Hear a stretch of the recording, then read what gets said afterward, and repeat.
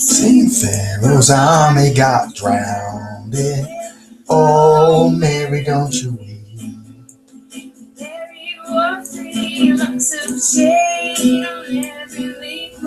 Jesus' name, singing Pharaoh's army got drowned. Oh, Mary, don't you weep.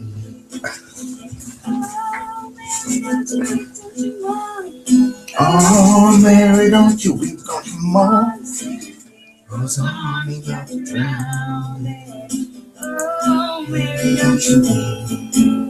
One of these nights around 12 o'clock, they so world me, singing Pharaoh's army got drowned.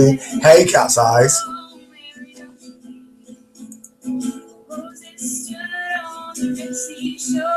Smote the water with a 2x4.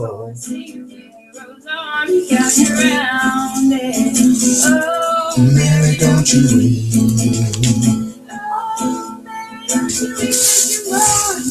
Oh, Mary, don't you weep, don't you moan.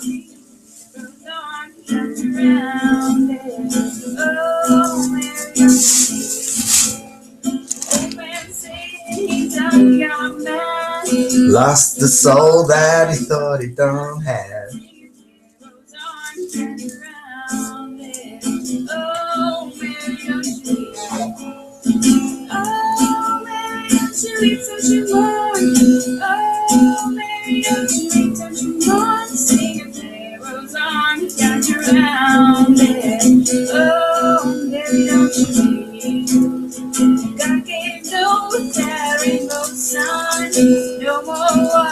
Oh, we in time we got drowned.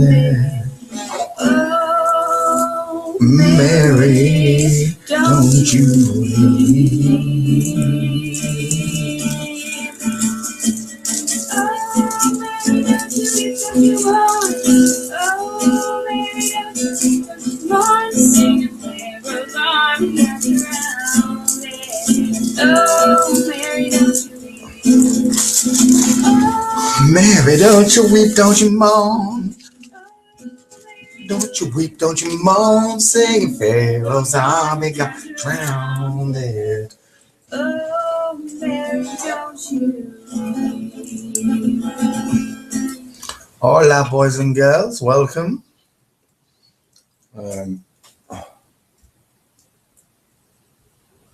Welcome to a flat earth channel without the PANTO, hopefully.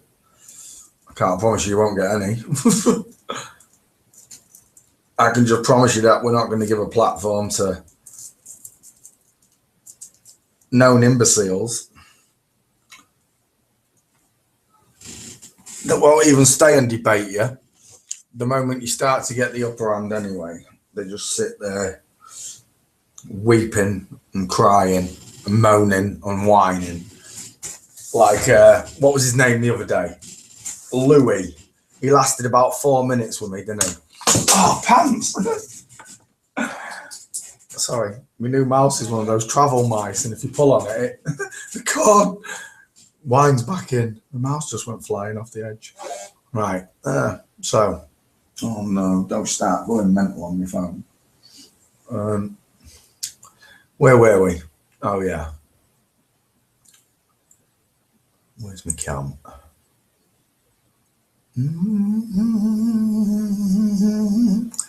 Oh, Mary, don't you weep, don't you cry, singing Pharaoh's army got drowned. Oh, Mary, don't you weep. Where are we?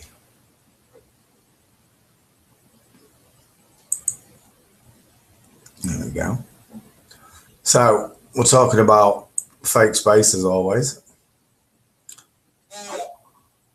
Look how easy it is to fake space, boys and girls. You take a picture of the space station, hollow out the middle, look, put a ball earth behind it, put a ball earth behind it, and voila.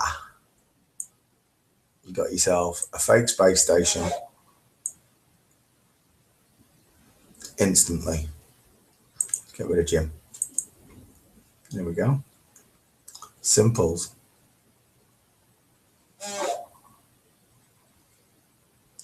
Oh my gosh. Phone just won't stop ringing. Look. Okay.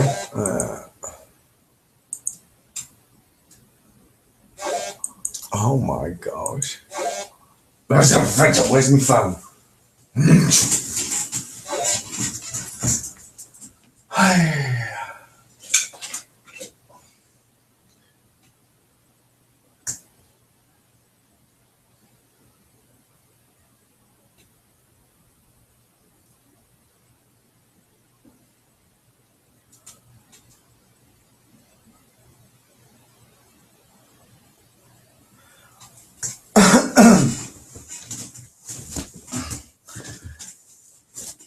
What does he mean? Dell's calling everyone morons for listening to him. Oh my gosh. Did me and Vinny not teach all of you about these idiots? Vincent, I know you're out there somewhere, buddy. But after all this time, pal, remember when Candy started up? We gave all the advice out to everyone. Told them who were the bad boys. But yet they all introduced them onto the channels, let them snipe them, etc., etc. It makes me laugh. It really does. You can't complain when you've watched what he's done for the last, I don't know, 2 years. All of them. Not just old Tomothy. Don't forget about Dorothy and the scaredy lion and the rusty old tin man. Don't forget about these nerds. Satan and his minions. Pardon me. This one's going out to a very special somebody. You know who you are. Give me some sounds. Yeah, baby. The Strat has a great brightness and So it clarity. does. 1, 2, 1, 2, 3, 4.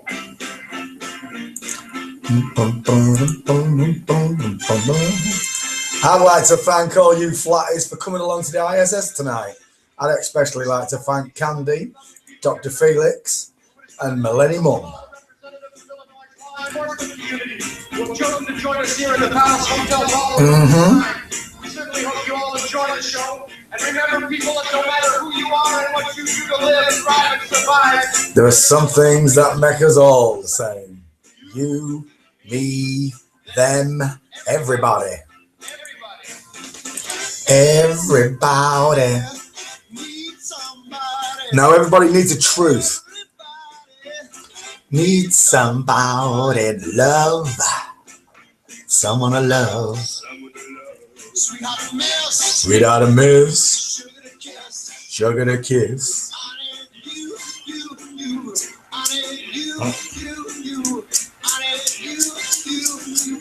Oh, give me a light. Ah! I feel a little sad inside. I never could die. I need you.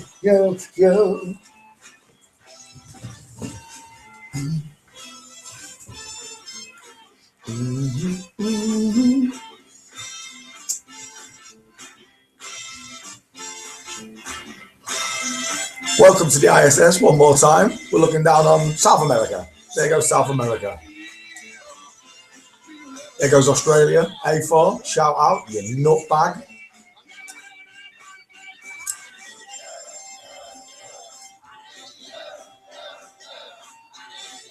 I didn't abandon you. I was just sick of listening to them on the other channel. I just thought, I can't do this.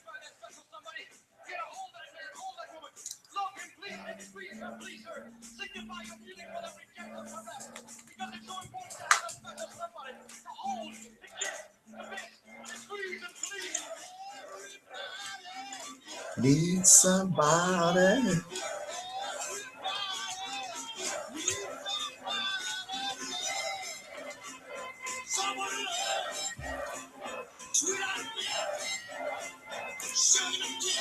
Sugar to kiss.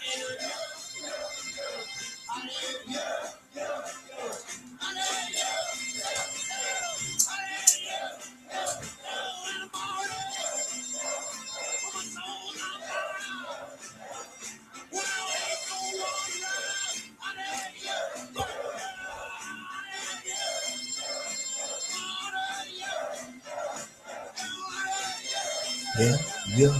I need yeah.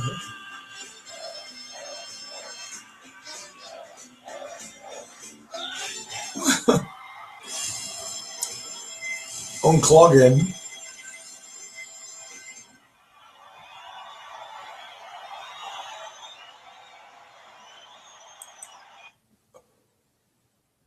So,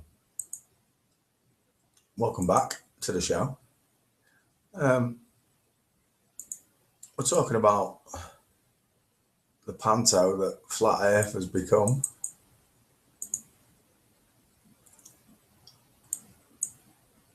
Which I guess is how they wanted it. I've already got it. I've already got controls. Okay. There we go. So, for the people that's alive and kicking, we've been experiencing trolling, and the likes of Osmond for the last, well, I don't know, 2 years, right? And he hates me. I know he does. And he hates me, isn't he? You guys, get off your sofas. Get out and get a job. Well, no thanks, Timothy. Non-serve I am. Certainly not you. I'd sooner poop out an hedgehog than be servient to the likes of you, Timothy. Let alone give you a spot on the panel to spout off more of your cognitive dissonance and wretched soul that you have. Because you do have one. He gave us all one, whether you sold it or not. Maybe it's your conscience messing with you now, Timothy? Is it your conscience kicking in? Like Einstein in that picture at the end of his life when he looked like he was about to poop out an hedgehog. I think they all realised, right? Even Aleister Crowley realised at the end, didn't he? Married a woman and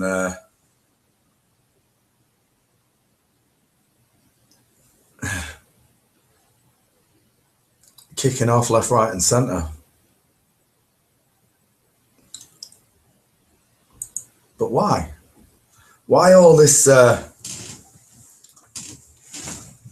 trouble? Why all this bother?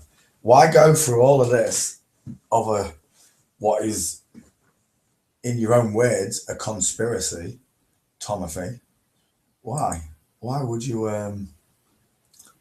why would it even bother you that you have to come on daily trying to get your own character back up to street cred? Because you know it's dropped, don't you, Tommy? Hey?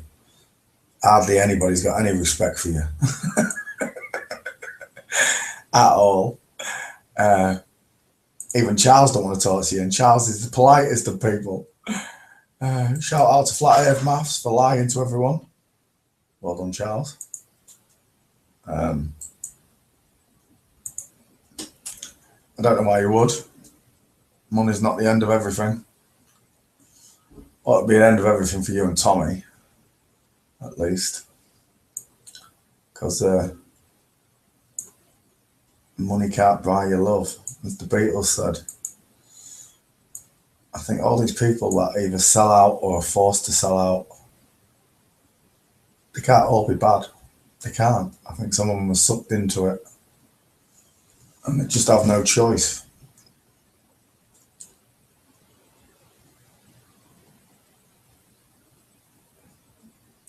It's a big lie to accept that your whole life is make-believe, fantasy, theory.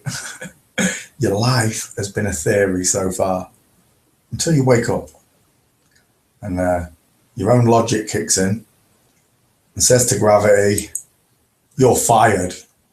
You're fired, gravity. Get out of here. Big Al. Don't ask me why. It took a while for my Alan Sugar to kick in, but I'm glad he did. I've said it before and I'll say it again. You might lose a lot of what you think you need in life. People, material gifts and goods. And for some of you, it's going to make you want to cry. You're going to be... But for most of the things, when you think about it, you don't need them. Just, you've been branded and logoed and brainwashed into thinking, this is what I want. Not actually asking if it's something that you actually need. An example would be a grown man chugging down on a banana. Do I really want to see that, P. Mars?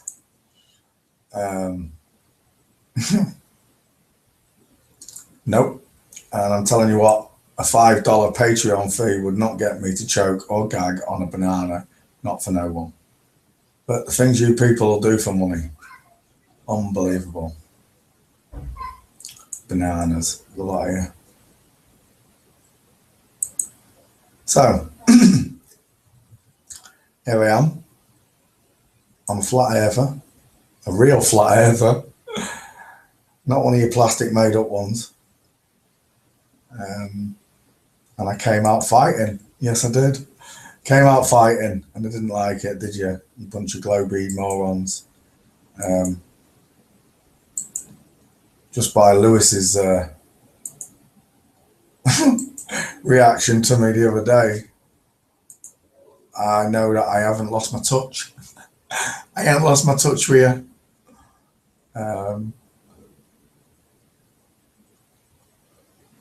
But again, it comes down to this: what's the problem? You know, what is so hard for you to accept that you've been lied to? You need to grow up. You need to man up and grow up here. If you knew everything, then you'd be God.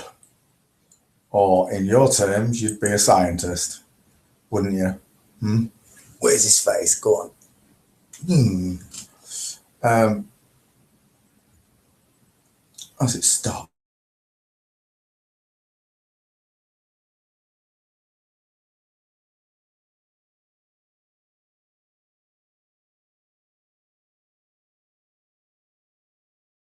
A lot of these fake asses that are trying to convince you, and they are trying to convince you that you're a monkey on a spinning ball. And it does make me laugh that you're not smart enough to see what they've done. You're not clever enough to accept that you've never seen the curvature. You've never seen water curving. You've never seen an actual test for gravity, though, other than someone of scientific degree dropping a microphone, and that's good enough for you. Well, that just spells it out to me how subservient you are, how whooped and belittled you actually are, that you can't even stand up for yourself, or something so detrimental to the whole of society, like the lie of the shape of the earth. And it connects to all other conspiracies, if you like. But again, the conspiracy is the ball. That's your conspiracy. It's this bad boy right here. Just bring it to the front. There you go. It's this bad boy. This is your conspiracy. Your spinning ball. You've never seen it. And you've been told it's so big and so vast that you can't see the curvature on it. You have to go to space to be able to get a picture of it like this, to be able to see the curvature. But the problem is, you can see a ship disappearing over the horizon. You see, this is how stupid the lies are. You can literally see the ships disappearing over the horizon. Think about it. You've all seen it. Don't deny it. You've all seen ships disappearing over the horizon. That's only in your head. What's really happening is this object hits the vanishing point. So this curved spinning ball, if I was an aeroplane flying from the east to the west, going this way, okay, I'm going this way against the curvature, okay, against the spin. So here's my aeroplane, look. Just going to make it a cross. Don't do anything too ridiculously brilliant. There you go, there's my aeroplane. And it's simple mathematics from this point on, boys and girls. Our aeroplane is traveling at 500 miles an hour. That's 500 mph. ph. 1 second. Hello. Hiya.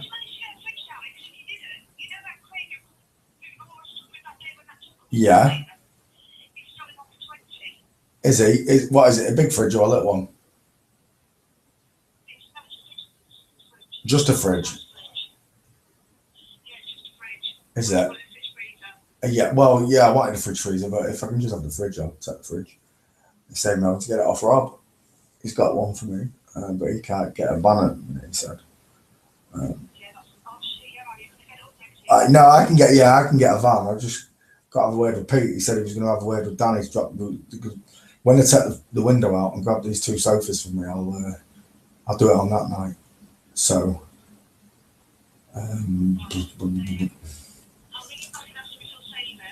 Okay. Okay.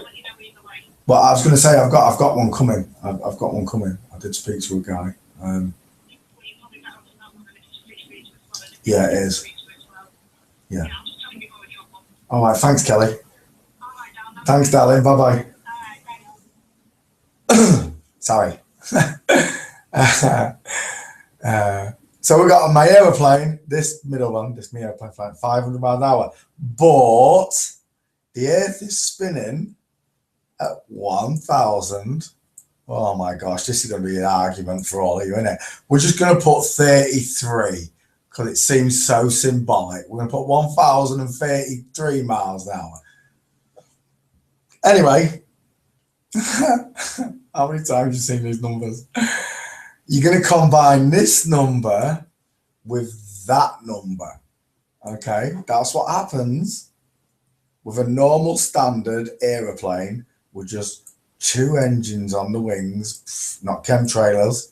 Okay, 2 engines going 500 miles an hour plus this speed gives you an average of 1,000.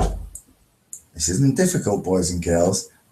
Little boys and girls can work this out on their own with just a little bit of instruction. So there's the speed my aeroplane's going at, 1,533 miles an hour. Now from, we're just going to erase this 1 second, boys and girls. Keep that figure in your head, 1,533 miles an hour. We're just going to erase this one out. There you go. So now you've got this overall speed of 1,500 miles an hour. But we have a problem. Because right here, if this was England and this was America here, well, that's 3,000 miles right there between those 2 points. And at 500 miles an hour, it takes 6 hours to go from America to England, or from England to America, whichever way you do it.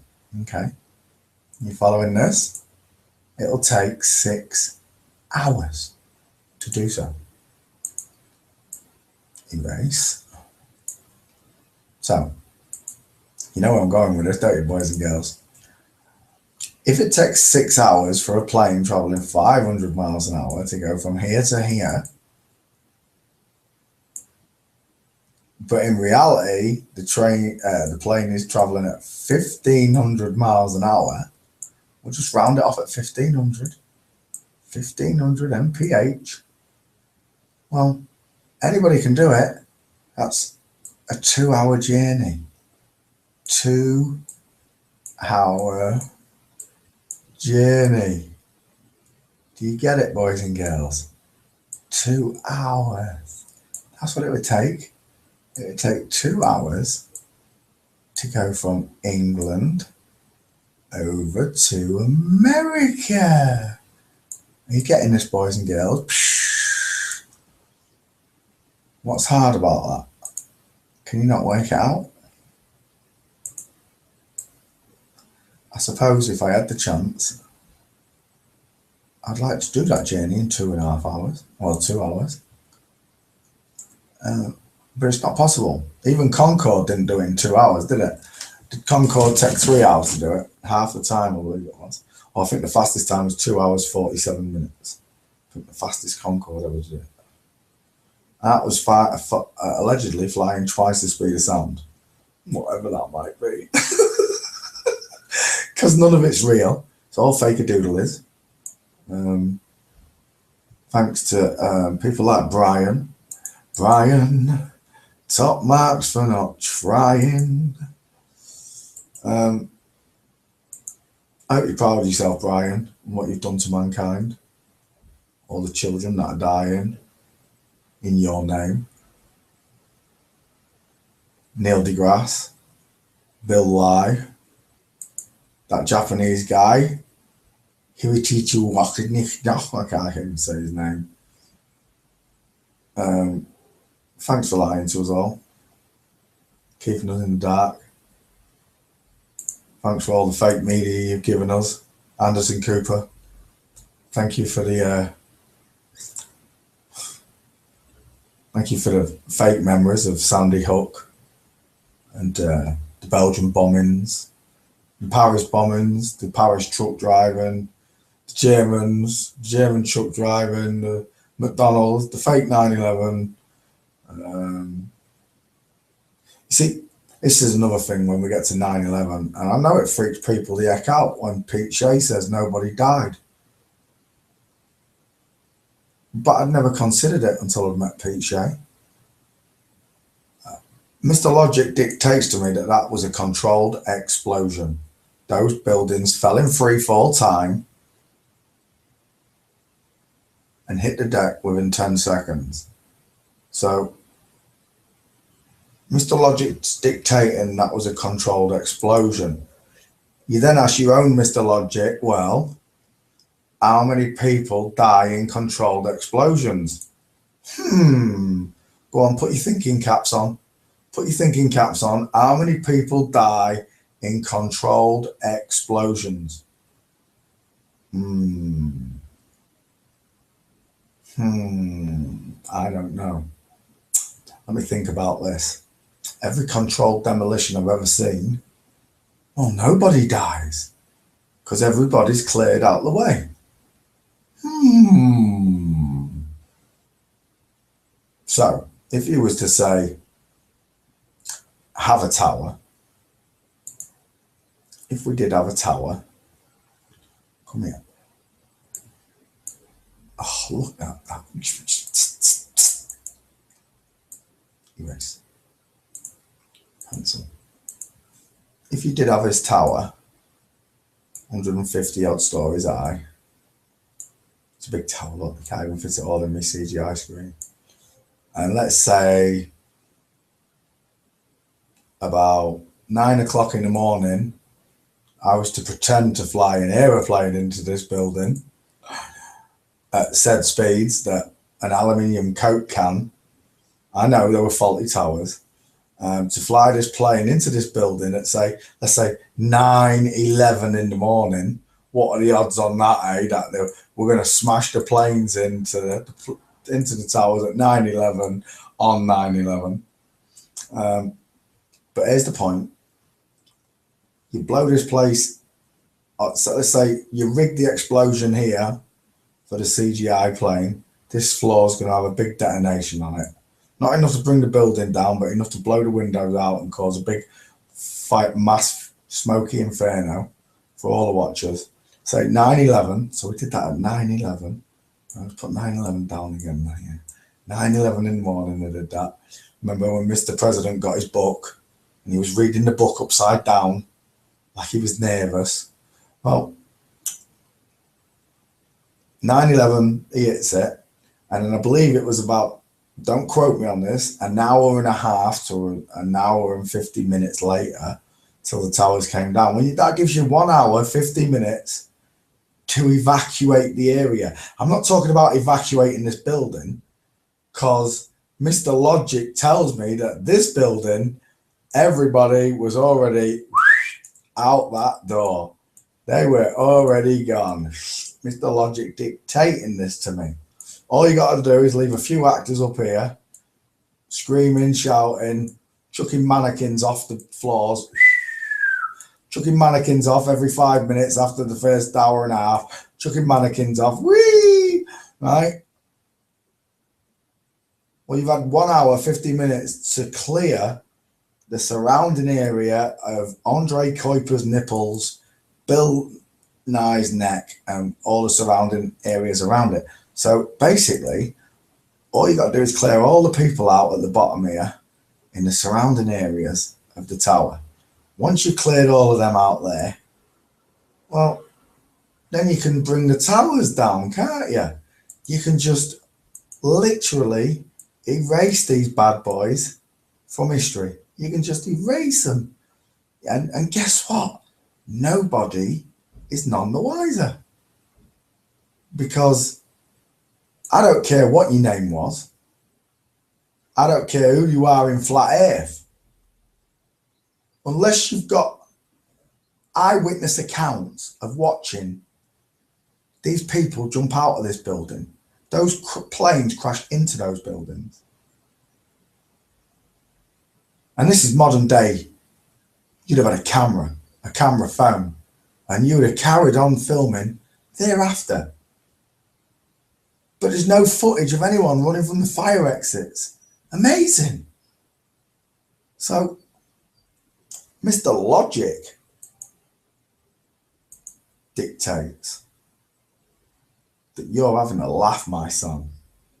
You're pulling my plonker. And I don't really care who it is, you know.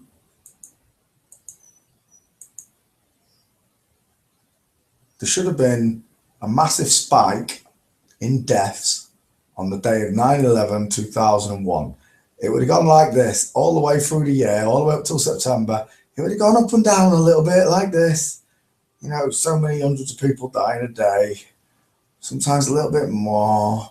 It had just gone up and down, up and down, up and down. Then it would have got to September, and on 9/11, it would have gone through the roof, and then it would have stayed up there, and then it would have come back down like that. That's what it would look like. The Twin Towers is basically what it would look like. And well, you can't find those records. And I know there are people that are connected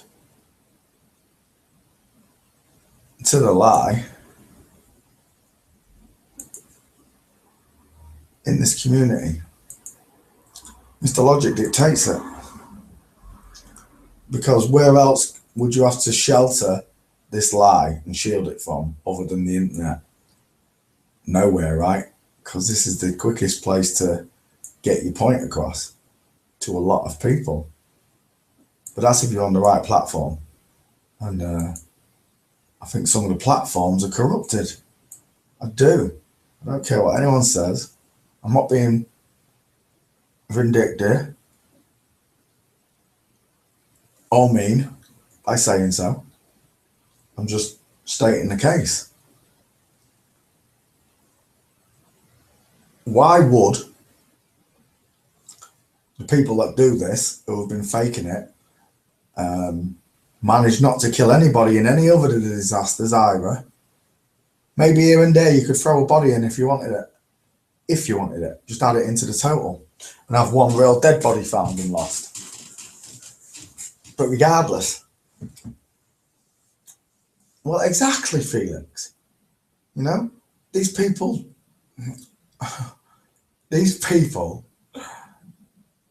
are getting paid a lot of paper promises, which are just made up by machines that can print it. Now, if you was the people that were printing money and you could make as much as you wanted, well, you do the maths.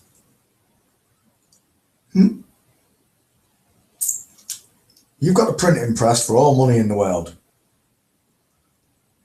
What does that make you? Don't say the banker.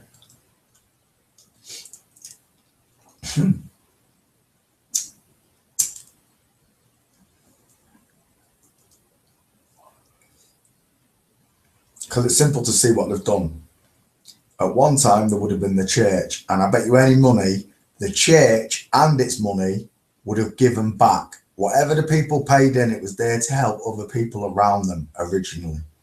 That's what it would have been there for. But they swapped the churches into banks and the priests into bank managers. And now, when you need a business loan or a mortgage,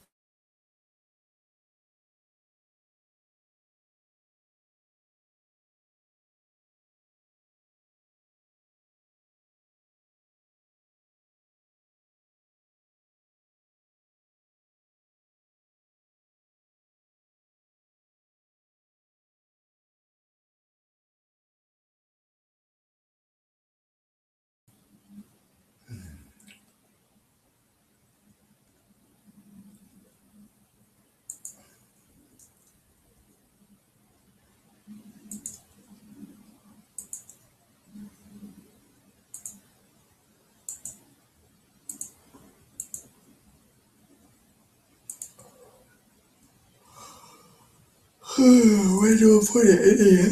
Is this the right one? Yeah, I think this should be the right one.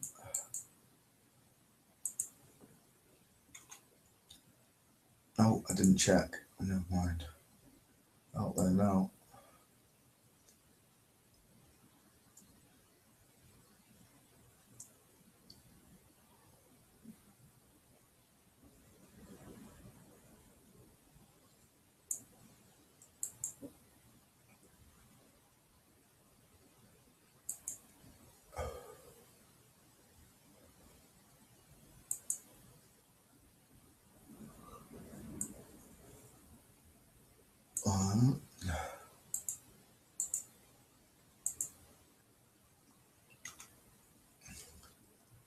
I don't even know where this is going, Vinny. I just banged it in 3 hangouts.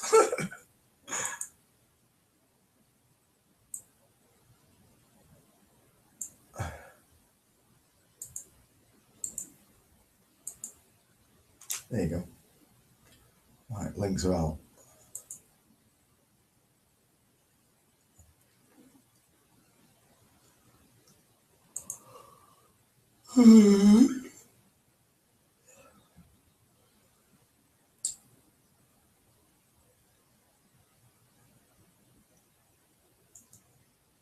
Yeah, they've made national news with these hoaxes. Sometimes within months of each other they do them. People just keep falling for them over and over and over again.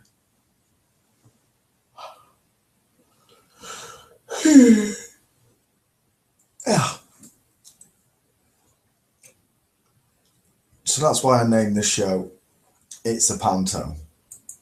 Oh no it isn't. Oh yes it is. Oh no it isn't. Oh yes it is.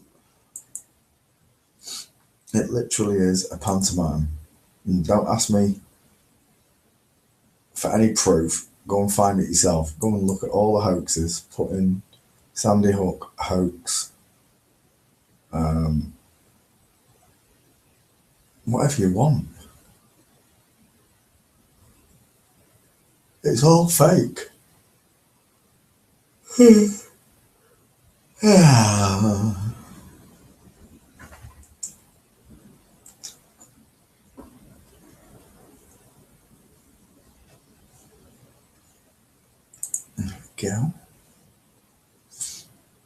Oh, don't make me look at my phone. I can't avoid it.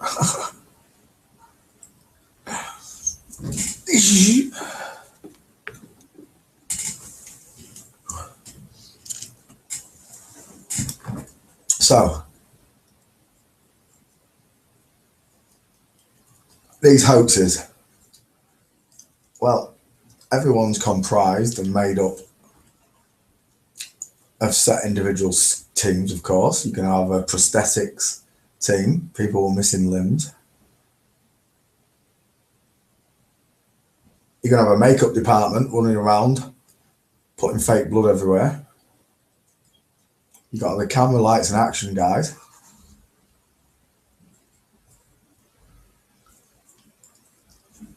And most of it must be pre-recorded. You know, the setups and stuff. They just got to make sure on the day they get the real public out of the way.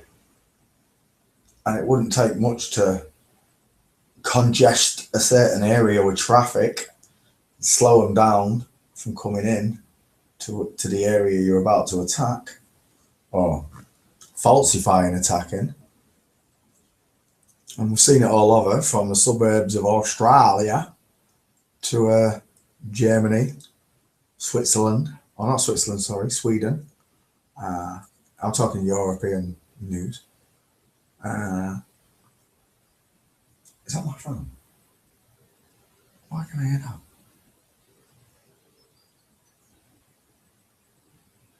What is that? Oh, the window's open. It must have been someone's phone outside. These hoaxes,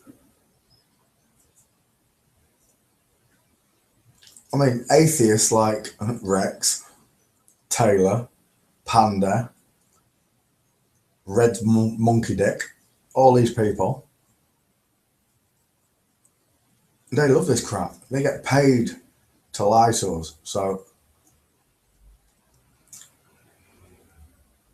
if a little community, righto, if the flat earth community keeps allowing these people access to us, they're just going to keep this game going forever and ever and ever and ever and ever. And they are. It doesn't matter what you do. It doesn't matter who it is you're talking about. Whether it be, who should we pick? Oh, you know who we're talking about.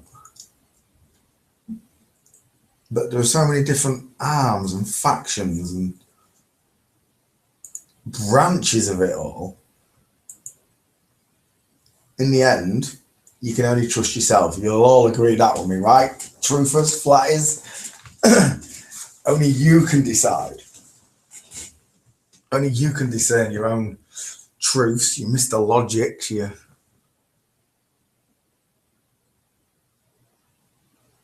You left at that abyss we was talking about yesterday, you know, that, pardon, knowing yourself, knowing oneself.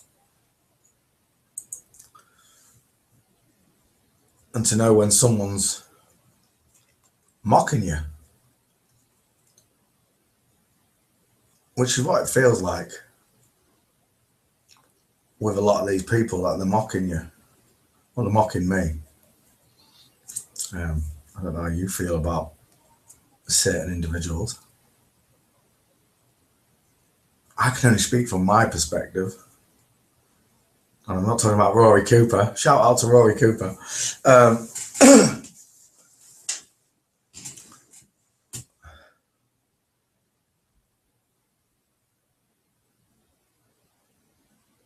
In the end, which horse are you going to back? That's what I'm asking you. In the end, which one's your winning horse? Which one's the one you think, dang, that's so truthful to me that it's got to be the truth?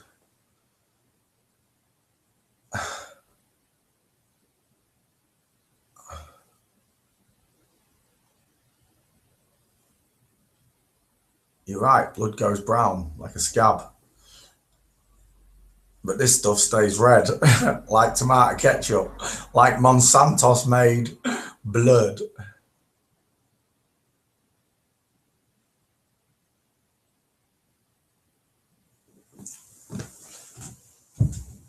But you've only got your own truth, Mum.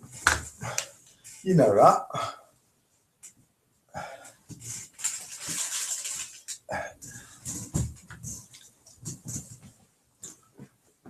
I thought about the simulation. Yeah.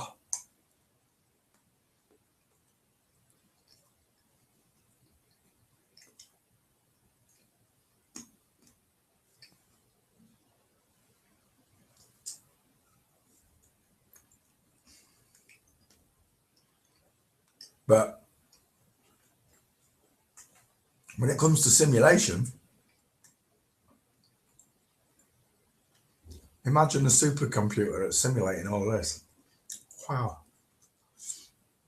That would be the rest of the universe, surely. Or there was an infinite creator, and I'm not going to pick any name for this creator, because in one way or another, they've designed it and rigged it for all the people that have faith to fight against each other, because their faith is the right faith.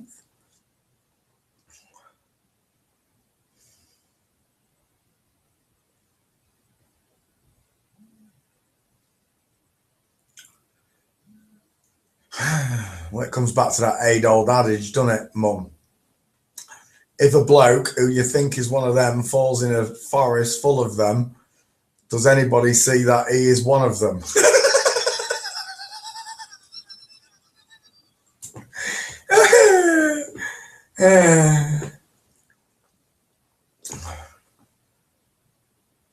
No. I argue the point that all of these people are in it for one reason or another. Whether it be truth, money, fame, fortune, whatever it is.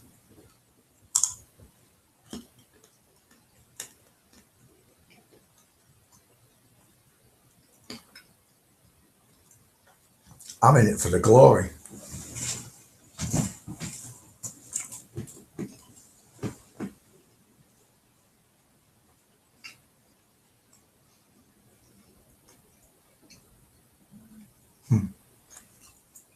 A good friend of mine said, an atheist once asked him, "Where is your God? When the world is in such ruin and despair, why doesn't he come and help?"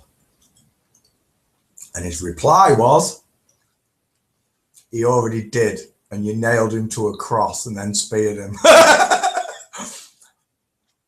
But you still don't believe.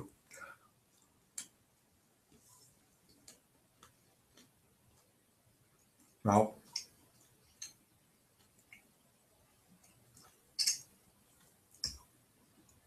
They're hiding the truth from us.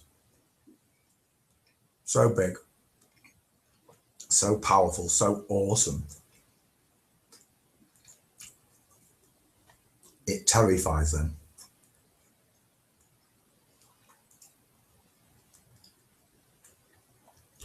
It terrifies them that the people will know the truth.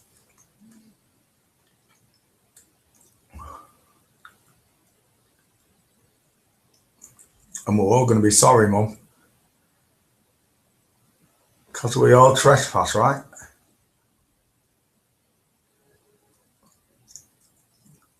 And for a lot of us, we did it without knowing. And most of these people are doing it without knowing, right? Even in this community, Mum, with all the trolls and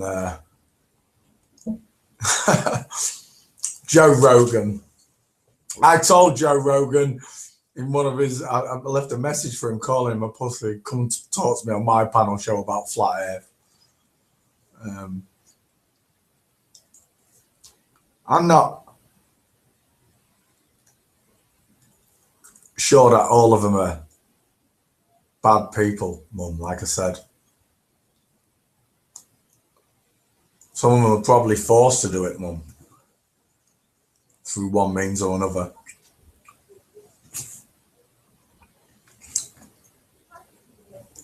But I want to live in a world that's not like that, right? I want your children to live in a world that's not like that. I want their children to live in a world that's not like that.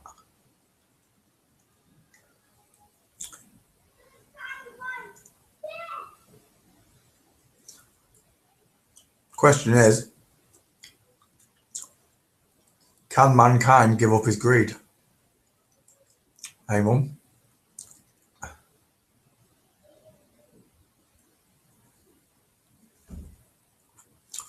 Yeah, I believe some jumped in. And they're pushing books, right, Mum? They're pushing 9/11 books and whatever else, making money off the dead. Not that they don't already do that anyway, at 4,000, nearly swore, at £4,000 a funeral, Mum. That's not as if they're not making money off death anyway, right? To bury someone in the ground, to put a dead body in a box and then put that box in the ground is going to cost you the best part of £4,000.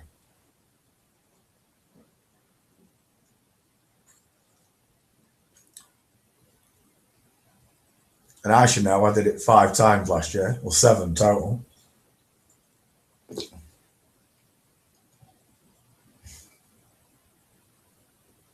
And one of them, they couldn't even afford, you know, if it weren't for Facebook and friends, they'd have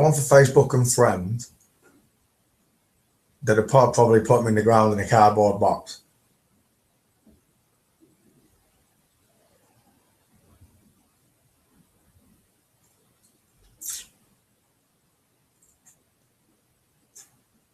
So what gives us the right? Yeah. You're totally right, Show.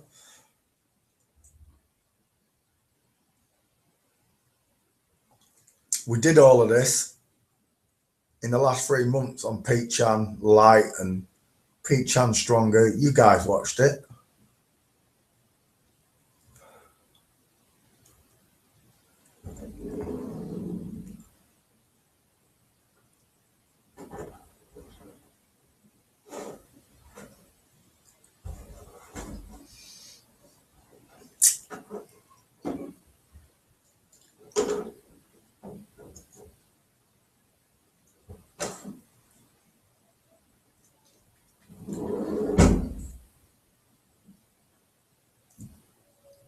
Why? Why is it that people don't care? It's by design, Show. These people are doing this by design. Remember, right? I said this from the off, Felix. Some of the top channels are not what they say they are.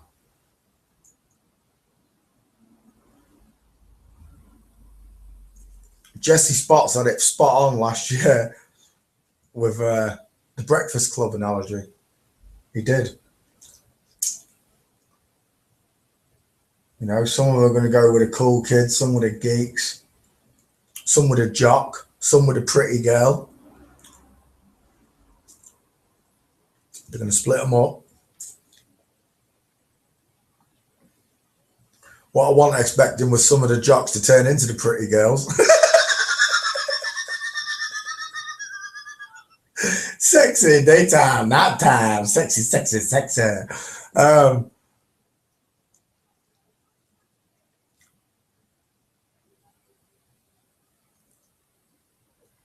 fed up of it all. I am. People are like, oh, you've been sedated, you know, you're being suppressed. I'm not. I've just done that. You guys know how much shouting I did in the last 6 months. And now I'm like,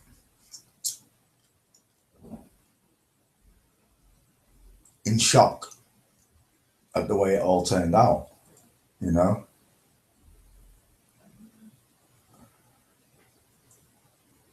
And I know I did a bit of attacking too in the last few months, but after all Vinny had been through, I went to defend my friend.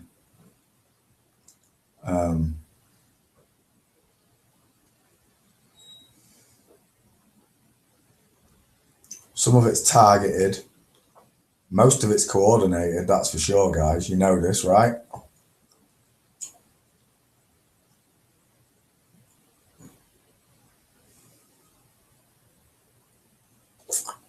So now I'm at a point where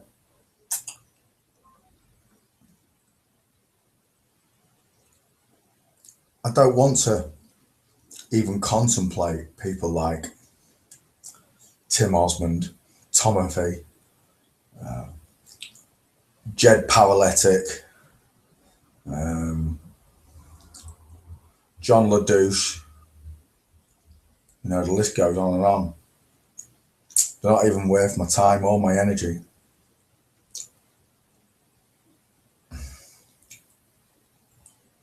Yeah, it's impossible. It is impossible show.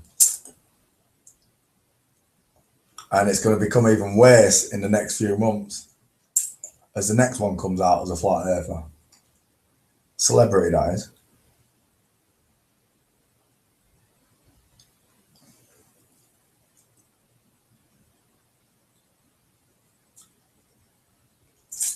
It's okay, let them show their fruits.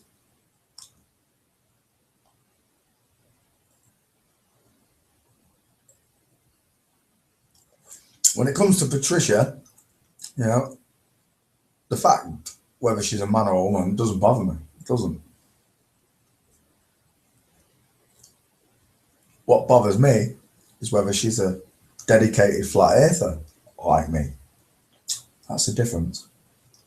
Antonio has a personal side of that matter. And like I said the other day, Felix, I've never put my foot in that shoe. I've never posted a letter down that street. So that's not for me to debate about. People keep asking me, so what? So what?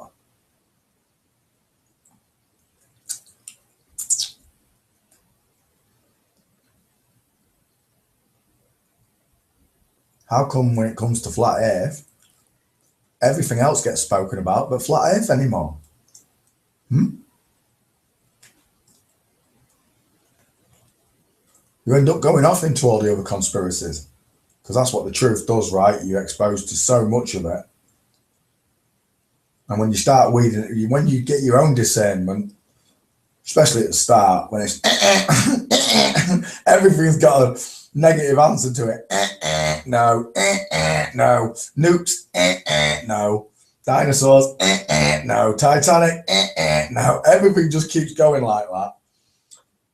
One of them buzzers eventually breaks the camel's back. And as soon as you hear people talking about Stonehenge being real or knowing that nuclear bombs exist, right, you survived one, did you? Got any footage of that? Roll the old radio telescope footage out and show me it.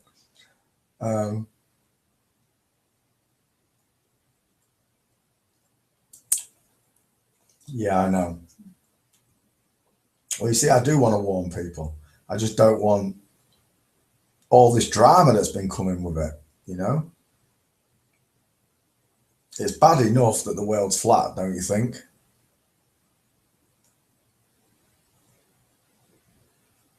I agree. Truth is better than any joke ever told. But then again, most of the best jokes ever told have got truth in them, haven't they? Right? You know that's the truth. That's why some comics, Richard Pryor, you know, Eddie Griffin, these people they tickle me so badly.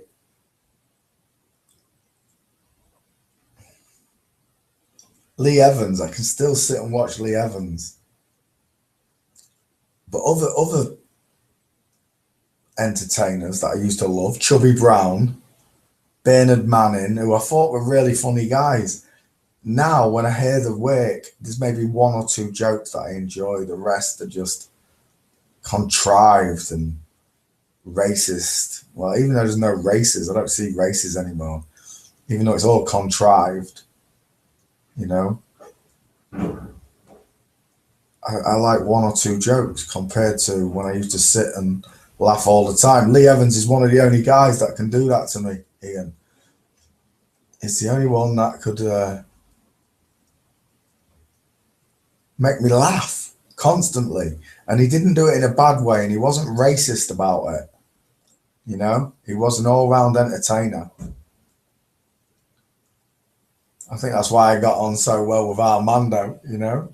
Can you prove the curve, Armando?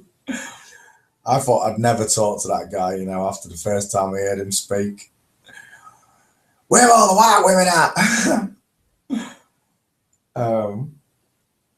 But who would have known that we would have become such good friends? I haven't been to speak to him forever.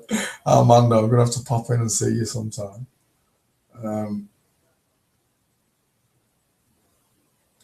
I suppose everybody's allowed their own beliefs, as I keep getting told. You're allowed to have your belief, Poncho. Well, my belief is in that there's a creator. My faith is in me. My faith is in me, and it's knowing that I'm not spinning. I have faith in my own judgment, which most people can't even come to nowadays. You know, they don't even have enough faith in themselves, let alone to stand at the back door of someone else's house, even though it's my home, to stand in their house and defend it for them, because they can't. You know, they're not in a position to do what I did.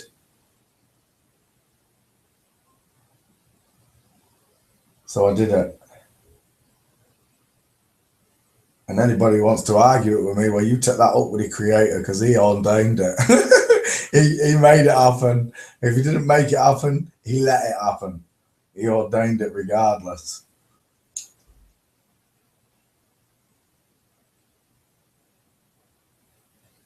I didn't come to back down once I got to the point where things were starting to get scary for most people. You know, people get telling me, don't do this, don't do this, don't do this. But I did it nonetheless.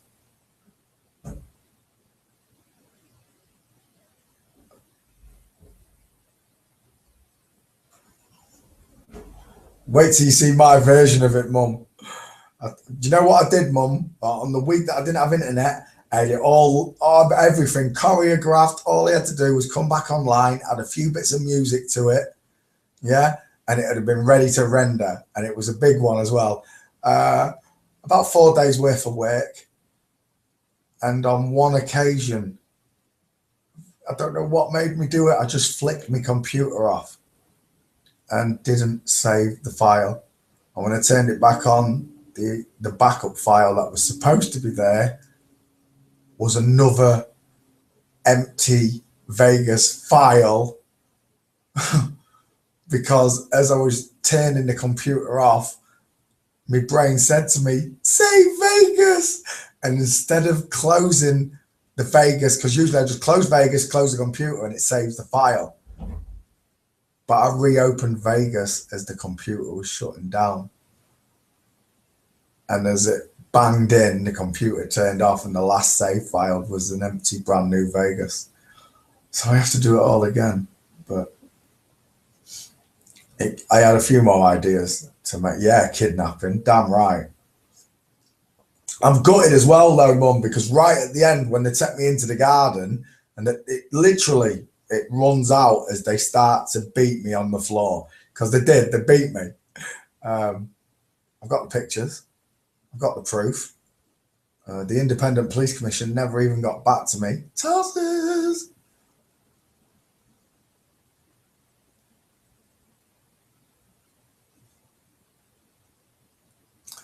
It was therapeutic, of course it was, mate. Made me feel alive, Mum, is what it did. Made me feel like a young kid again at art. That's what it did, Mum. You know, it's like almost like I'm talking to my own mum. Mum, I had a bad day at Flat Earth.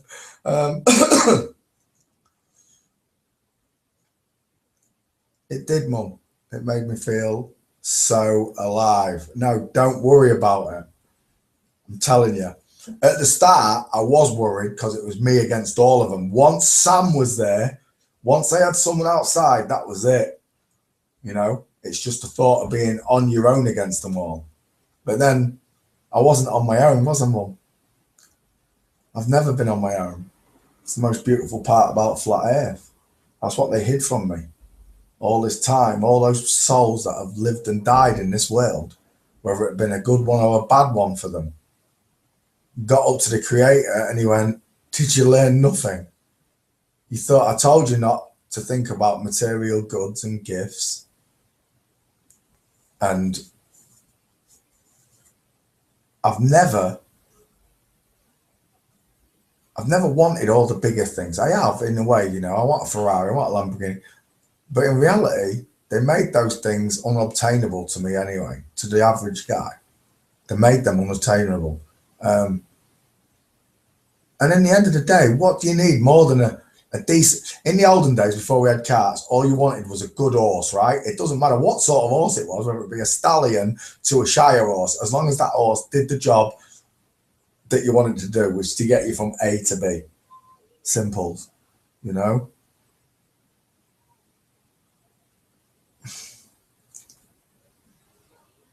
Somewhere along the lines, we all became greedy. And it became about me, me, me, me, me, me, me, me, me, me, me, me, I, me, me, me, instead of we. Would it not be good if we did this together for the good of all of us, rather than you do this for me and I'll pay you a fraction of what you're actually worth? Because the only thing of any worth is us.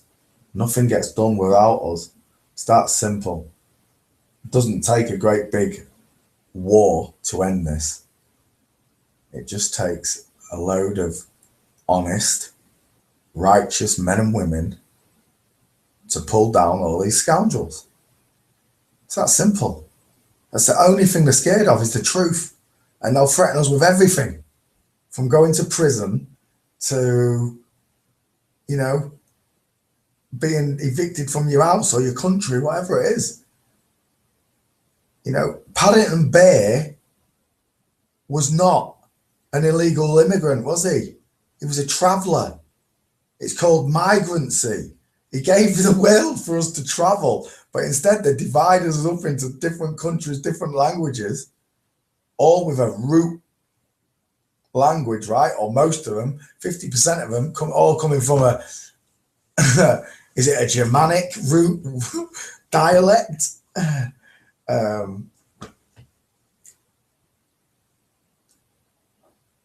So now you can't travel anywhere.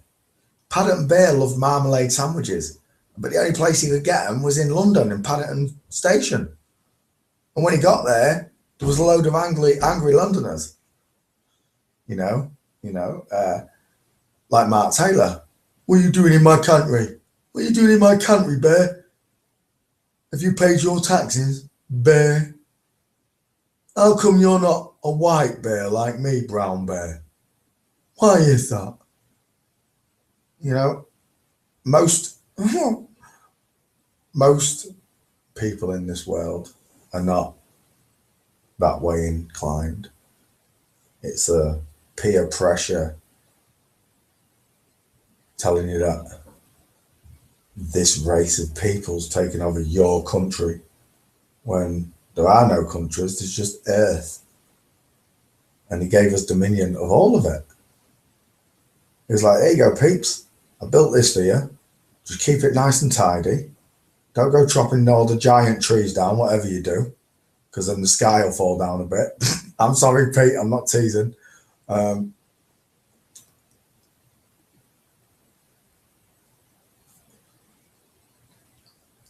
Where are you left if you let every single feeling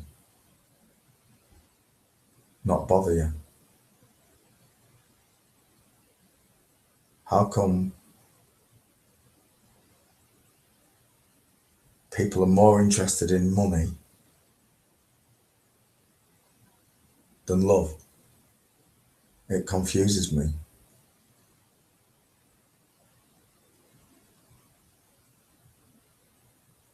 You've been told in all the songs, money can't buy me love.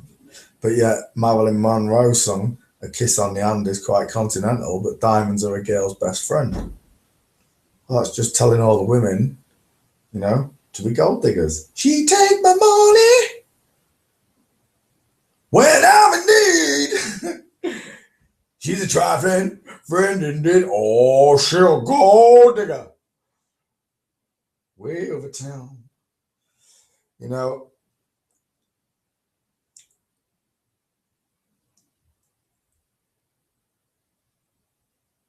the strongest thing in this world, I would say, are the women. They're the ones that go through the childbirth and everything else. And man has trodden down on woman since the beginning of time, by the look of it.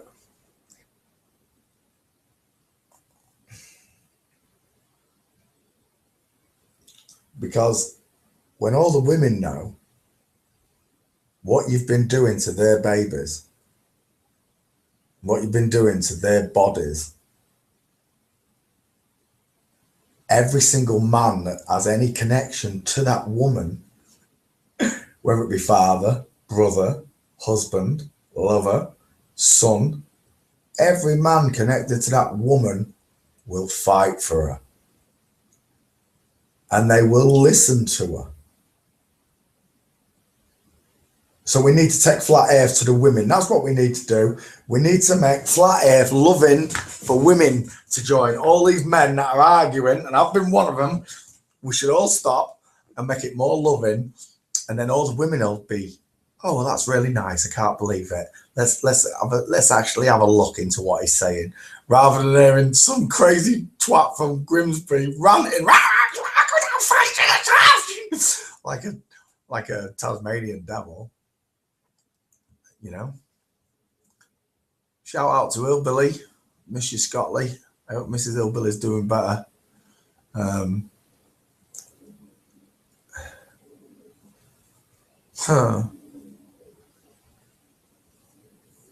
Oh yeah, we have a massive purpose. I know what one of them is. One of those purposes is to reconcile with God, our creator, for being stupid, ignorant, arrogant, like we know everything. We know exactly how to make this world perfect. When in reality, we sit by idle and do nothing as the world continues to turn, right?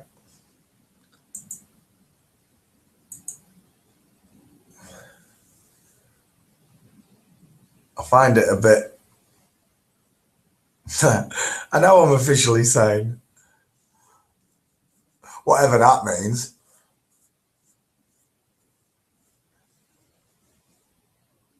Because the people that are allegedly saner than I or you, they're the ones that need a week in mental health care. Some of them need locking away for good because they know exactly what they're doing to us, dude. They know exactly what they're doing to the world. What have I done to this world? What have I done?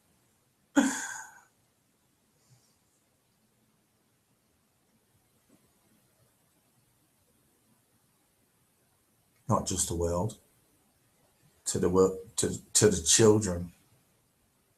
What they've done to the children of this world, what we've all done, without knowing it. Forgive us our trespasses, as we forgive those who trespass against us, without knowing.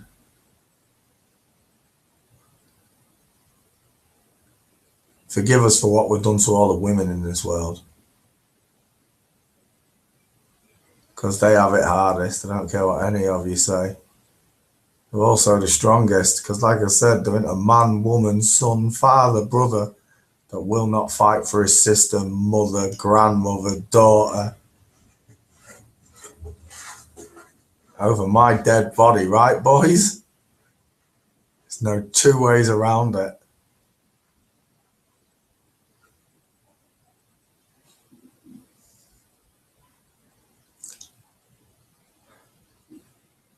And it wouldn't surprise me if God was female. The creator was female.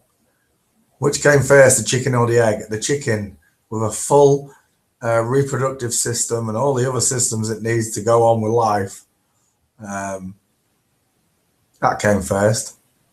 So God would have just placed loads of women here. And he'd just have to have blessed each one of them with a baby Jesus, and voila, you got men.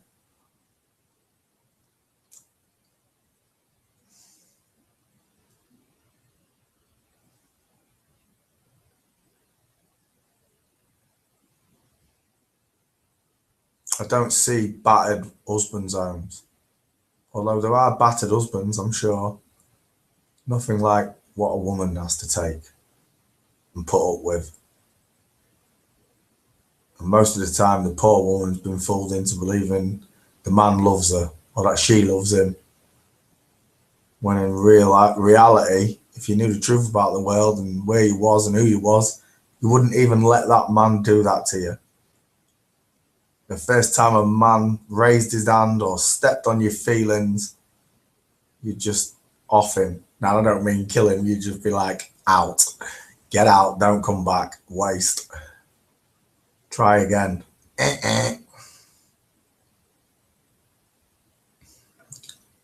So I don't see the battered husbands' homes. I just see the battered wives' homes. I know there are gigolos, but I don't see men stolen from countries and placed into the sex trade like the women are. And in that case, when it comes to stuff like that, you know, good looks are not the blessing, right?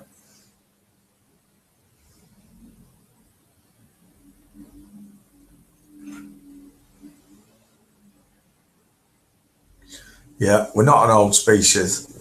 Of course we're not an old species. I think the Bible's pretty correct on about 6,000 years, I really do. Counting 7 billion people backwards, a mother, a father, and a child at a time.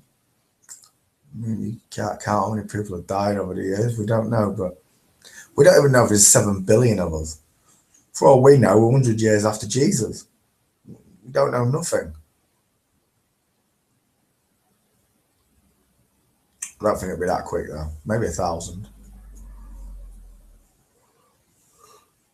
But I think we was already intelligent. I think we could already speak. There was none of this. All right, we do use body language and sign language, of course, but I think we already had all this. I think we could build already. All this knowledge was already ours. Just other trades came along after we had the original ones, you know, baker, milkman, whatever. Then came the other jobs that we don't need, like bankers, lawyers, the crap jobs.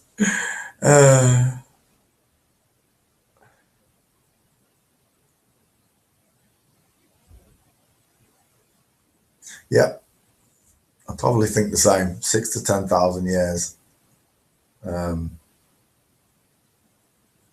I think they broke the truth up and scattered it. Scattered it and buried it, but the truth can't stay hidden. It's just the way it is.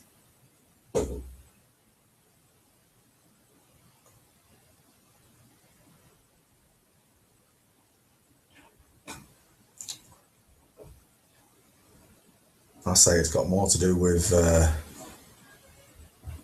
your own perspective on dialects, scriptures. You got to use your own common sense. And some people are going to literally mock you to your face, right, boys and girls? They're going to let you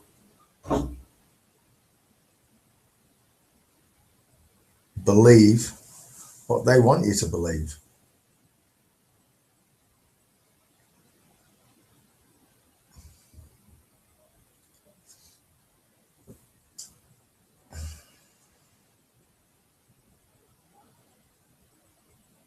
Two different chemistries, two different physics, two different astrologies, two different everything, one in parallel, blending themselves together like the same thing, but only one's the truth Most people can't discern the truth. Like the simple fact that you know you're not spinning. Pete Shea's a brave man. He says the things that I would not even think of sometimes. I mean, I would never contemplated nobody got hit at 9/11. But now it's a contender. It's at the forefront, in fact. It's not a contender. It is the #1 contender for the truth. Double bookkeeping, exactly. All you got to do is ask yourself, am I spinning? And you know you're not, even without even being shown any of the flat earth proofs. If you're sitting honest with yourself, ask yourself the question, am I spinning? Do I feel like I'm spinning? No. And if that's not enough for you, your own answer, no, you know you're not spinning, and you've got to go and do research on it, then go and do some. But don't accept that your answer's wrong because someone else gave you the right answer. Because most of these people that have got the right answers are right dongers out there, mum. They haven't got a clue. And then we have to sit in amongst all this crap. Real flat earthers. I don't want any more PANTO. I just want the truth. I don't want to wait for it. I don't want to pay for it.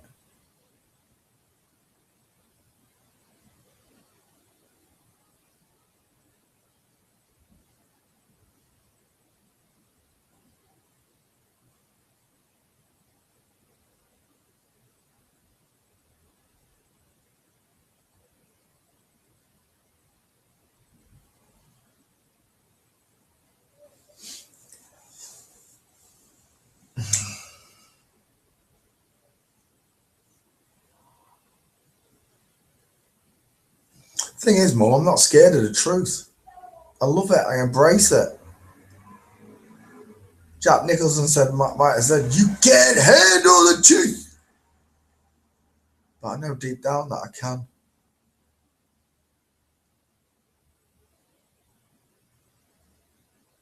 I handle it better than most.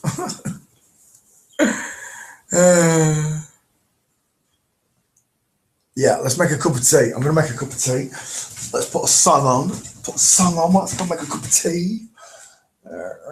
I'll be right back. I'm going to leave you with a spinning ball earth. Let's play a sing song. Pardon me.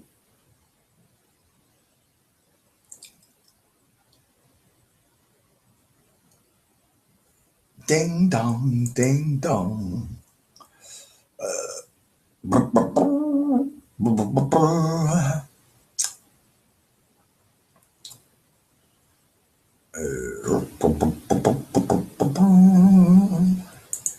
Is that okay?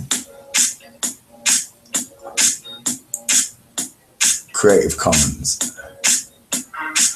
Nobody knows it, but you've got a secret smile and you use it only for me.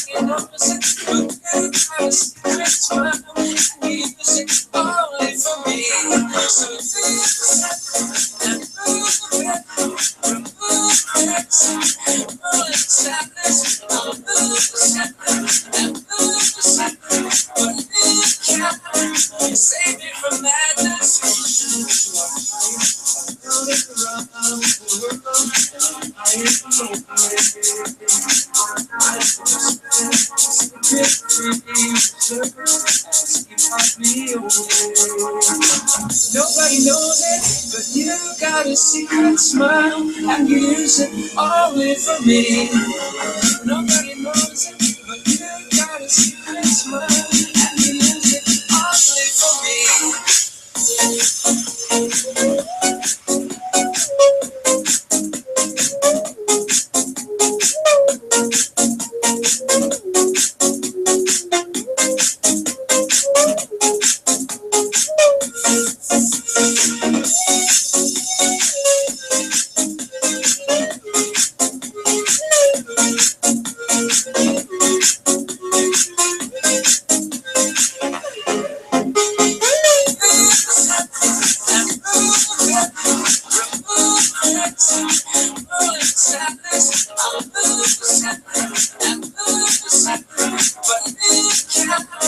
Save me from madness. Nobody knows it, but you got a secret smile, and you use it only for me. Nobody knows it, but you got a secret smile, and you use it only for me. You are flying around and around the world. I'm lying alone. I know there's something sacred and free, reserved and received by me only. You got a secret smile, and you use it only for me. You got a secret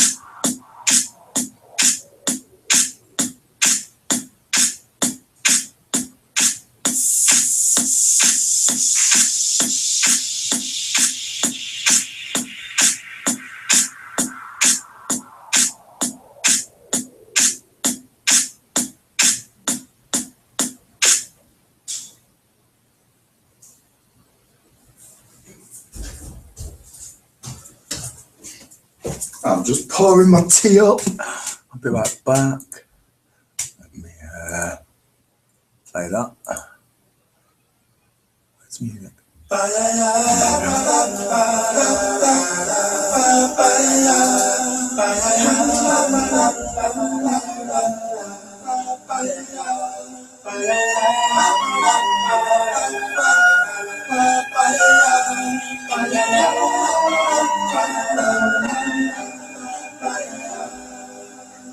There used to be a graying tower alone on the sea. You became the light on the dark side of me. Love remains a drug that's high enough here. Did you know that when it snows, my eyes become alive? The light that you shine can't be seen. Like a thing to a kiss from a rose on the way.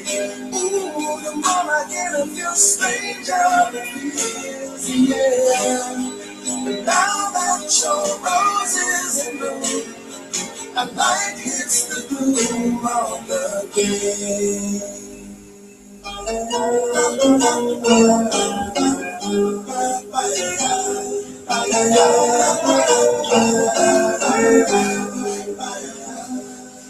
There is so much a man can tell me, so much he can say.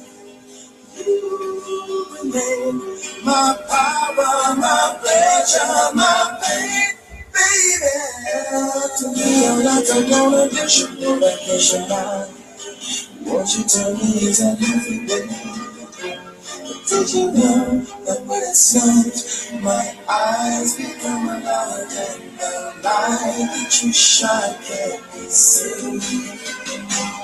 Baby, I can breathe you a kiss from a rose on the grave. Ooh, the more I get of you, the stranger it feels, yeah. Now that your rose is in bloom, my life is the gloom of the grave.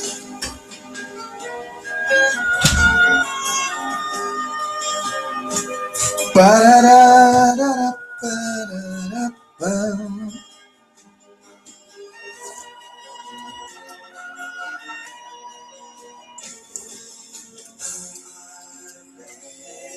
Kissed by the rose on the grave. I've been kissed by the rose on the grave. If I should kiss by the rose on the grave, I've been kissed by the rose. Baby, So much a man can tell me, so much he can say. you My remain, power, my pleasure, my baby. pain.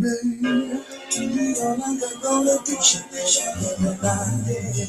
Now, won't you tell me is that healthy, baby? Did you know That when it snows, my eyes become alive and the light that you shine on this sea? Baby, is from a rose on the grave. Ooh, the more I get of you, the stranger it feels, yeah. Now that your rose is in bloom, a light hits the gloom of the grave. It's like a baby to a kiss from a rose on the grave. Ooh, the more I get of you, the stranger it feels, yeah. you remain. A light hits the gloom of the grave.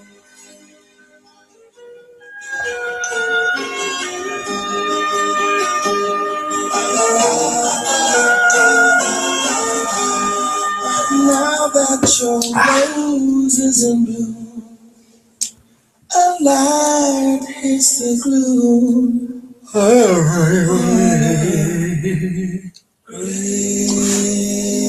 Baby. 3 sex old. What? Don't watch that. What? Why? I don't understand.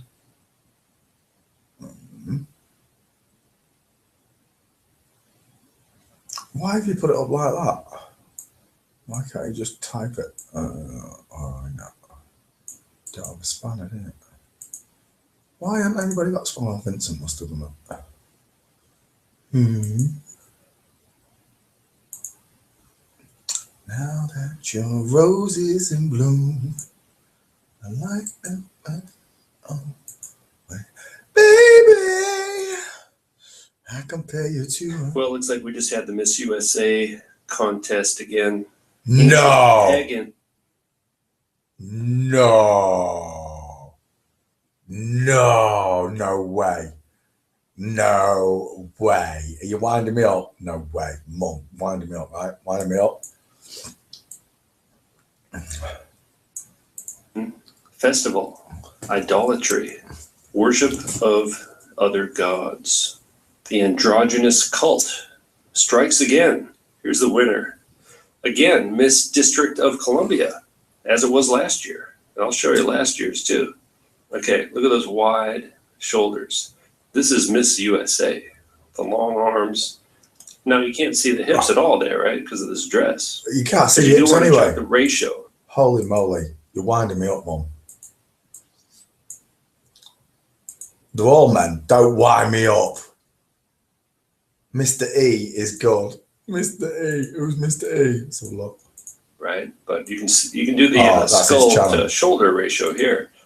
You can see it's 3 head widths wide very easily. Are you with me now? Do you hear me?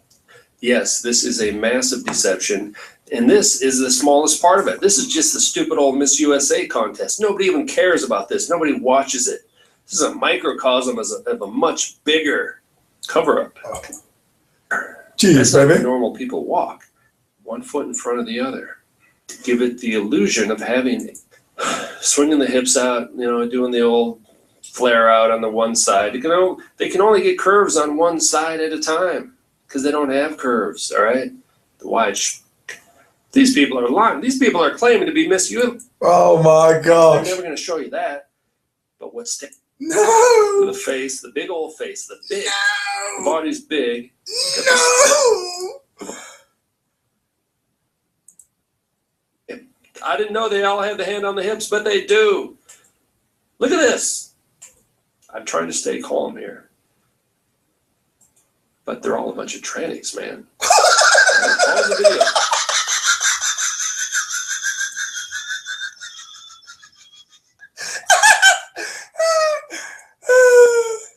If you need to look further, I don't. I don't. You're right. I'm done, Mr. E. I see it, baby. They haven't got childbearing hips. Holy mum! In the famous words of an Italian plumber, "Mamma mia!" Holy crap! How can they all be men?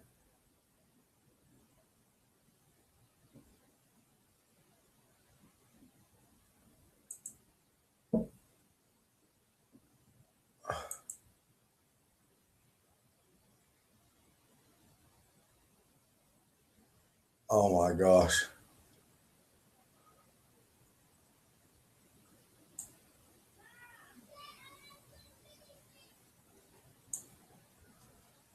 Damn. Some like it cock.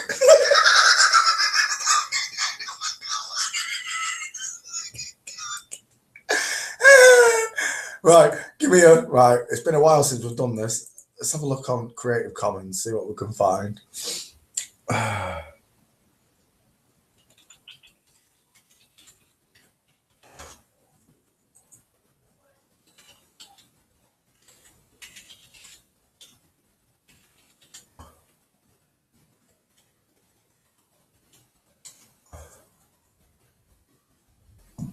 Pardon me.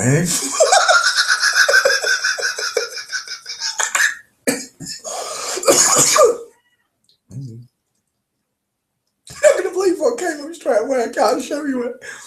I wish I could. Oh, I can. It's on Creative Commons. God, I know.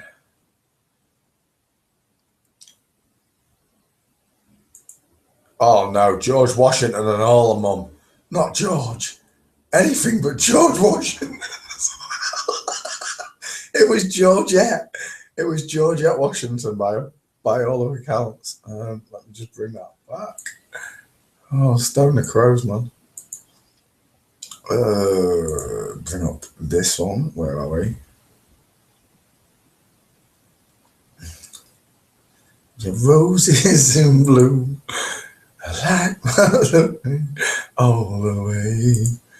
Now you've got me started, haven't you? Baby.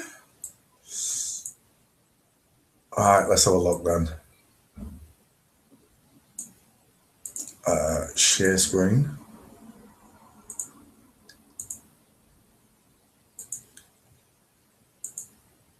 This one's going out to mum.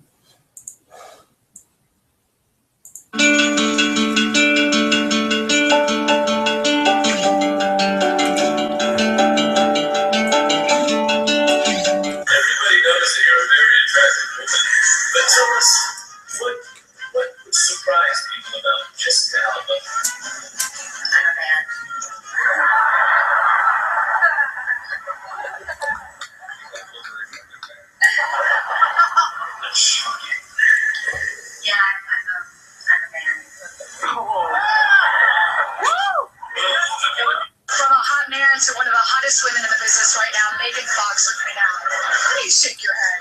Because I'm pretty sure I'm a doppelganger for Alan Alda. Oh, how do you hear? I'm a tranny. Then, you're an honest woman. I'm a tranny. No. I'm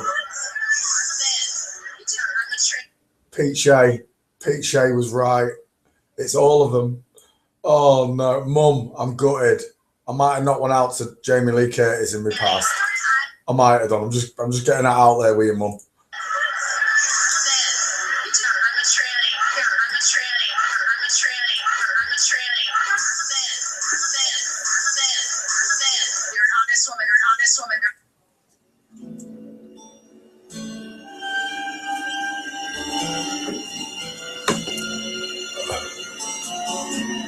I'll shag him.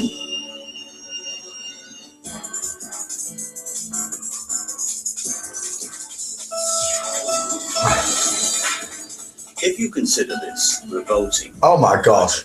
understand that you'll That's not a bouncy castle, is it? Please tell me that's not a bouncy castle. be seen as an intolerant, shallow person who should visit a psychiatrist. This is a usual playground slide. You don't believe it? Take a closer look. A boy of 5 is sliding down right there.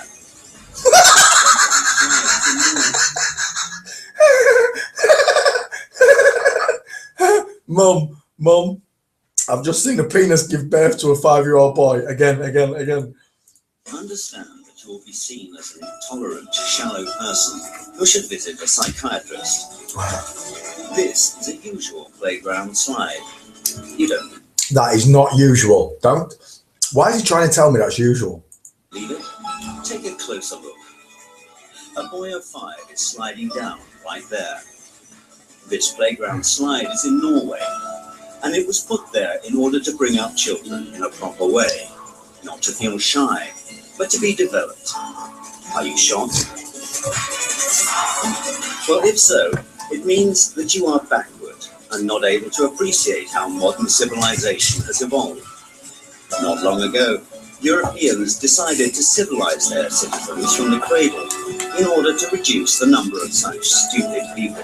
Oh yeah.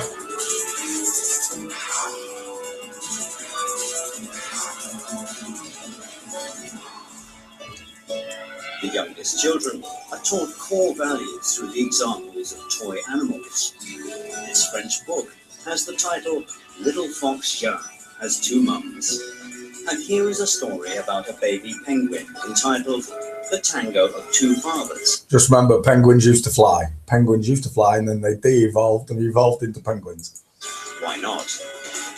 Preschool teachers in kindergartens read such books to children. Teachers use special methods and techniques which are being worked out in ministries.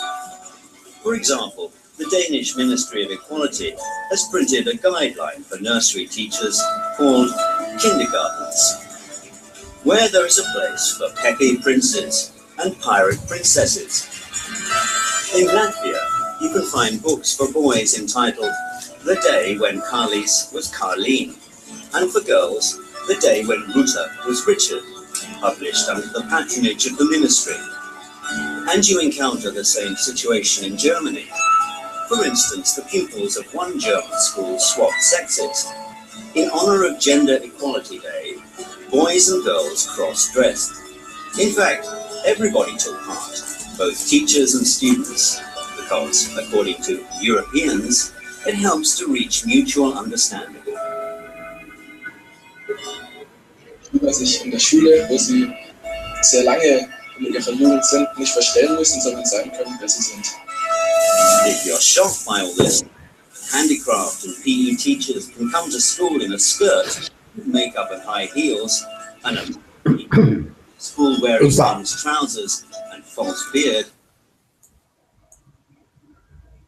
Oh, hello, Sergi. Hello. We're just watching this video. Yeah, sorry for interrupting you. That's okay. Then it means you are backward. LGBT ideologists are sure that a man in his infancy is neuter.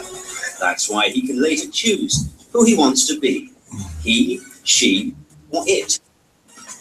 These cute boxes are not sold in In kindergartens in Basel, Switzerland, plastic boxes are made for children for 4 years and upward, a complete set, made up of queer dolls, specially illustrated books, and toys imitating genitals. Oh my god. No way. These kids are transformed and become some kind of neuter, a creature that doesn't know who it is, male or female.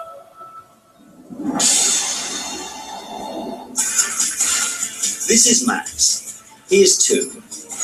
His English father and mother dress him in boys' trousers as a boy and girls' skirts. Though Max was born as a normal boy, his parents consider this meaningless. Until the boy decides for himself who he is, his parents make him play with both toy cars and dolls. Begins in special kindergarten. His mother paints his nails. Here is one such preschool institution in Sweden. The kindergarten Igalia has been operating since 2010 in Stockholm. Here, the children are treated as if they have no gender. Instead of han or hon, which is translated from Swedish as he or she, a child is called hen, which means it. This neuter word was added by pedagogues to their word armory from non-traditional sexual minorities. That's probably the reason why the director of the kindergarten, Dr. Rajalin, considers this procedure to be the most democratic. So I think we are going to change girls to boys and boys to girls, and that's of course not what we are doing. We like to give every human being the same rights, the same possibilities, the same responsibilities, and that is a question of democracy. But not when they're 2 years old, you silly moo.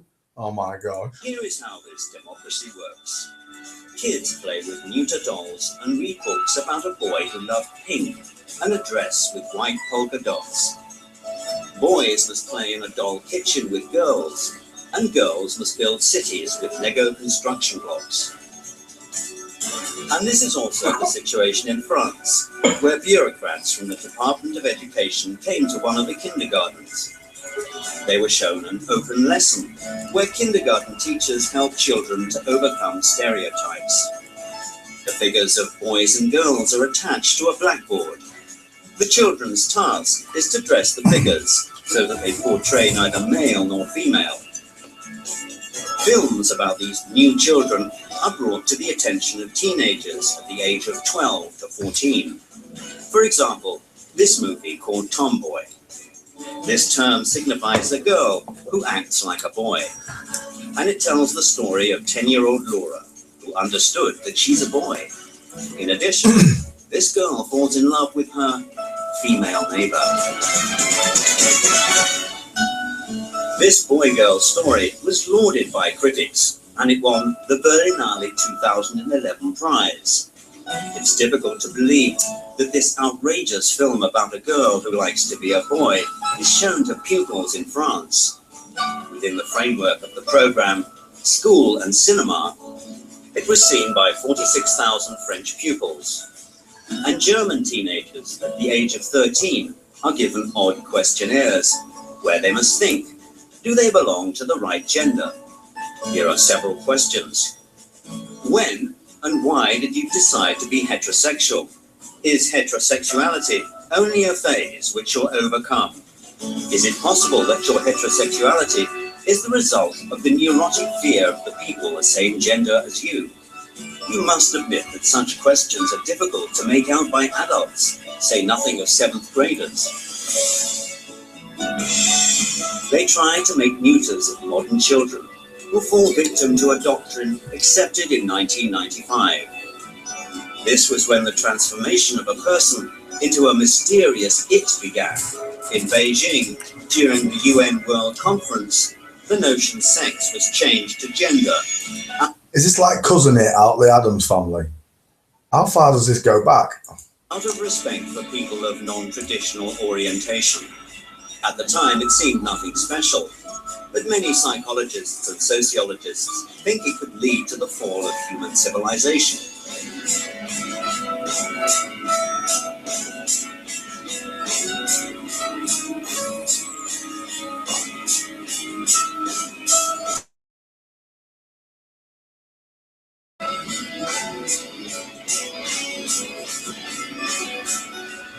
against nature.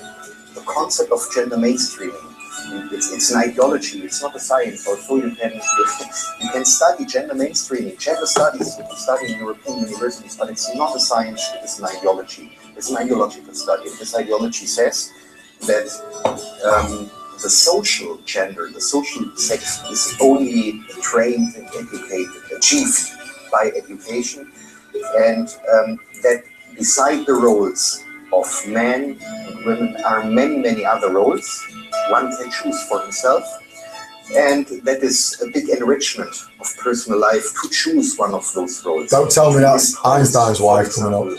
Homosexual relationships as normal as heterosexual relationships.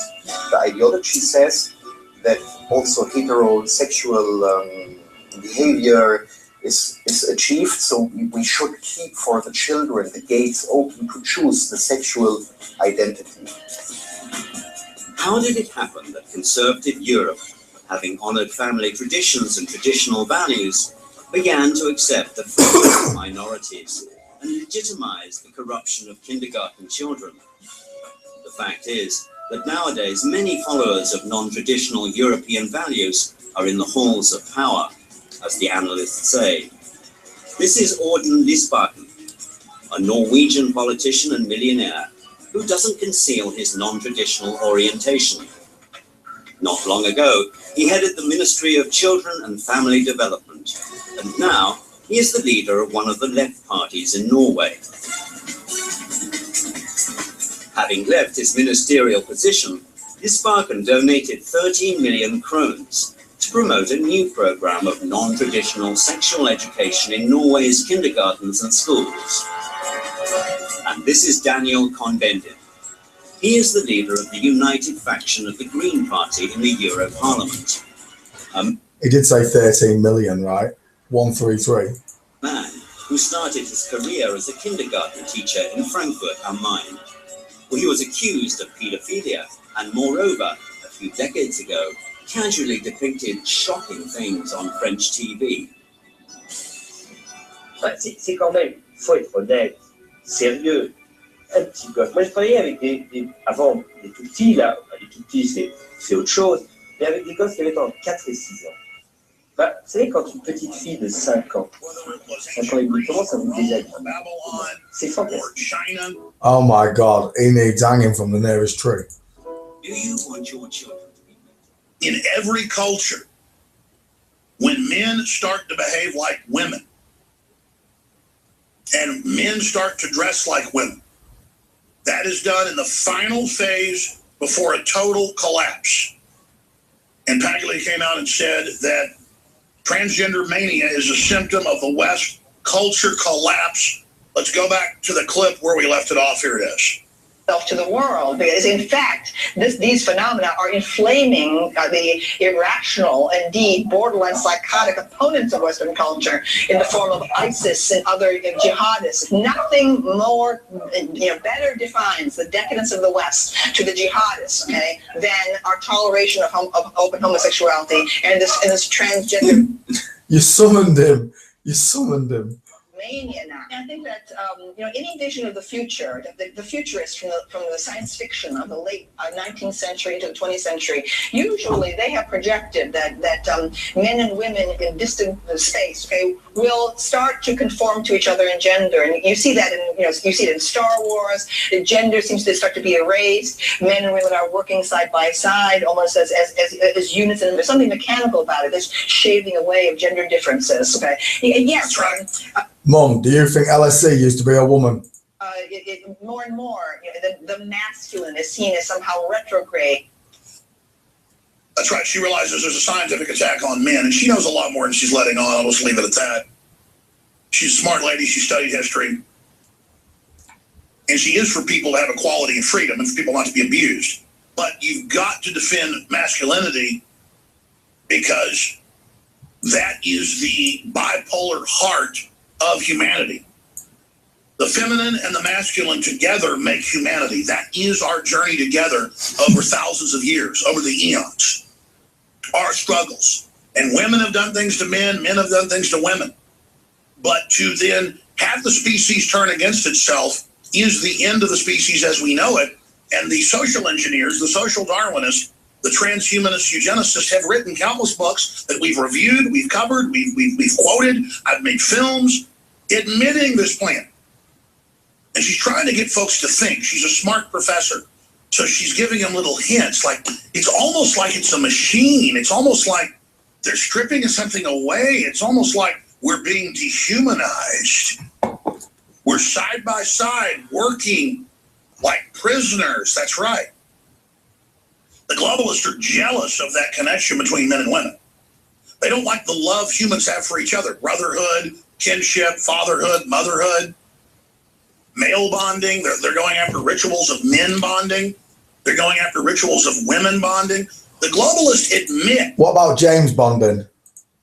In their own plans, in Brave New World Revisited, nonfiction, that Brave New World written in 1932. Go read that book 90 years later.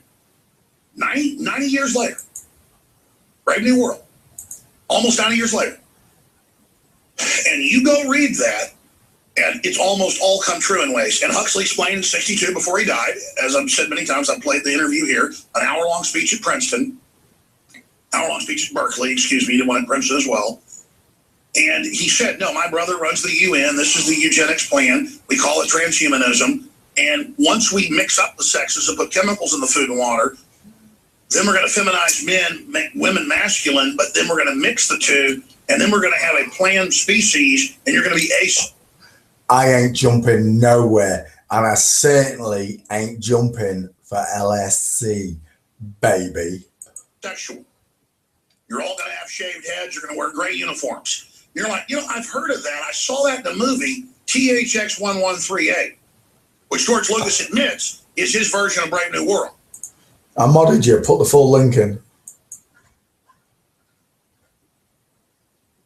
So we're getting messed with here because the only way to conquer humanity, humanity will always resist you. The only way to conquer humanity once and for all is to end humanity as we are known, as we have been. And that's why the major textbooks that we've covered here across the United States admit and say the family belongs to the bygone archaic era and is barbarous and must be phased out and finally eradicated. Yes, we can have a centralized computer-run system with a robot police dominating and controlling what's left of a suboid human population that only exists for the technocratic elite to play with like a cat plays with a wounded mouse with a broken back.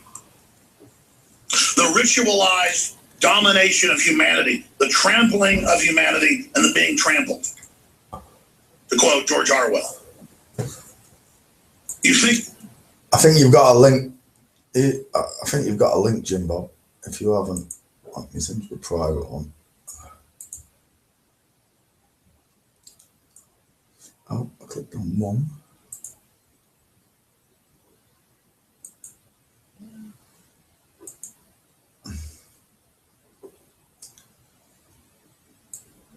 Oh no, you got nothing about page.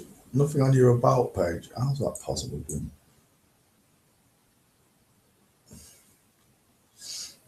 I think we want to link dispense. I think.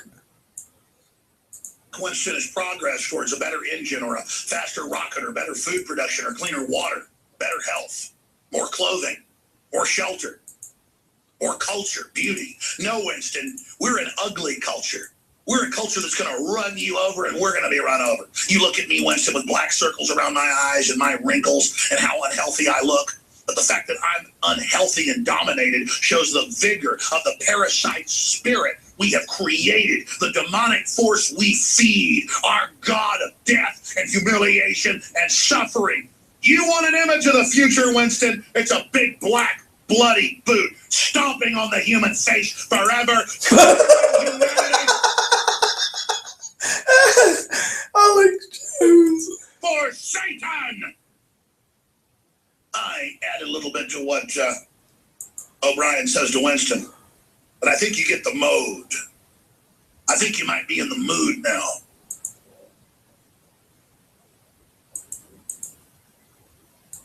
Imagine the social turmoil. It's meant in elementary schools and intermediate, middle schools, and high schools to have confused boys whose parents give them all these Prozac drugs and high fructose corn syrup and video games all day to decide that they want to get attention dressing up like a girl and go in the bathroom.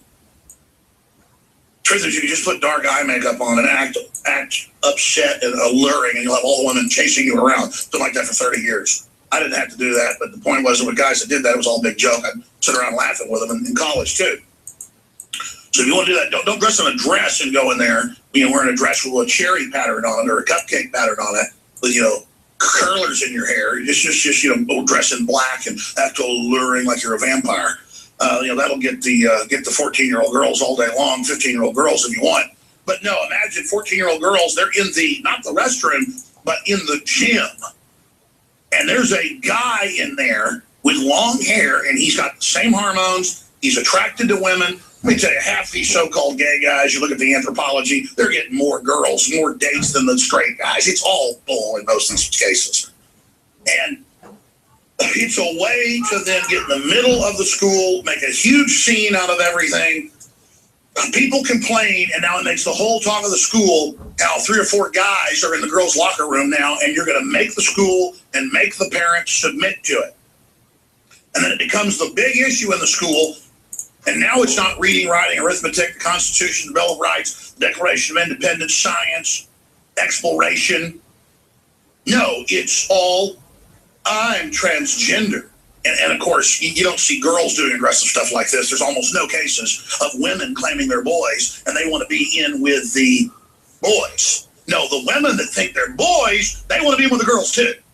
I mean, let's get real. Everybody wants to be in with the girls, don't they? Because they are the progenitor of life. They are the magic creatures. They are the heart of the civilization. They have twice the DNA a man has. So a guy saying he's a girl, sorry, you don't have mitochondrial DNA. Don't have it.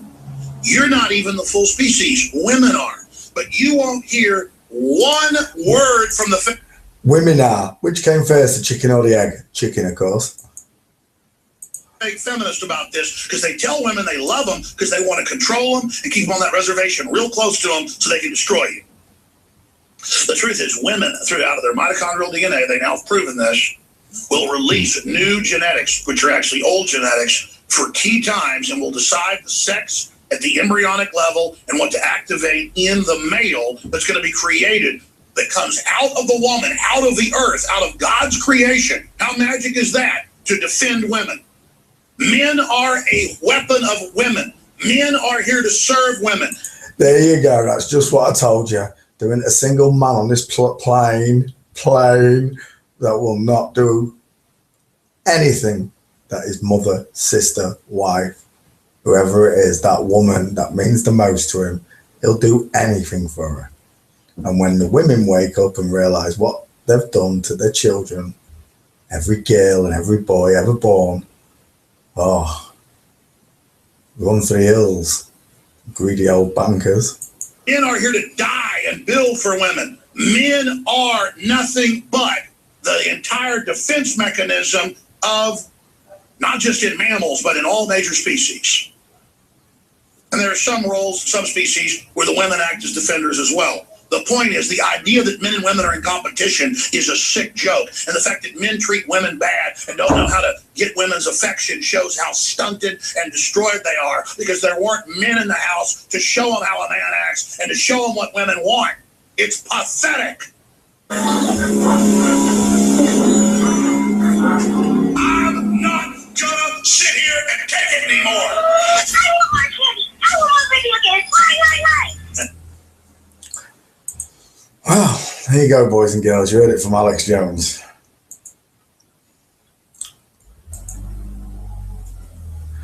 I'm not going to sit here and take it anymore.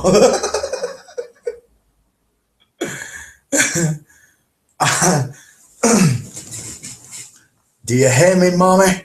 I said, I'm not going to sit here and I'm not going to take no more of your agenda.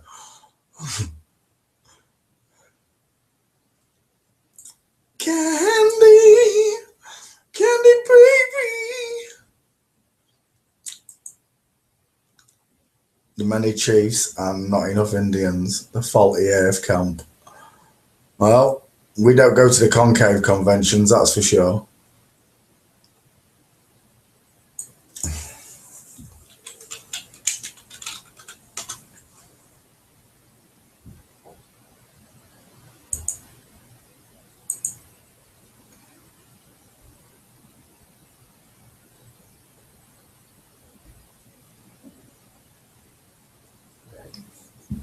Pardon me.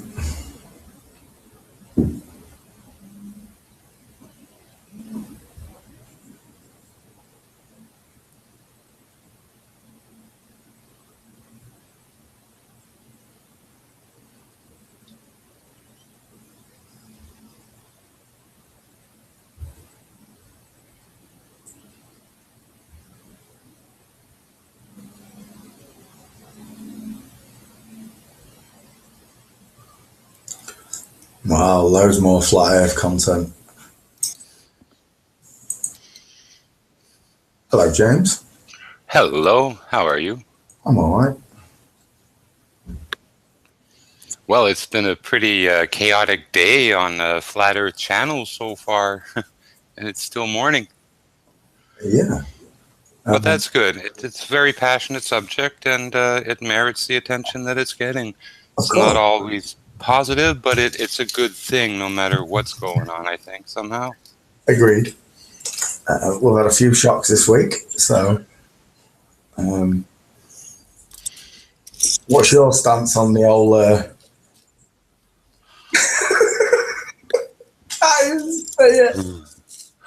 the old multi-level marketing pyramid going on around us? It's really strange because all of a sudden all these faces turned up that haven't been seen for so long. Well, I'm sure a lot of them lurk in the background a bit, and then at key moments they kind of like make their presence felt. It's like to make the most impact, if you will. Have you seen this one? The last video before they killed Alan Dover? Is he really dead? I don't know. And was he a real person, or was that a fictitious character that was put there for misinformation? I don't know. I like what it does. I liked a lot of his stuff. I loved a lot of his stuff, even though he was really arrogant. Even when I was a first flat earther, and I spoke to him a few times in message. Hey, when you're right, you're right. You don't take no more bullshit. Mm-hmm. That's all there is to it. Someone wants to tell you it's round and water curves around a ball, you tell them to go to hell. That's their fantasy. That's their delusion. It's not reality. You know what I'd like to do, Poncho? What? Do you remember when we were on, I guess, collectively kicking some Glober butts way back when there? And I gave the example of a little ramp. Oh, yeah, with the ball bearing or a truck. Yeah, and they hated it. And the airplane going around, if there's any, centripetal force, you feel it. Well, on the ramp, most of us have driven 100 miles in a car across a basically long, flat road. Because we have prairies. They're not arcing prairies or anything like that. They are flat prairies. Now, you drive 100 miles, we can do it in an hour if you don't get a speeding ticket. Yeah. So there's your 1 mile of curve. Now, you take that same 100 miles, and let's put our ramp at the top of Denver, Colorado, which is 1 mile high. Mm-hmm. Now, let's extend it out 100 miles to where it levels out. Now, leave Denver and drive down that ramp 100 miles. Well, I mean, you're going to know every inch of the way you were going downhill. Of course. So you take that same thing. The Earth is supposed to have 1 mile of curve in your 100-mile drive. At what point do you start feeling that curve and like you're driving downhill? Because no matter where you are on a ball, you are on the apex of it. Well, this is why convex and concave make no sense. Another thing, you go up in a hot air balloon, you look down, The point that looks the farthest away from you is directly under your basket. And that's the point that's actually closest to you. And the higher you go up, the more you look like you're looking down in a concave bowl. And the horizon all around you forms a circle, a flat circle.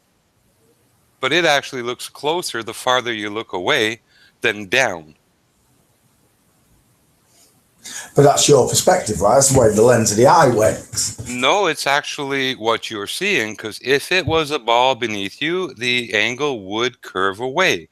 Just like Every angle. down on a beach ball or something from on top. Mm-hmm. It curves away from you. But not an equidistant circle.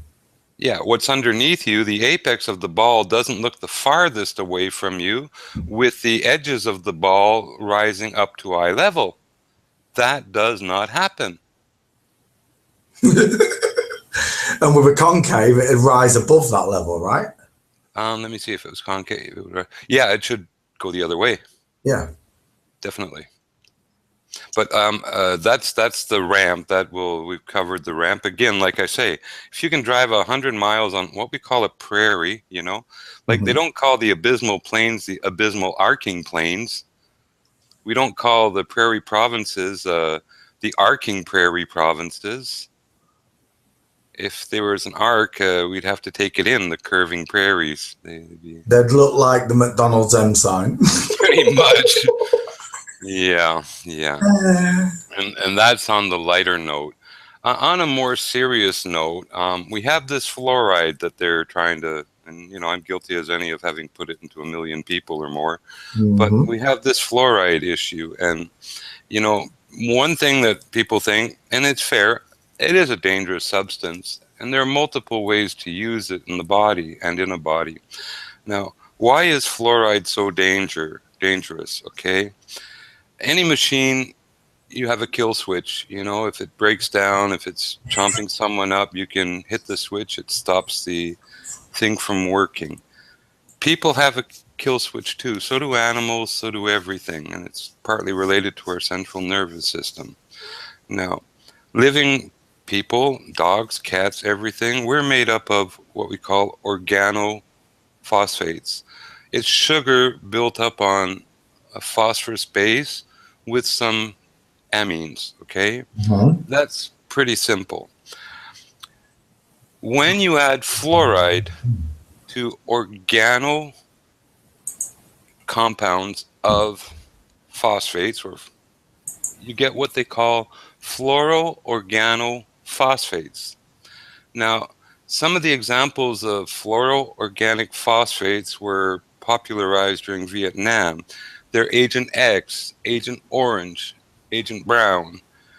These are simply fluorine added to a structure that's very similar to our DNA. It's fatal. And when, and like I say, as a kill switch, fluoride is in your system so that it can be triggered to act as a nerve agent at any time. There are several ways of triggering, and it doesn't take much. Now, people think it takes quantities of stuff to kill people. Now, you know, in chemistry, you're a handler of poisons, and you have to know how much of this or that is a lethal dose.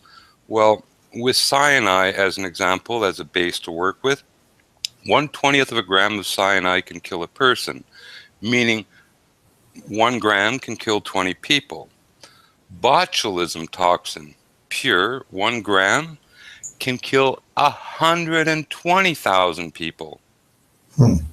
These fluoroorganic neurotoxins, 1 gram, can kill 5 to 10 million people. So, in chemistry, there are ways to trigger reactions. It can be done with viruses, it can be done with other chemicals in chemistry, or it can be done with radio frequencies. So as long as it's in our systems and they have these triggers, they can use them anytime.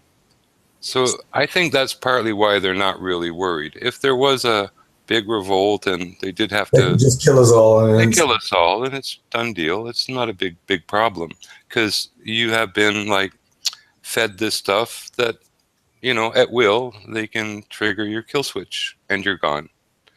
Anyone not on the fluorine and stuff, well, you have cleaning crews and you have the mop-up crews, you know. Then you go search and destroy. The job is done.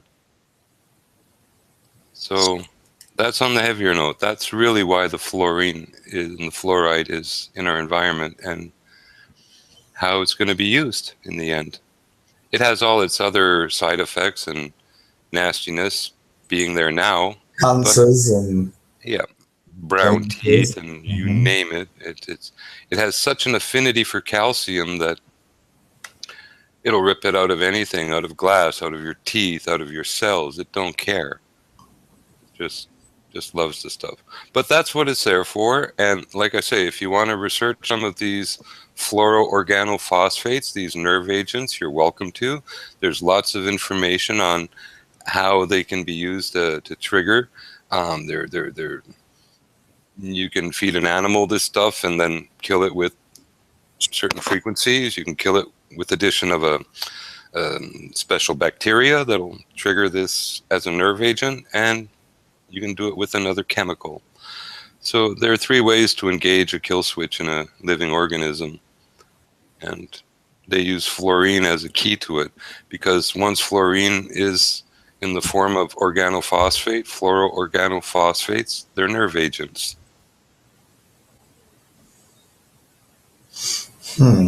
So that's why it's there. And it also dummies down people. Don't all this stem back to Babylon, yeah? Is that why we're looking at the IRA? Well, it's sun worship cults for the most part. Look, all our planets through history, so-called planets, our luminaries, are named after gods. Only the Earth is not named after a god. It's a reality fed on myths. It's going to kill us all if Earth is God. That's the whole intent, control, or, you know, it's like, I want it all or no one can play. It's like kids in the sandbox or something there. Doesn't LSC have an account called Mystery Babylon? Yeah. I have no idea. I don't. Yeah, he does. LSC has an account. He has an account called Mystery Babylon. I wonder why you'd have Miss Terry Babylon as your name and account, LSC. I wonder why that would be, Stevie baby. Concave. Let's just rip concave up here and now. Hold it. I'm going to Australia. I just have to go straight up. Oh yeah, just fly straight up through space and into Australia. But that still wouldn't. That would still be the same route almost, wouldn't it? That would be shorter. Well, actually, in Australia, they pee up. Yeah, hold the pints upside down. Ball shadow. They have magnets on the soles of their feet, and they walk on steel floors. So we've all played billiards, right, James? Mm-hmm. How an 8-ball. How come the moon don't have a little hot spot like this on it when the sun's shining on it? Earth gets one. Well, it's a specular highlight. I'm not sure I got the phone. Just a minute. Okay.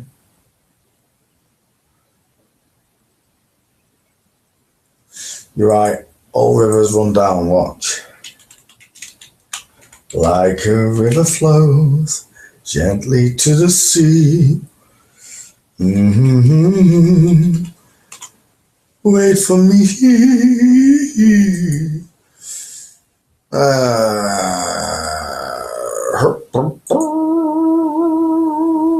The earth is flat. You live in an illusion. All the rivers have dry and all the fish in the sea have died. Oh, I know if I was bad. Down there is no food for the animals, and all the blue skies have been filled with smoke and cities were well choked. Not the white man understand that it's too late to save Earth.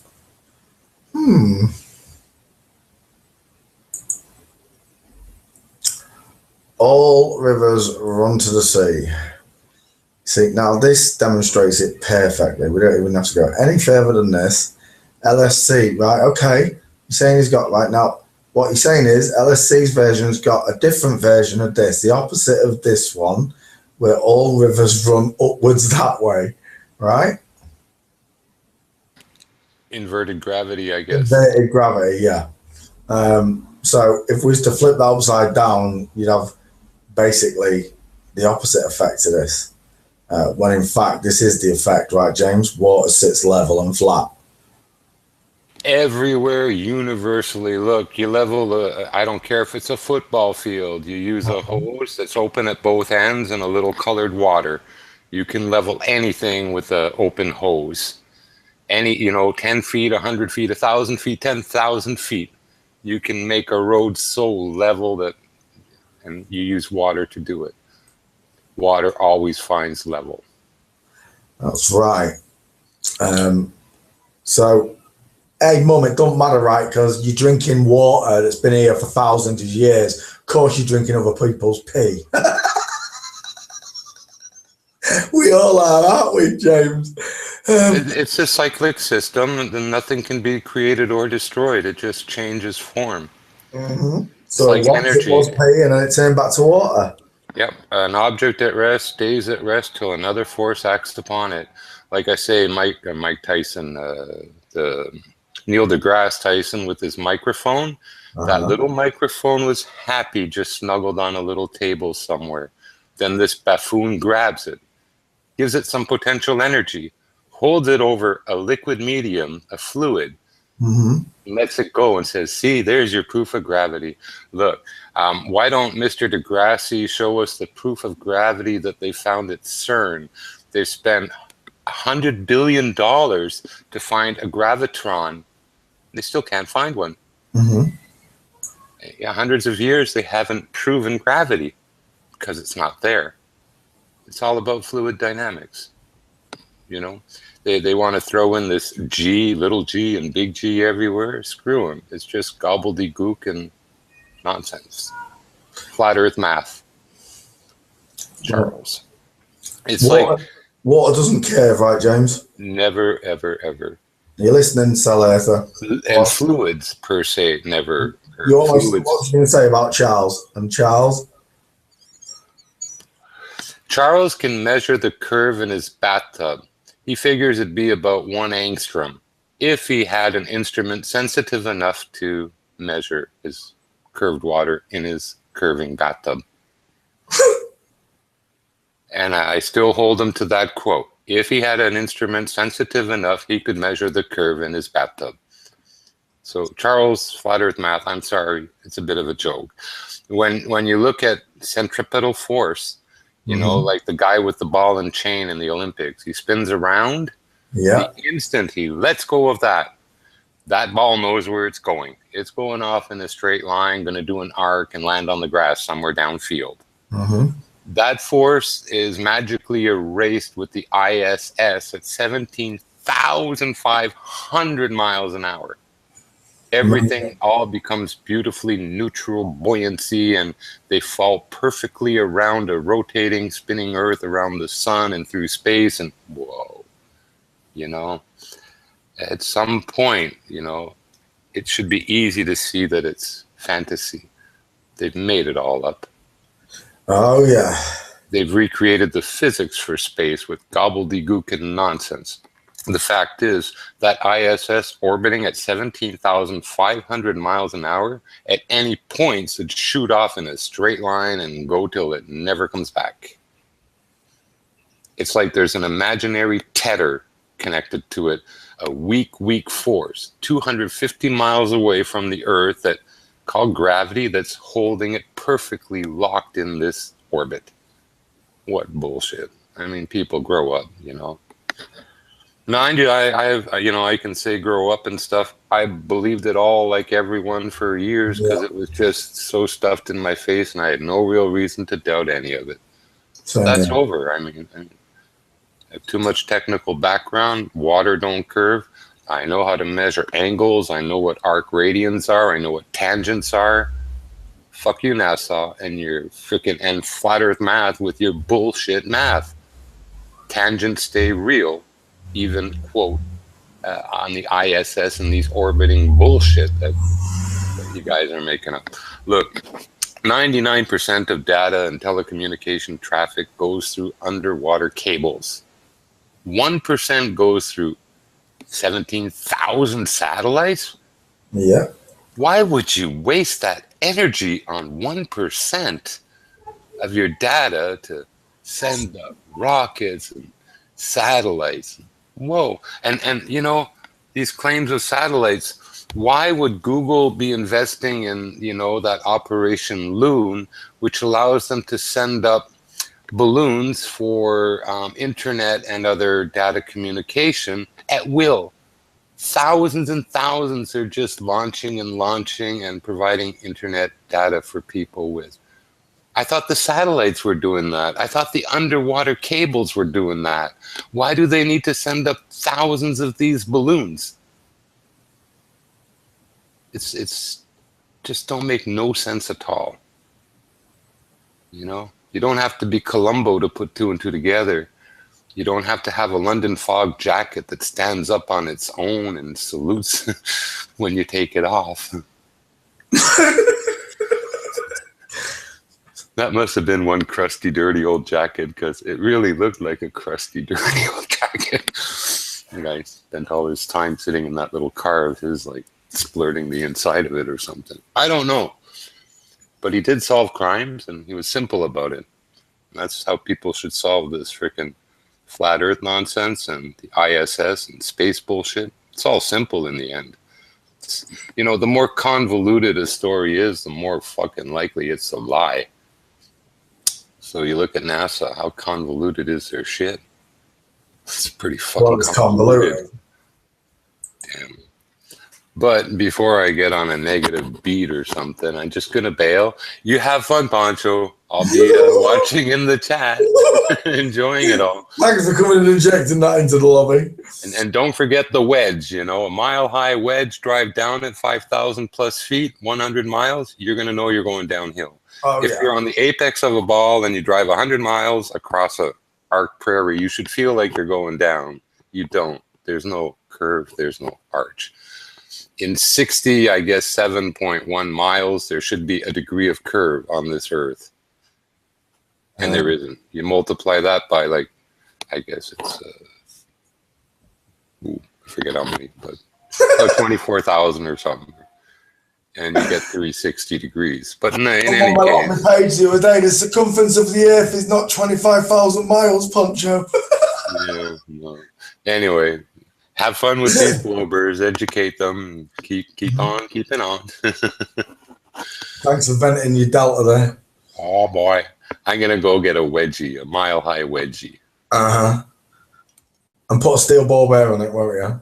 And then put a hollow one next to it and see which one gets to the bottom quickest.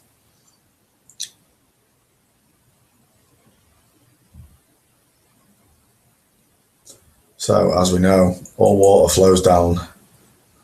All water flows down.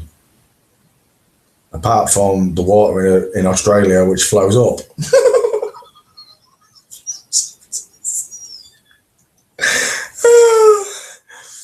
Bash prom queen believes that he's standing upside down on the bottom of a ball, can't feel it spinning, doesn't know he's upside down. He pees upside down, and all waters flow up, all rivers flow up in Australia. And this man's meant to be educated,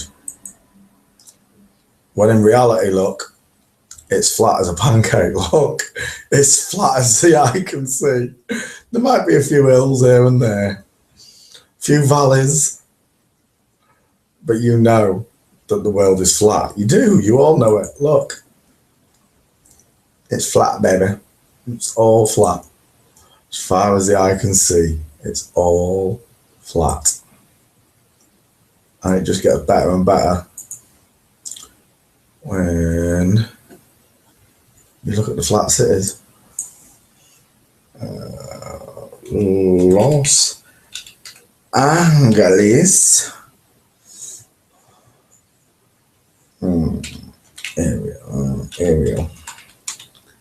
Aerial view. I know, I don't care. There we go. Los Angeles from the air. Now tell me, boys and girls, is that not the flattest place you ever did see? This is a shout out to all the Californians that are as dumb as mashed potatoes for not recognizing that you do not go downhill at any point. Unless you're up that mountain in the background, then you're going downhill because the world's flat. Los Angeles is flat, baby. It all be flat, look. It all be flat, look, at the length of these roads. It's called perspective. And up here is your vanishing point, look. Bink! Can't see it. You can still see it, but it's blurred. This is what happens to the ships. Now do one of these upwards, look, towards this corner. Yeah, it's called perspective, like angular and crepuscular rays of the sun. And then the one going upwards would be the sun rising and setting, or the moon. Not actually going down behind anything, just carrying on at the same height above the clouds. And then when it gets to here, bink, it's gone. It's called the vanishing point. Sunshine here, bink. You following this? So there's Los Angeles from the air, look. Nice and flat. Now let's really take the mickey, because I did this in one of my videos recently. London.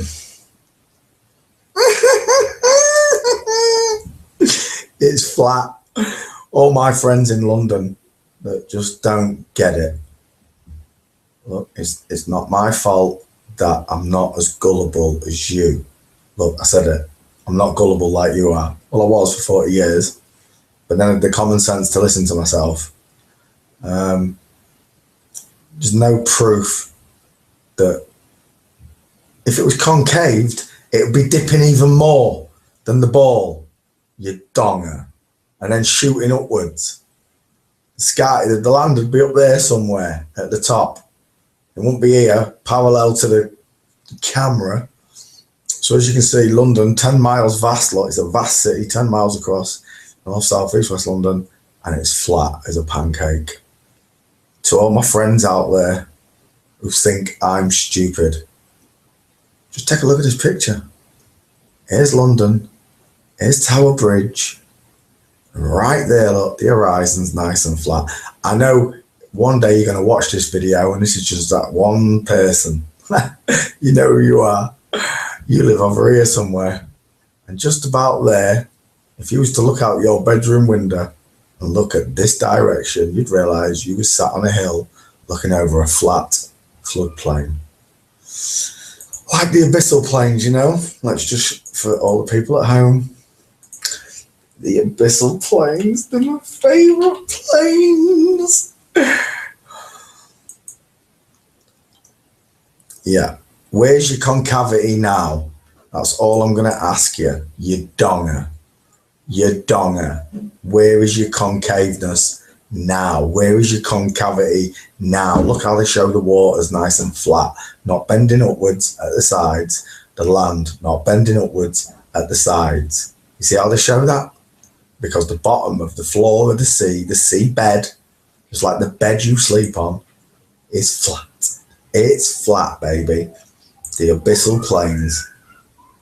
Flattest places known to mankind. The Abyssal plains. And over, come on now, what's the number? About 55% of this ball, whether it be concave or convex, is flat. So how do you and your master, Lord Stephen, explain there is no concavity on the seabed? How do you explain this, Salefa? How can you explain this? Yeah? You get the continental slope, look, a gentle slope, just and then the continental slope, and then it hits the Abyssal plains. Okay? This isn't hard to follow. Okay? Explain. Because there is no curvature. It's all a lie. You were just sent here by Satan to lie to us all. Which is okay, because we have eyes to see. We have eyes to see. There we go. At the end of the continental rise is the abyssal plain, or the deep sea floor, found between 3,000 and 6,000. There's your 3 6s, look. Found between 3,000 and 6,000 meters. Oh, there's another 3, look. 363. The love showing me that. Abyssal plains cover more than 50% of the Earth's surface. So how do you explain this? How do you explain this?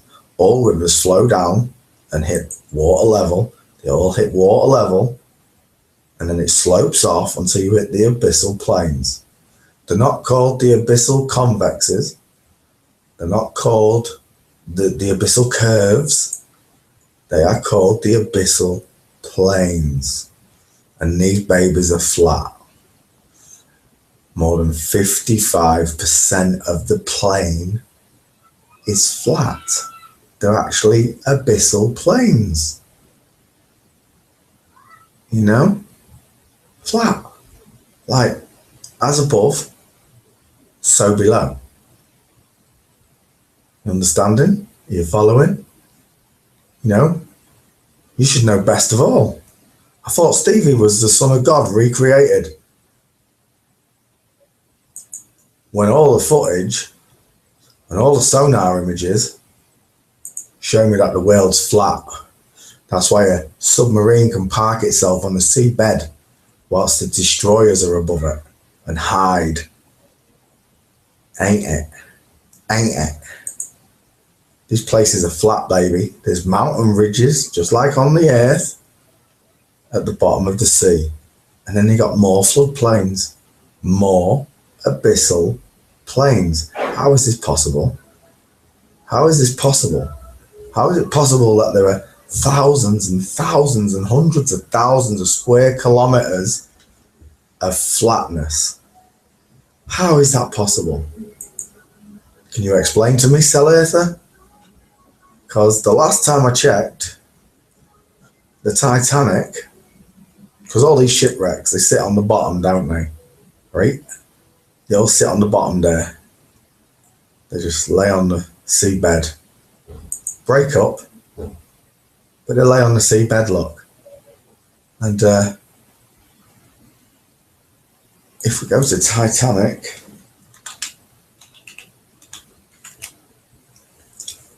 our wreckage, we know it's stationary. It just ain't concave, look, because the boat snapped in half, but it's on an abyssal plain. Plane. You know what plane means, don't you? Don't let me explain it to you, because it's like explaining theory of spin to globers. And I know you're not that stupid, but you are still stupid nonetheless.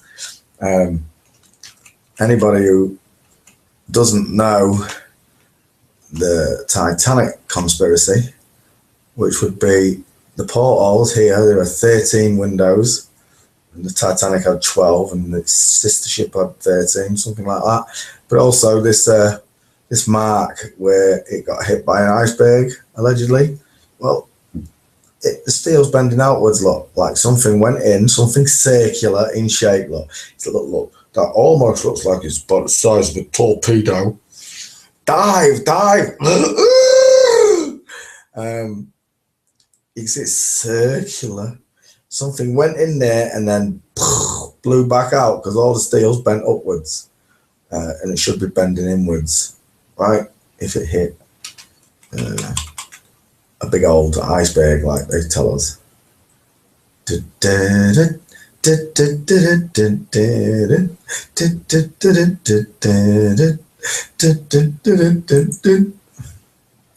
On the seabed, on the seabed. Look, state of it. So, the Titanic sits on an abyssal plain. And as we just spoke about, the abyssal plains fill everything. So now we're going to go around the world, proving to Stevie Baby's little disciple here that he's wrong. So here's London. London looking nice and flat, look, for all the eye to see. Nice and flat, flat London. So we just saw LA. LA was nice and flat. Let's go to New York. Talking about New York, New York. I wanna be a part of it. New York, New York. And as you can see, boys and girls, Steve is D-Piple. He's lying again, look, because New York's flat, baby. It's flat. It's all flat, baby. Everywhere I look, it be flat, baby. New York, New York. I wanna be a part of flat. New York, New York. So, London's flat. LA is flat. New York's flat. Where should we go next? We're going on Poncho's worldwide tour. We're going to go to Rome. Let's go have a look at Rome. Rome in Italy. Uh-oh. Uh-oh. Uh-oh. I see a similarity. Now, what's the similarity from New York, London and LA to Rome? Because now we're in Italy, boys and girls. Apparently, this is halfway up the concave earth, upside down slightly, and converting inwards at every angle. A bit like looking up a PP. It shouldn't be flat like that, should it? So, can you tell me, Selafa, why Rome is flat? Look how flat Rome is. Hey, arrivederci. Rome's nice and flat. Let's go to Paris. Oh, let's go to Paris. Paris destroys you. Paris destroys you. Look at this, Paris. There's the Arc de Triomphe, most dangerous roundabout in the world. I recommend anybody to go and try driving around this. If you don't know anything about Paris, every car's got a dent in it. If you ever want to become a Parisian, just expect to buy a cheap-ass car because you're going to smash your car in. Let's have a look how concave Paris is, look. As you can see, absolutely concave. You can see everything bending upwards. Flat as the eye can see, look. Massive long roads, 3-4 miles long, some of these roads. Walked them. What's that doing in New York? Oh, it's Tokyo. That was Tokyo. We'll go to Tokyo in a minute. This is Paris, look. Paris being flat as far as the eye can see. Horizon, from horizontal, horizon. Left to right, flat as a pancake. As you can see, Paris. Oh, ho, ho. Oui, monsieur. We all agree. Oui, that Paris is flat as a pancake. It's flat as a pancake. Oui, monsieur. Très bien, MrPonchoPete, for discovering that Paris was nice and flat. Paris is lovely, right? All this crap about French people being arrogant, well, they are if you treat them like that. Anybody's going to be arrogant if you treat them like that. This is why I laugh at these people that say, oh, this type of person isn't very nice. Well, it's because you're not very nice to them. You have an attitude straight away. Paris being flat, look, over the River Seine. Eiffel Tower, it's all flat. Let's go Tokyo. Let's go to the other side of the ball. Tokyo. Let's have a look.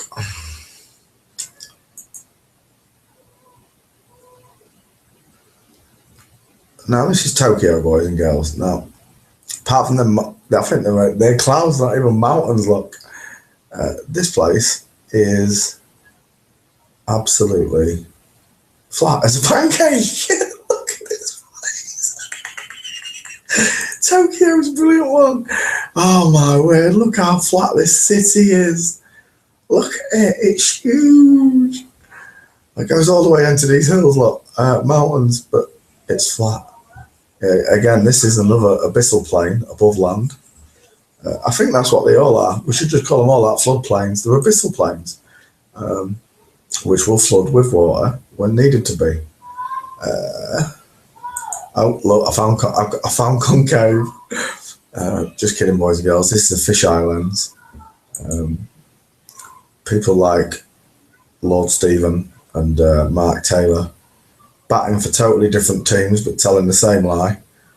The world's flat. Absolutely flat. Tokyo, flat as a pancake, as far as the eye can see. Flat, flat, flat, flat, flat, flat, flat. It's all flat. So, give us a suggestion, someone. Where should we go? Moscow. Let's go to Moscow. We haven't been to Russia yet.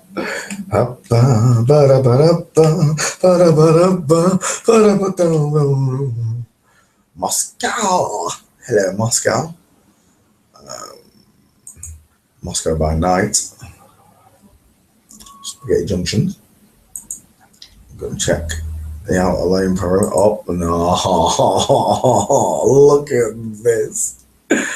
Oh, my word. Look at this place. Block after block after block after block after block after block after block after block after block after block after block after block, as far as the eye can see, boys and girls. Moscow is neither convex or concave. It meets all measurements as the last 5 cities we've been to,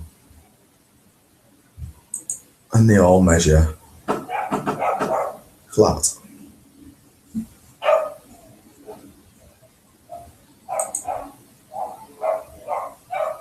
Flat.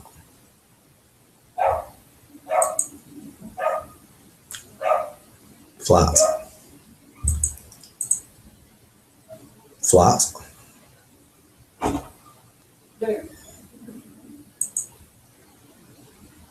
Flat. So Moscow's flat. LA's flat. Rome's flat. Tokyo's flat. London's flat. LA's flat. Give me a country. Somebody give me a country. Oh, look at that. Looks like ice creams.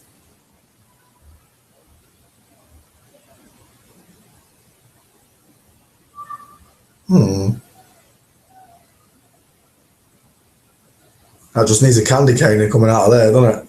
Just needs a candy cane coming out of that.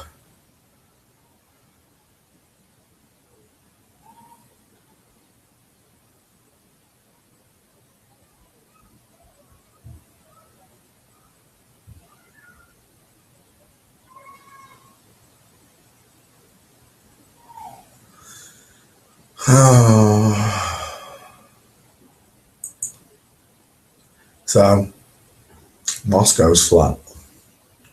Someone give me a country. Carmen Miranda's hat. Yeah, it does look like Carmen Miranda's hat.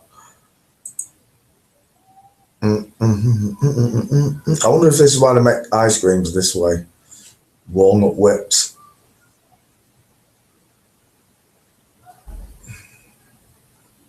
How can it definitely be concave?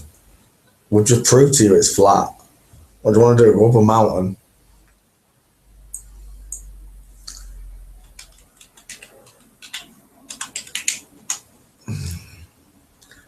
There you go, we're going up a mountain now. Now, why are these mountains in front of me not dipping down and away from me and then turning back towards me? This is what I want to know. Can you prove to me in any way, shape or form that you've got any truth or validity behind what you're saying? Because every time I question Stevie, he gets all Nancy about it and upset. This mountain should be looking towards me.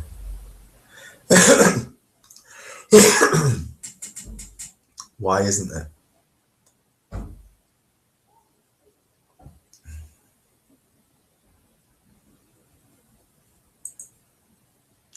Dun, dun, dun, dun, dun, dun, dun, dun, dun. You know the world is flat. So, answer, come on. What do you mean it's obvious? Look how flat the world is. And you're telling me that it's not flat. Look at this mountain here and then look at the background behind it, look. None of it dipping away and then coming up. I'm supposed to be in a concave earth. No, if it was concave, the edges of this would be turning upwards and towards me, wouldn't they? Eye level proves a rise. Don't be stupid. Proves it's flat. So, boys and girls, so you don't fall into the same trap ever again, I wanted to demonstrate to you how flat the cities of the world are. You can go do it to anyone you want. But whatever you do, don't put in satellites, because they don't exist, look. You're not going to get an aerial view from something that doesn't exist. You got it? You see? See how these aren't real? See how these are just computerized images? See how I can't find an image of a real satellite? Even Hubble's faked, look. Where are the stars? Where are the stars? Where are the rest of the satellites? Yeah? Because there's meant to be 40,000 of them. And if you look, they're all computerized. That looks like a plug socket, look. Or your computer or something. There's an helicopter, look. There's an helicopter satellite. They're all fake. But Lord Stephen believes you can climb into the glass sky, and that's where they've put these satellites and attached them to the glass dome as it spins around the earth, inside the earth. If it was concaved, how would we be able to fire off signals to a concave surface and get them to come back perpendicular to the way I fired them? It's impossible. Lord Stephen does not have a working model. There were 40,000 satellites, allegedly. How come we only ever see one fake one? Or two fake ones? Where's the rest of them? Where's the other 40,000 satellites? Hey, see, they don't exist. This is from a high altitude aeroplane, high altitude balloon with a what looks like a fisheye lens on it. Don't quote me on that.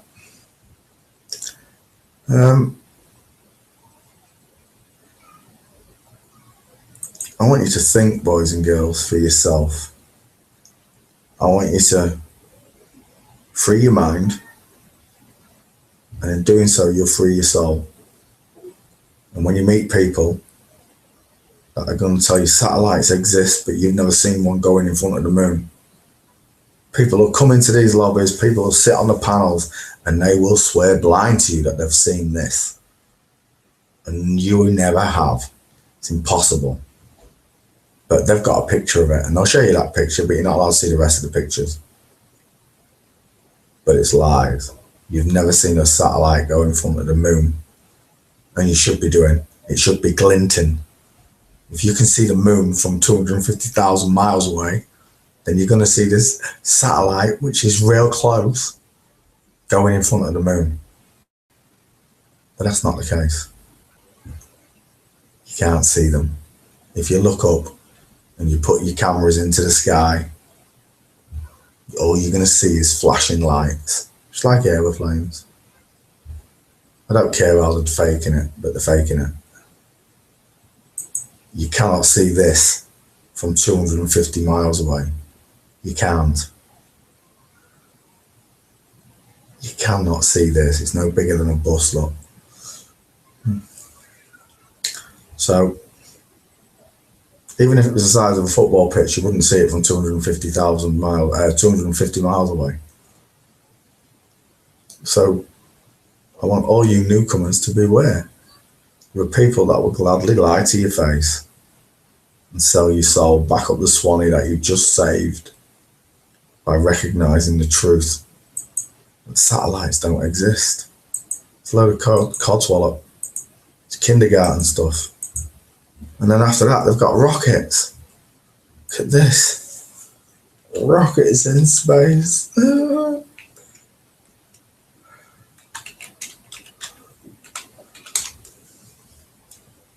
Oh my gosh. Can you see where we're going here, boys and girls?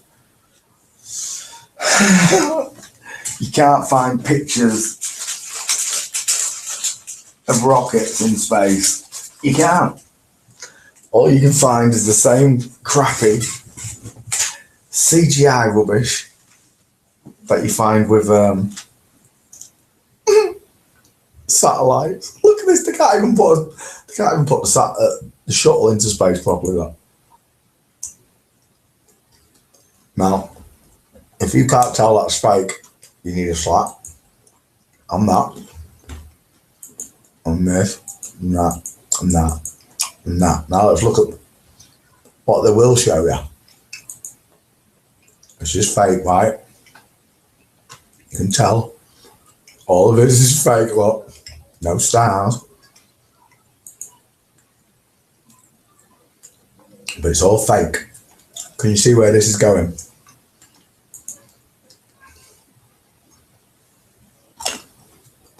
I know it's really bad. This is a picture of a rocket in space, allegedly. Look, it's in our sky. It's not in space. In fact, all you've actually got is NASA footage of CGI renderings. Red Rhetoric, who's a little bum nut, will gladly tell you that he's filmed this with his P900. Watch the firework going up, basically, guys. A firework. Stop calling them rockets, just fireworks.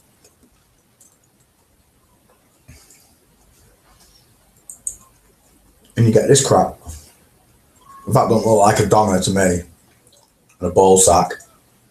I don't know what does.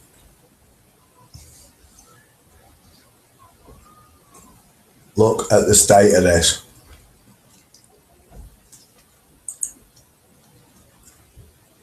You're winding me up, James. None of these are real. Look at this. That looks like that robot out of, or is it, no, that horror character. What's his name? Mr. Pumpkinhead or whatever. So, Mark Taylor, Gem Panda. This is what they believe in. This is what grown men actually believe in. Either that or they're paid to lie to us, which is even worse. But just think about it. For all those grown men that aren't Mark Taylor and Gem Panda and Tommy Osmond, all of those guys that are not them who believe in this, take a deep breath, smell the coffee and the BS. It doesn't take a smart man to work this out. But yet the smartest minds in the world can't accept that everything they believe in is a lie. But it is. Look, everything they show you is fake. Anyone understanding this? How do you get this?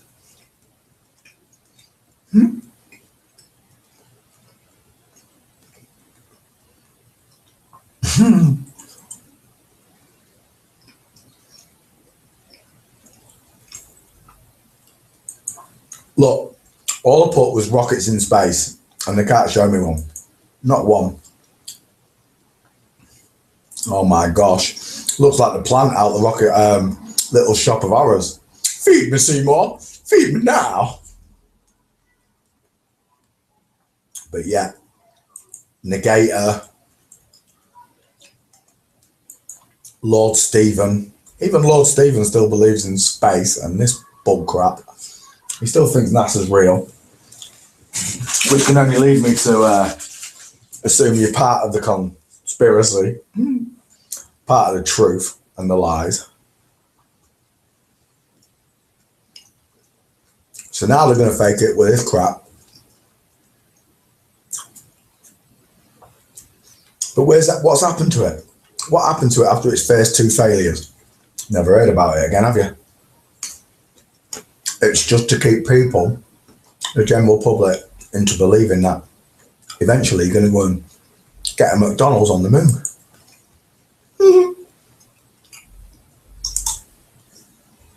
But you can't.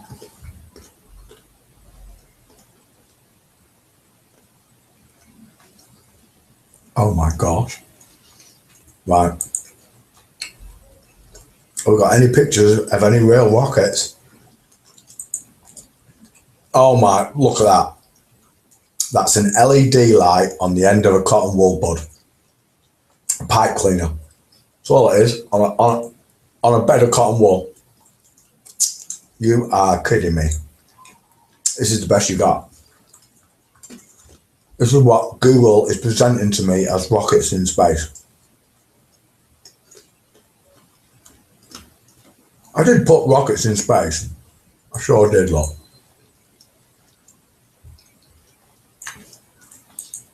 Look, there's Red Retric's bull crap. At the time I said there's a tower with lights, and at the last minute the rocket coming in for this destination goes out, they light this one, and it lands. In reality, they just played the film the other direction. They played the film backwards. Idiots. And expect not to get caught. So boys and girls, as you can see, I've been looking at rockets in space. It's probably the closest I'm going to get.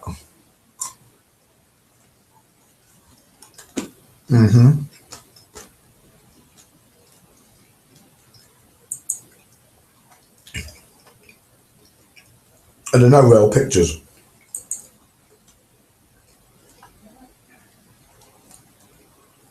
Look at the chemtrails. Come on, Mal. So basically, Google's just proved to us that rockets can't go to space, look, because there's no pictures of it.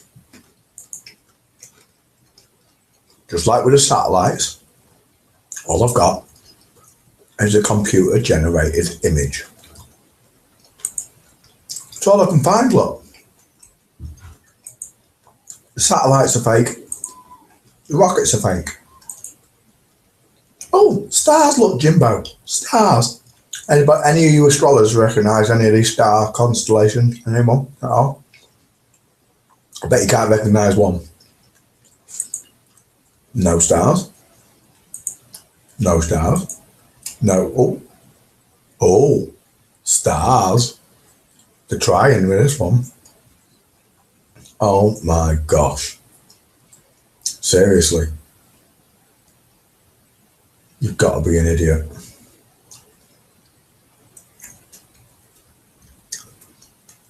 You've got to be an idiot not to be able to see what they're doing here.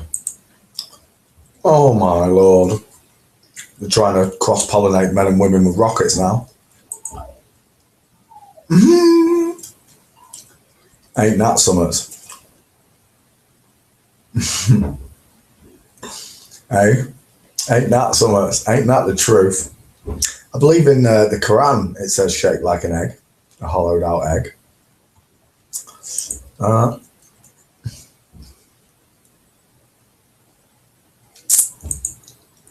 Look at the fakeness of it, boys and girls.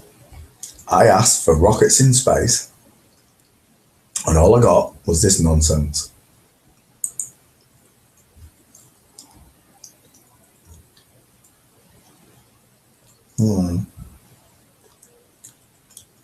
It's a nice Vespa, isn't it?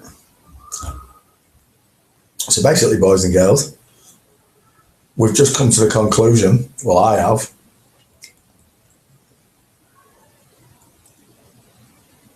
that there are no pictures of rockets in space. 2 years I've been doing this, and it never dawned on me once to look for pictures of rockets in space.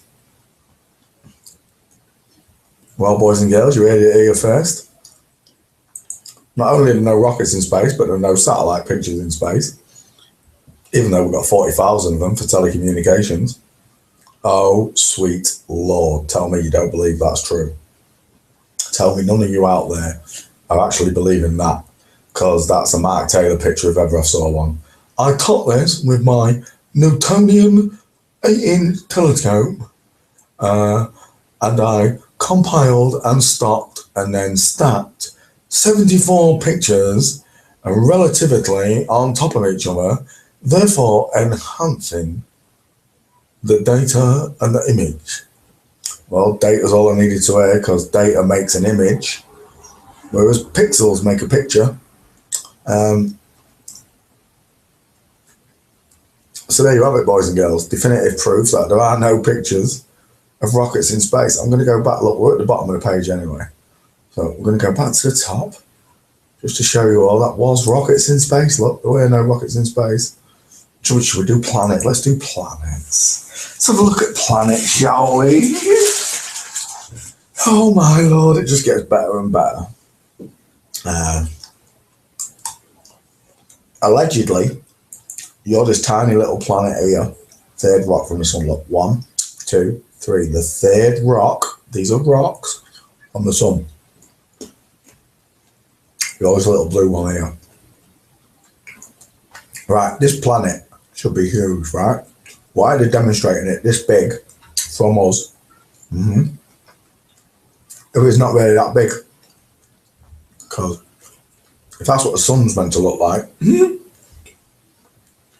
from our perspective, they got it all wrong.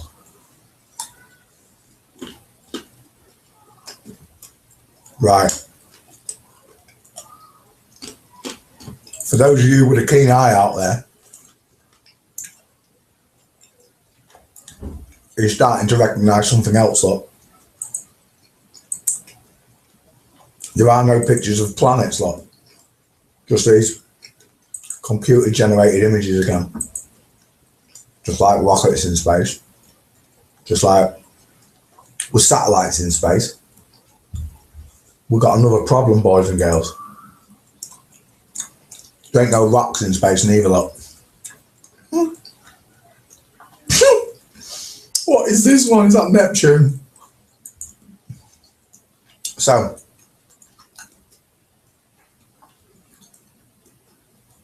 we're now at the expanded magnitude of thought. You've been lied to in every way. You've never seen a real picture of the sun, Mercury, Venus, Earth, the moon, Mars, Jupiter, an asteroid, Thanos, a black hole, a supernova. You've never seen any of these things. That's right, it's all Disney. Satellites, rockets, and planets in space.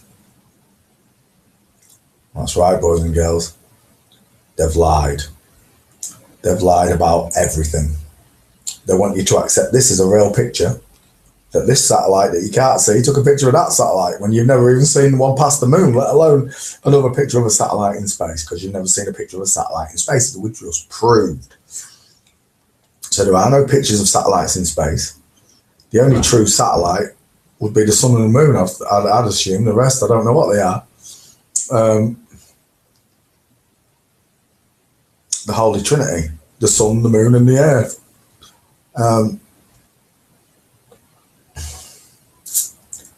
Nobody's drilled into the planet deep enough to know what's in the middle of it. They just know it's really hot. It's hot, dang hot. So, are you understanding this, boys and girls? We've got no rockets in space. We've got no stars in space. We've got no planets in space. We've got no satellites in space. Now, over the last 15 minutes, if you are not getting any of this information, if it's not going into your tiny little brain or your armoured skull that's not letting the information in, go and check the information for yourself. It's nonsense. You've been lied to. Since the day you were born, you were subtly, and I mean very subtly, brainwashed. And once you've got the grandparents and the mums and dads brainwashed into believing this,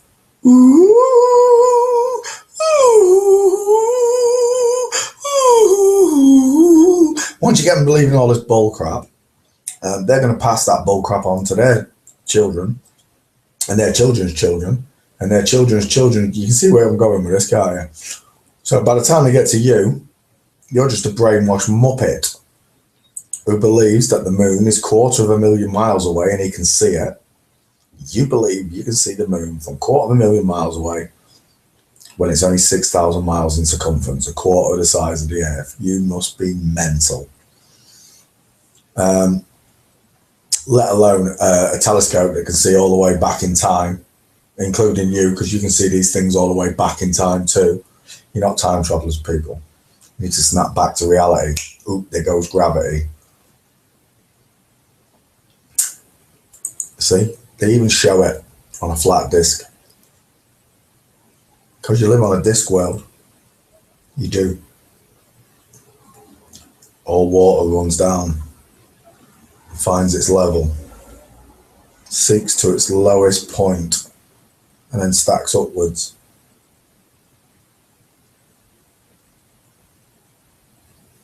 I don't care about your space. I don't care about your rocket. I don't care about your satellite. I don't care about your fake world. What I care about is all the children in this world that are being trod upon because of people like you. People like you that don't care. And you don't. You don't even know why you sit here and slag off our videos or anyone else's videos when you truly don't care. You couldn't give an iota for what shape the world was.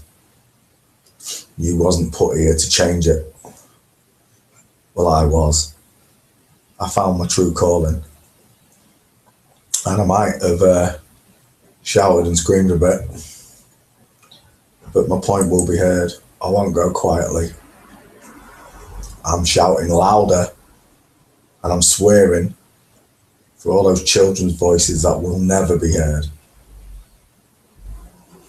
And if God's going to reprimand me for that, then so be it.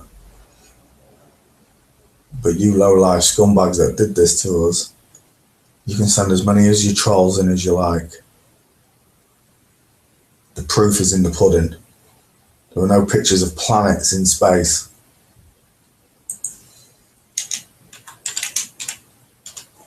No rockets. No satellites. You see what's happening here, boys and girls? You understanding this now? Do you understand what they've done to you? How they've fooled you? Right? This is what they're giving you. When you type rockets in space, satellites in space, planets in space. Oh, let's press real. So this is real. This is from Planet Hoth.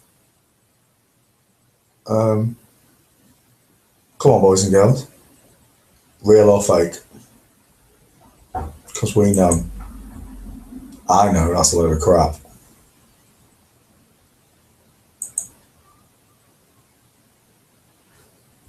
Binary stars, look. Someone's having a giraffe. A planet made of diamond.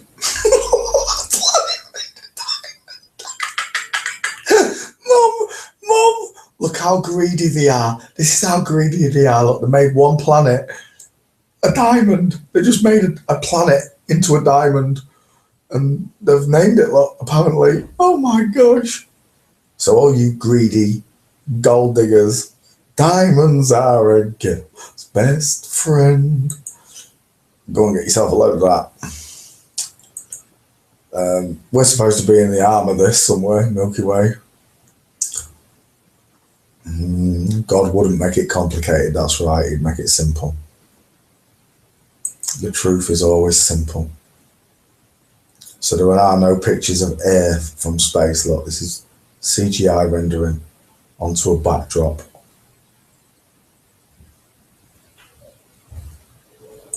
There's a picture from a super camera. You know, just what are they showing you? It looks like a PP to me. It's nonsense.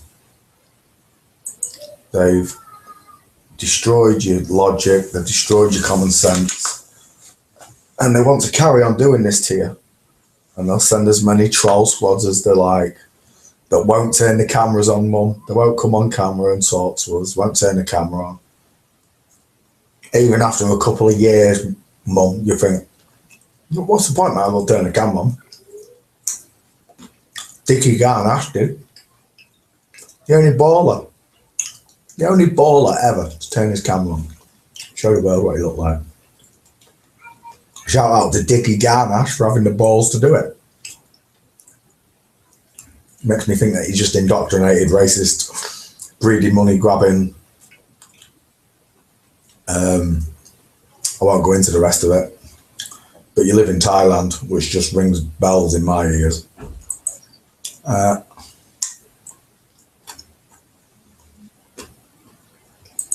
a picture of the Death Star.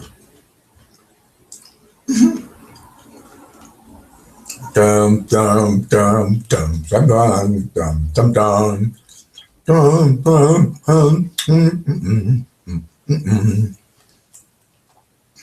Nonsense. Look at the state of this CGI right here. Let me zoom in on that.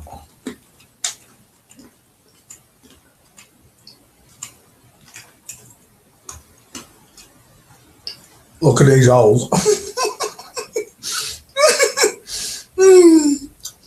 You're having a giraffe natter.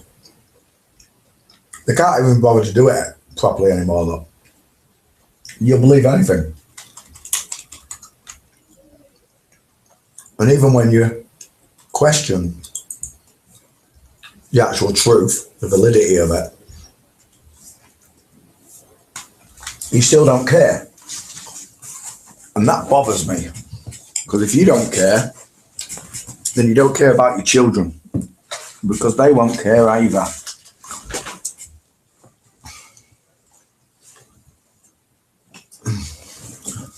It just amazes me, it really does.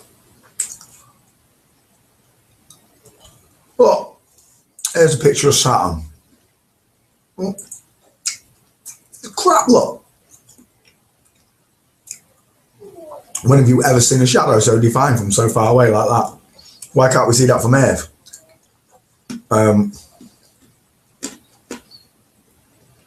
Also,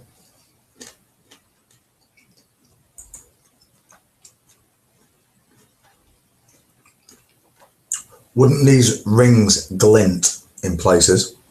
Because all the pictures I've looked at, and I would assume that this is made up of rock like from Earth as well, there'll be minerals in it. And it's in the ice, freezing, glinting, shining.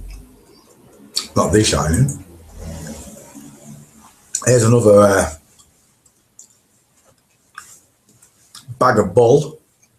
How come in all these years, before I found out about flat Earth, how come I never once questioned why this was the only picture I ever saw of it? No stars in the background. It was so conditioned, not conditioned, but I'm so used to seeing this through the school books, films, posters, just this picture, blue marble, that I never even questioned it. I just assumed it was right. That down here underneath the ball, people are stood upside down, peeing upside down, drinking upside down, eating upside down, and all rivers flow upwards, not downwards like the rest of us. All rivers flow down, we know that. It's a dodo. They do that though, don't they, dodo? There are no pictures of satellites in space. There are no pictures of Earth from space, just CGI rendered pictures like this. Images, videos, and they're not very convincing. Once you understand there's no pictures of planets or planes, moons, satellites, no rockets, nothing, nada, not a thing. All you've got is this CGI crap that they've been fooling you with. Now look at this. This sort of looks truthful to me. We live in a polo. We live in a donut. Always about the eyeballs. So are you understanding this, boys and girls? There's no pictures of your planet or any other planet in space. They're all fake, look. Satellites are fake. Rockets are fake. Space. Are you getting it? Space. Real planets. Yeah. Well, space is fake. You're talking out your dodo if you think that planets are real. You know, your type, you are a dodo. And you are going to become extinct. That's for sure, eh, Mum? All these people. The way of thinking. It's going to become extinct. Nobody's going to think like this anymore. Nobody's going to be stupid enough to fall for these lies anymore. And there it is, in all its crap and glory. CGI at its best.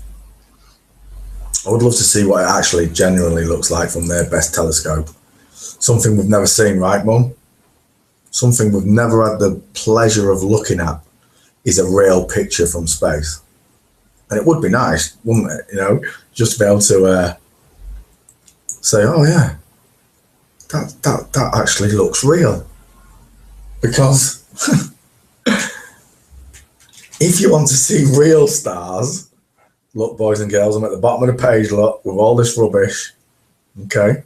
I could go for more, but I don't need to. If you want to go and look for more crappy CGI, more bull crap, more spoon-fed brain training and morphing, warping, lying to your face. Don't forget, there's a whole planet made of diamond out there for you greedy gold diggers. You know, we're going to put real stars.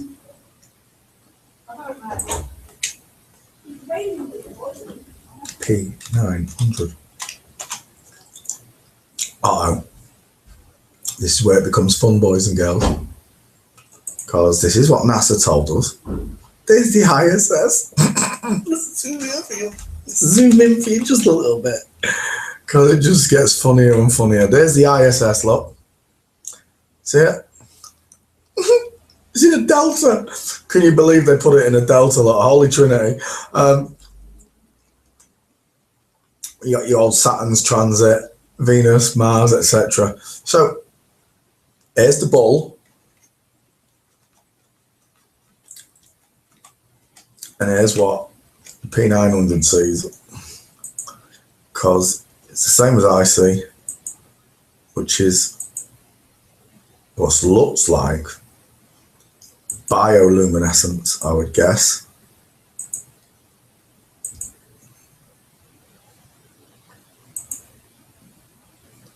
If not, just electric plasma in water. Whatever it is, it's not the same as what they've shown us. You know, this allegedly is the space station from Earth.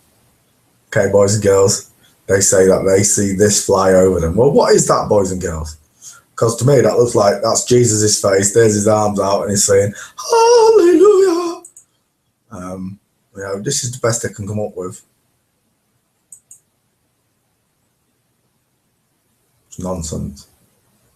When the P900 from different places show all sorts of different things. But at least with the P900, you know you're seeing what you're seeing. You took the picture. Do it with any of your binoculars. Anything. Go have a look. If you've never looked, go and have a look. Because you'll be surprised, even with a decent pair of binoculars, at what you're looking at. And it might inspire you to go have a look at the flat horizon at the seaside. Because I live near the sea.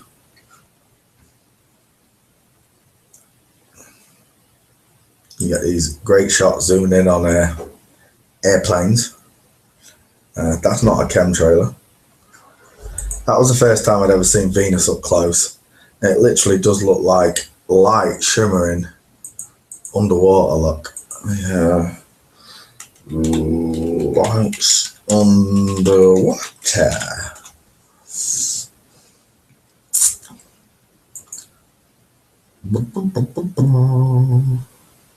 Like this one. Let's see how you have these ripplings. Yeah. Simple logic, boys and girls.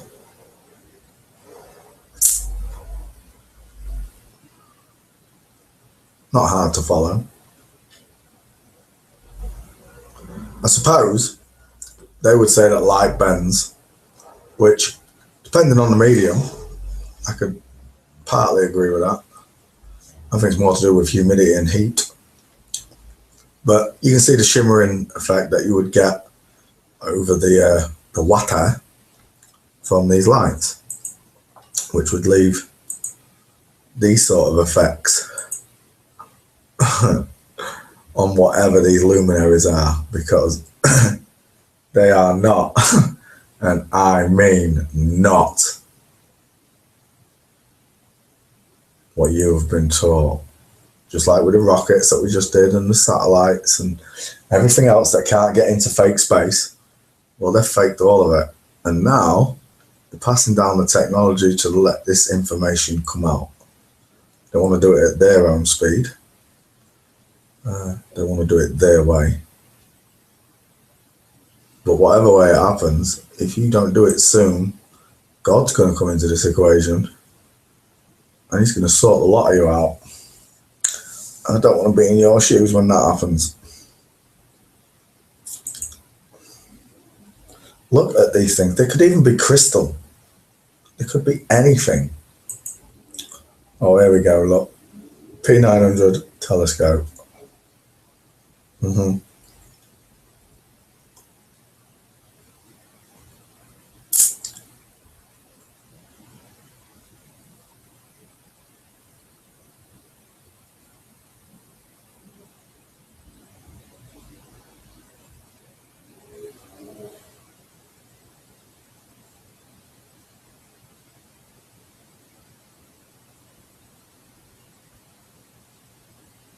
There, look at that.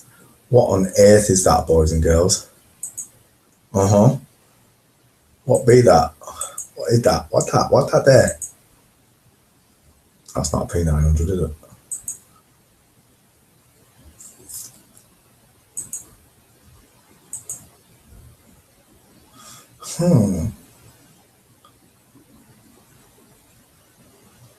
Let's use some more of them. Look at these things. Don't look like what I thought they would. How is this possible?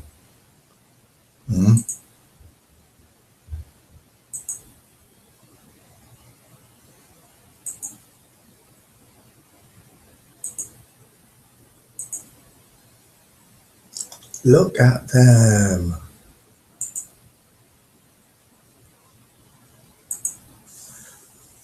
Boom.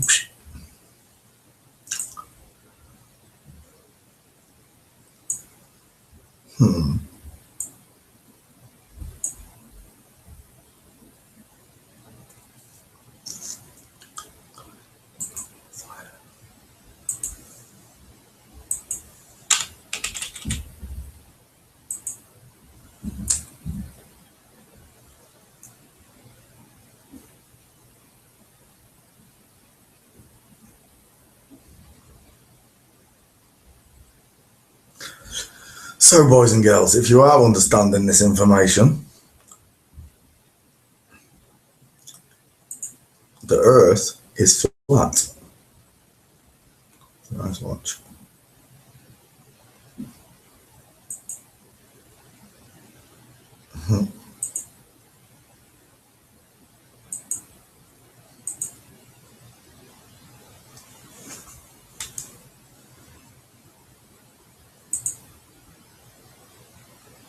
Really? You want to go all snake on me? Slow-mo. Dankeschön. Darling, Dankeschön. Thank you for all the joy and things. Right, this is where I live. I live on this flat plane here with the celestial bodies going in two different directions above me like this, causing the eclipses right there as this thing here, this crossover, passes over each other. That's simple enough for you to understand, right? They mimic it and put it right in your face. Gyroscopes prove flat Earth. You understand? A gyroscope proves the Earth is flat because it stays rigid in space. rigid in space. And you all know. Pardon me, you all know this is the fact. So if you can imagine, we're not in a ball. Well, we are in a ball, we're not on a ball. We're on a flat plane inside of a ball with a celestial sphere with 2 layers of it spinning in slightly elliptical arrangements, causing all the crossovers. There is no way on this God-given plane that I am inside the eggshell Earth with Australia above me, space, the stars and the moons right in between me and Australia. That is not the case. Water does not bend upwards, water does not bend downwards. Water only flows down. These are the dynamics of fluid. I don't have to look into the sky to realise what the shape of the world is below my feet, because it's dictated by Mr. Logic that it's flat. Flat, baby. There are waters above me, 2 layers that make up this beautiful world I live in. Nobody gets to these outer reaches without God's word saying so first. It's that simple. And if you didn't realise, you'd fallen from God's grace, and it's up to you to reconcile with him and yourself for being a moron all these years. Sun dogs, gotta love them. Moon dogs, gotta love them more. The earth is flat. In fact, I'm gonna go make a cup of tea. Let's put where is it? I don't know. Oh, there it is. Nope, it's the wrong one.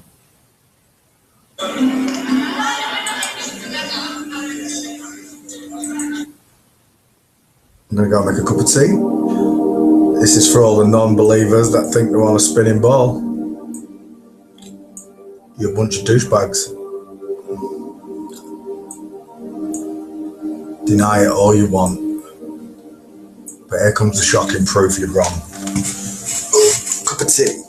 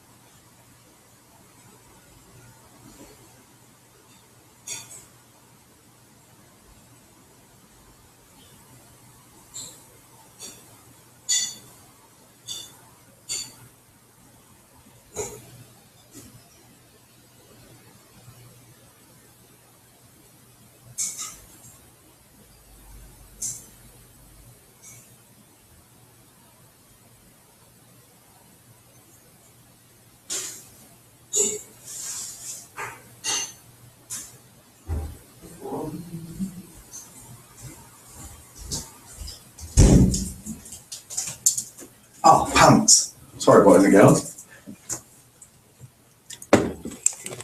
Oops. Hope you enjoyed that.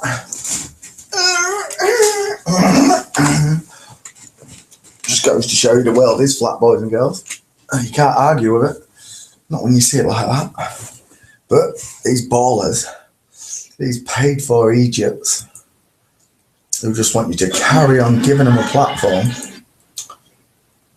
well, they'd be quite happy for you to keep on doing so. But as I've been telling you for months, there is no point.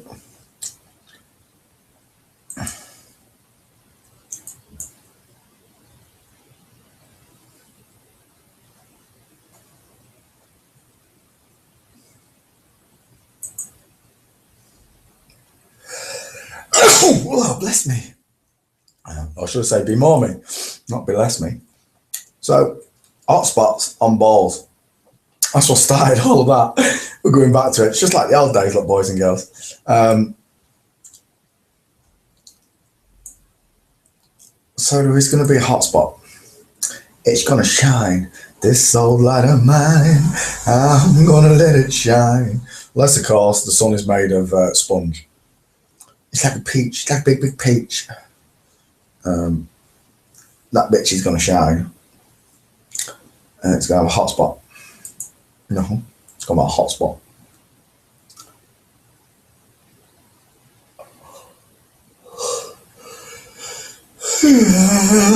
Big yawn.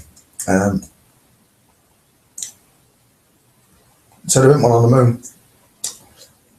But that's because the moon's not what you think it is. And all this was started by James talking about fluoride. It's toxic waste, boys and girls. If you didn't notice, it's toxic. These people would have to pay for this to be destroyed any other way, but they've got a way around it. That's pay a load of evil, sick men and women money not to care. So they breed a load of people that don't care about us and then put this in our water supply to kill us lot. It's a silent killer, boys and girls. Fluoride is the basic ingredients of both sarin, nerve gas, and Prozac. Ain't that something?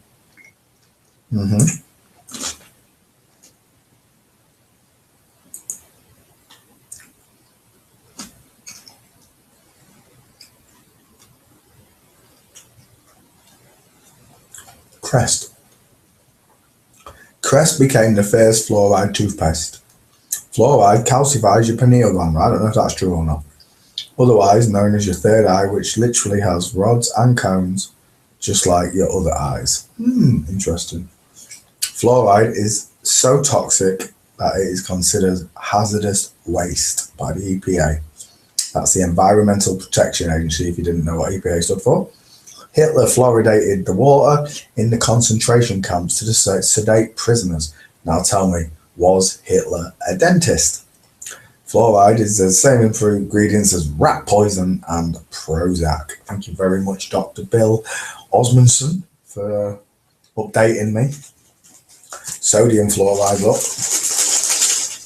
Hydrofluoric acid. Oh crap, you can hear me eating, can't you? My bad. Listerine was floor cleaning, really? I nearly bought Listerine 81 for the first time in ages. I needed my floors cleaning.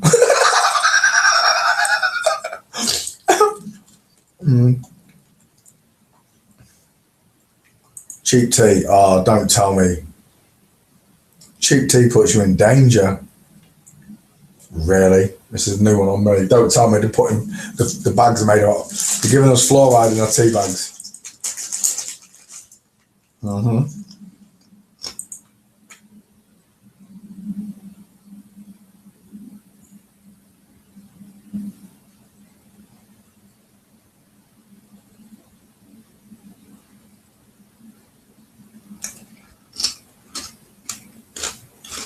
Coke does your toilet.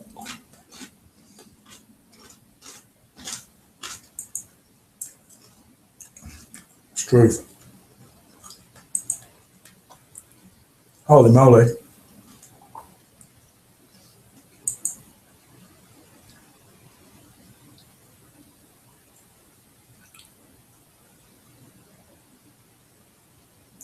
Holy jeep. Oh my gosh, what's happened to them?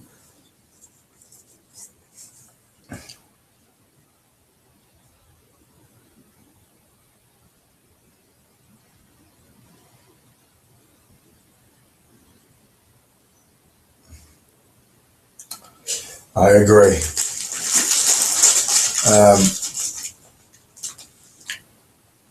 Sodium fluoride. We already know what fluoride does. It's terrible. That's a good point. Look at this. Fluoride spill.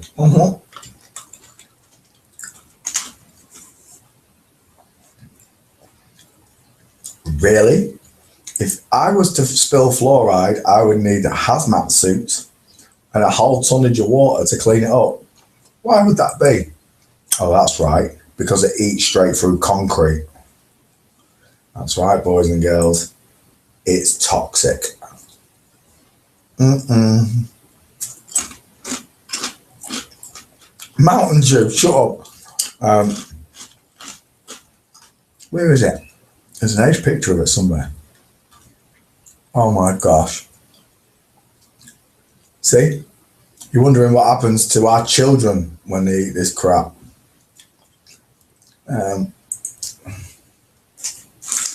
Big holes. Big holes in the floor.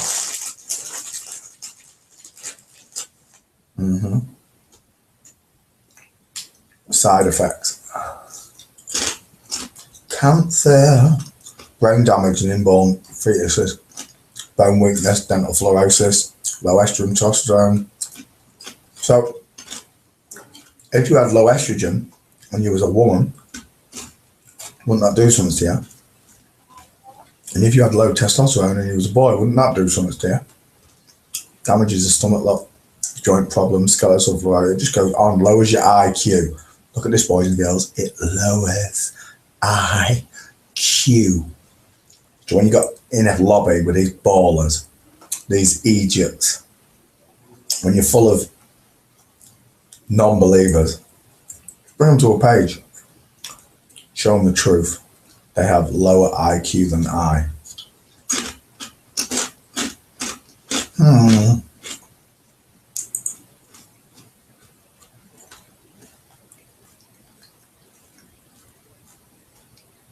If you don't care, it's working. There you go, that's why they don't care. Because there's fluoride in your water.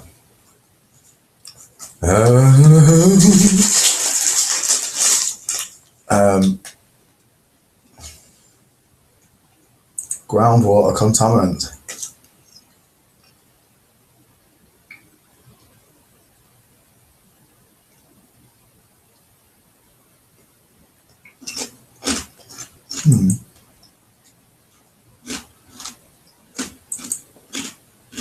Holy moly.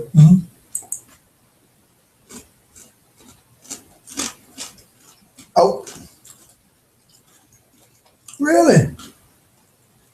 34 years at the Cancer Institute, and Dr. Dingbeck, PhD, said, in point of fact, fluoride causes more human cancer deaths and causes it faster than any other chemical. There you go, boys and girls. That's why they put fluoride into your children. That's why they give it to children in a toothpaste.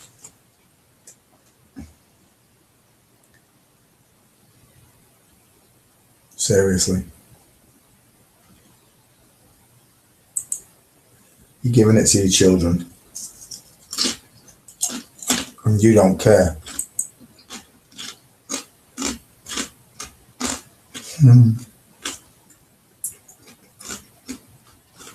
Just remember, if you spill it, you need a hazmat suit. Don't be scared. Speak your truth, boys and girls.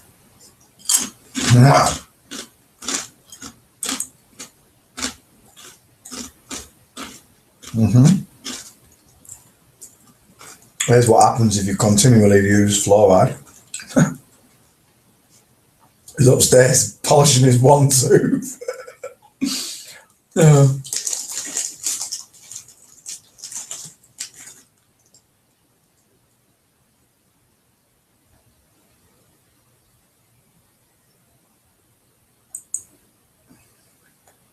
Holy moly.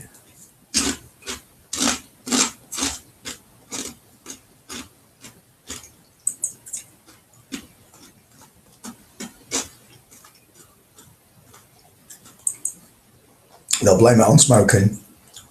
They'll blame it on fertilizer.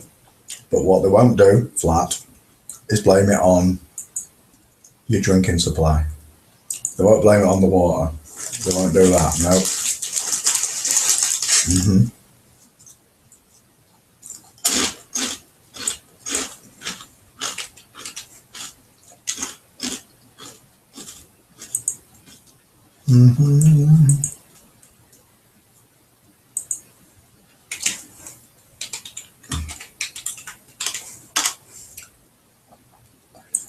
Oh, once on a hill was a lonely goatherd. Yodelay. Ooh. Now, I think I've shown you this before, some of you, but I'll show you it again.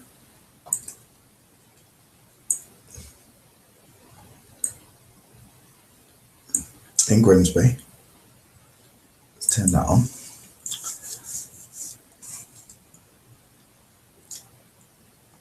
There is a tower that can be seen, especially over this side of Grimsby, all around here where I grew up.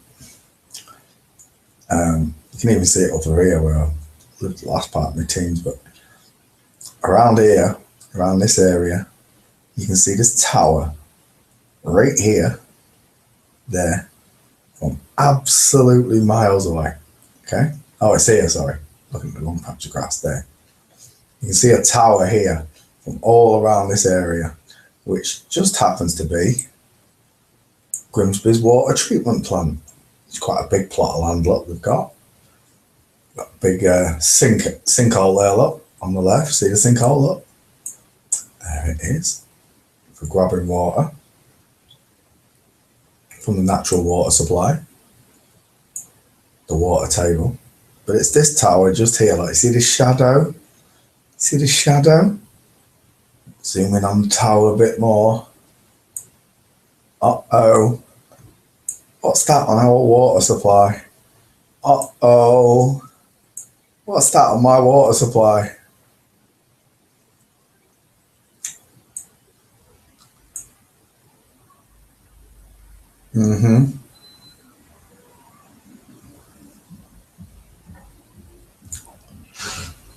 Yeah, well, you tell me. And you can see it from everywhere. And then we've got a little old dock tower over here. Well, I zoomed in a bit fast. It's where all the cars are, look. Look at all these brand new cars, look. They just sit there for years on end. Do.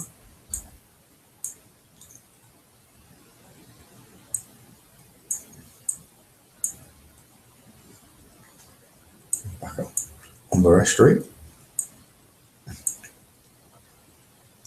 So German pilots would use this as a landmark.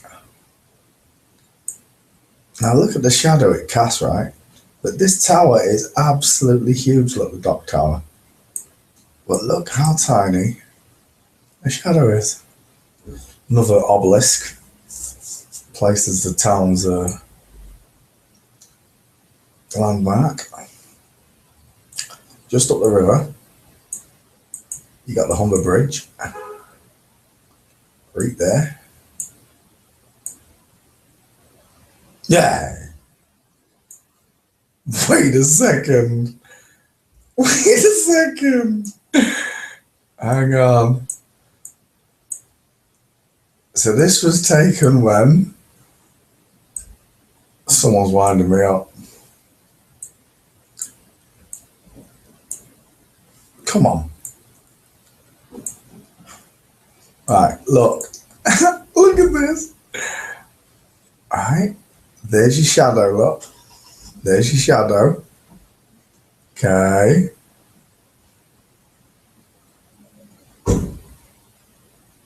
But it's going left, right? It's going to the left, not right, right? It's going to the left.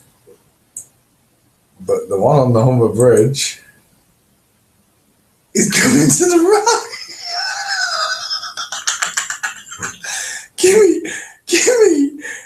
Give me, just somebody tell me why this is.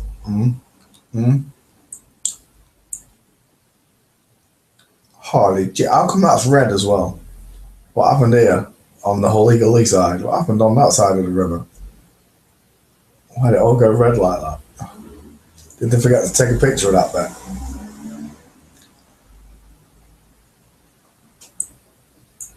See? Someone's pulling your plonker. They are, boys and girls.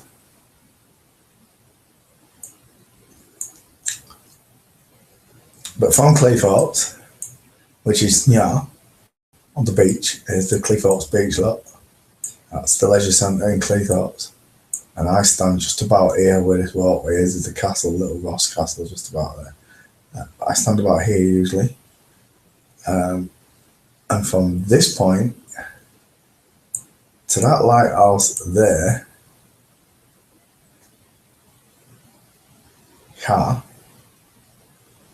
and that jetty is 6 miles. Oh, there's the lighthouse there, look, behind it. So from that point, do we measure distance? From there, come on now, to here, 5.33 miles, but that's on the beach. Oh, it's not even close. Oops. Give me the distance again. Make a distance. Go away. How do you get rid of that? Clear the measurement. There you go.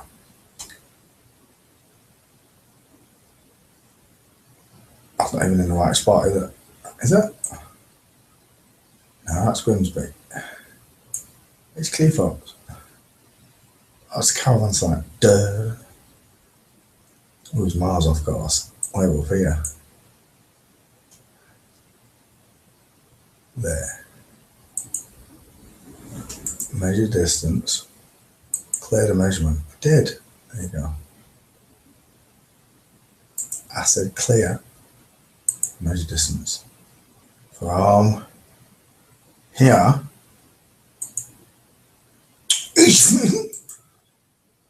Get. It's driving me mad. Here you go. From measure distance. Measure distance there. Don't warm me up. It's from the. And widen me up. I'm supposed to operate Google. From there, get to doing me head in. Clear the measurement. Measure distance from there.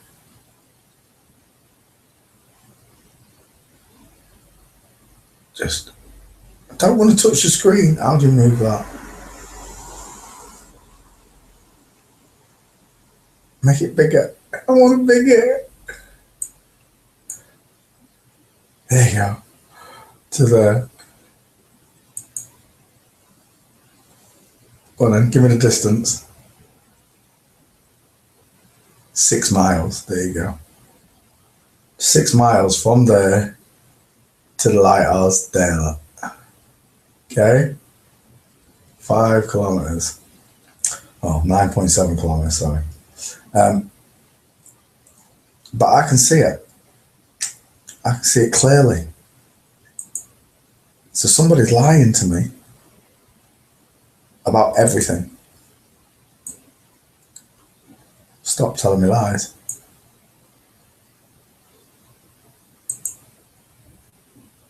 Oops. Hello viewers. Regular viewers will know that I think that atmospheric electricity is extremely important to a lot of different types of animals and plants and, well, the whole world around us really.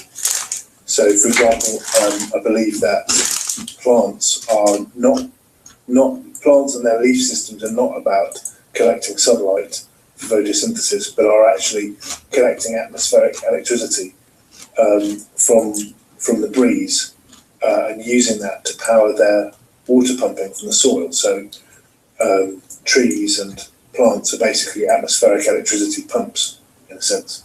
And then the birds and other flying animals and insects, I believe, use the atmospheric electricity, so they collect the charge and use it in their wing systems to achieve flight. And I was thinking about spiders, because spiders, they spin their webs. Sometimes they seem to deliberately spin their webs in wide open spaces where they seem designed to catch the breeze. And I was just wondering, whether there was any kind of use of the atmospheric electricity that I could find in spiders' webs. So I started looking around for any kind of evidence or videos on the subject. Hey, so here I've just connected together a few things that I found. So this one's just simply, this isn't anything to do with electricity, just showing you a spider at work. And they are pretty smart creatures and extremely skilled, and their webs are very interesting and carefully designed. Oh, A4, come back. As well as being carefully designed, but they're extremely carefully positioned. Anyway, this spider is doing a very cool job. Very elaborate bit of web building he's doing there. And in the next clip, which is coming up soon, I think what we're going to see is a Costa Rican spider. So check out the Costa Rican spider web and all of the stuff that appears to be going on in it, and just see if you think this could be some kind of electrical effect. Have a look. Check it out. It's pretty crazy. It reminds me a little bit of one of those plasma ball things, that you can run your fingers over. Wow, what's he done that through? How's he done that? I went to the kitchen. So that is just a spider web in Costa Rica. But it's extremely trippy and very, very beautiful. And look how many different colours going on in it. So that to me, just a little bit like there could be something electrical going on there. Not necessarily conclusive. Ain't that something, boys and girls? Interesting anyway, I think. I've never seen a spider's web like that. I went to Costa Rica actually, but I didn't see. Do you think that's a reflection off the lens or the glass or something? Or do you think that's just light? Do you think that's just the light of the rainbow in it? It's amazing. I didn't see a spider's web like that. It's very cool. I'd love to see all that. Not sure if the spider's at home. I think he's there in the middle. I can't quite tell. Anyway, this next clip shows a spider's web being attracted using an electrically charged metal object. So this does show that the web is charged and has some quite interesting electrical properties. Interesting. In fact, some researchers think that the spider's web is actually that when a fly comes to the web, that there can be an electrical spark, like an electrical zap. Stunning the fly. Yeah. This is some very high speed camera footage. There, yeah, just for a flash. Shows a little zap going on as the fly hits the web.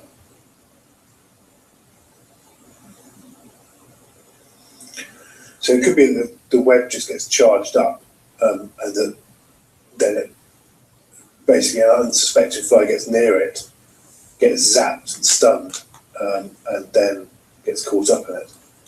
But anyway, I found this little kind of piece of footage about it. The same phenomenon that gives us a good zap when we touch a doorknob might be what helps a spider catch a fly.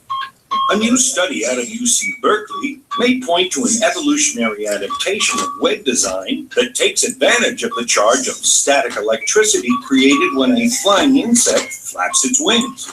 A buzzing bug can generate hundreds of volts of positive electrostatic charge from air friction, a trait that helps bees extract pollen from flowers. Spider webs, the research suggests, have a negative electrical charge and have developed a finer spiral silk, more flexible than its spoke silk, to aid in the electrical ensnaring. In the lab, high-speed cameras captured dead insects zapped with a positive charge as they were dropped into a web, which can be seen deforming and touching an electrified insect before it lands, attracted to its charge. The negatively charged web may also attract dust and pollen, a possible reason spiders reweave their nets every day. Here is a weird observation of spiderweb that how it reacts to magnetic fields and stuff. They've got little pieces of hair or spiderweb tend to have some sort of a magnetic thing, kind of like a balloon, and they get stuck on things. And it just flew up there because I put my finger near it. I don't know if you can see it. There it is. Okay, I'm going to try it again.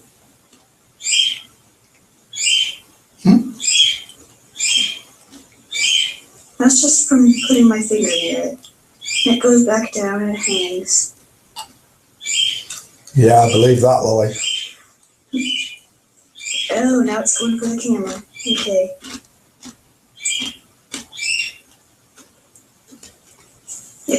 It moves almost like it's alive, but it's just magnetic field and electricity doing that. I find it very interesting when it does this.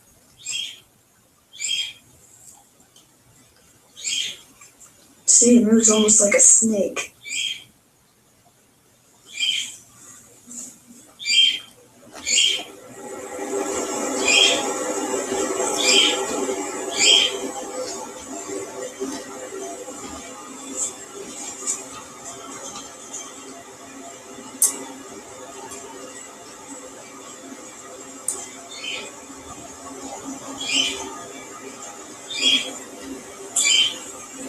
Seems attracted to the camera a little bit. Now it's blowing way up there. I think I'm not sure why it's going way up there. But it's kind of cool. I'll second that. Okay, now I'm going to stick my finger in it again. Went further up. This time I've actually managed to touch it this time. But it still moves away from my finger. Now.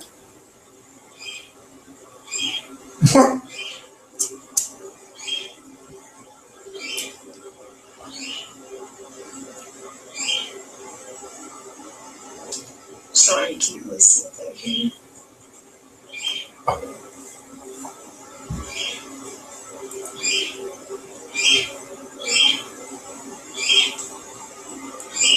Part of it is wind, part of it is electricity. The heater's blowing, and I think that's one of the things that's making it go up. But if you put your finger near it, it'll move in other ways, like it'll...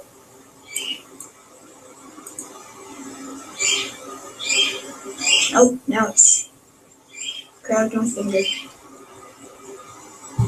Part of it is the wind, Part of it is electricity.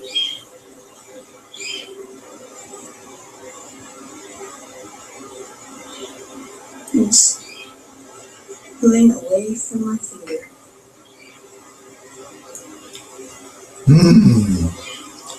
Interesting. It stuck itself right up there because it didn't want to touch my finger. I don't know if you can see it now. Oh, out again.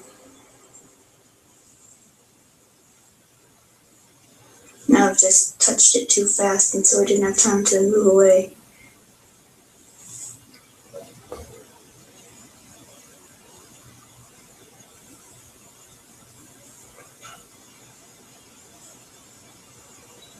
I don't think it's reacting quite as quickly now. I wonder if...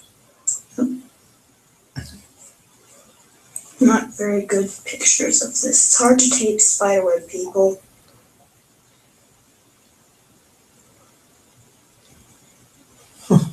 Justina Bieber. If I move it by, let's see if I can get it close up.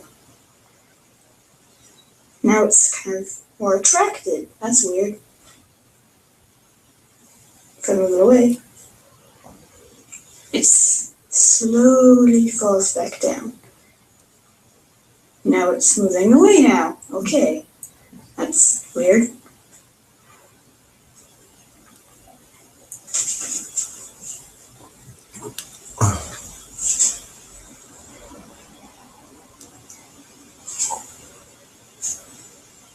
You can't see it there at all.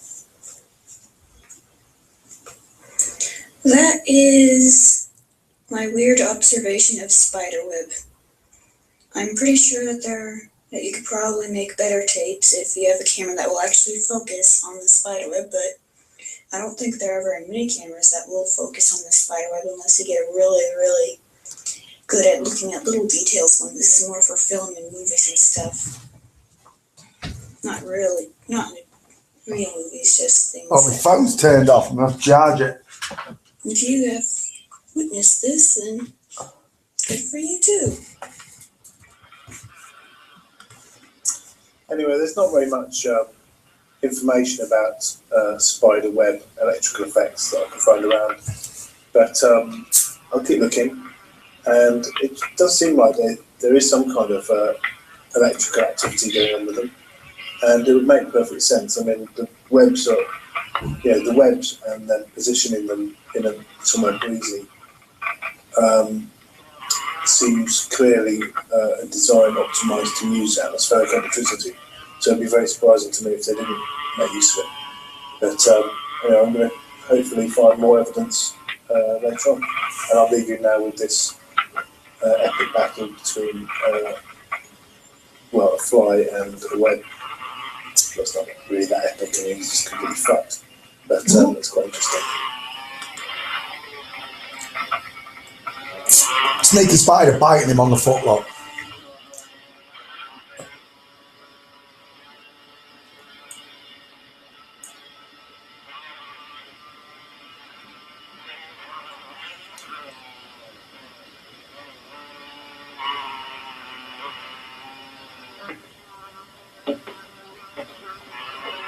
Spider really wants that fly, doesn't it?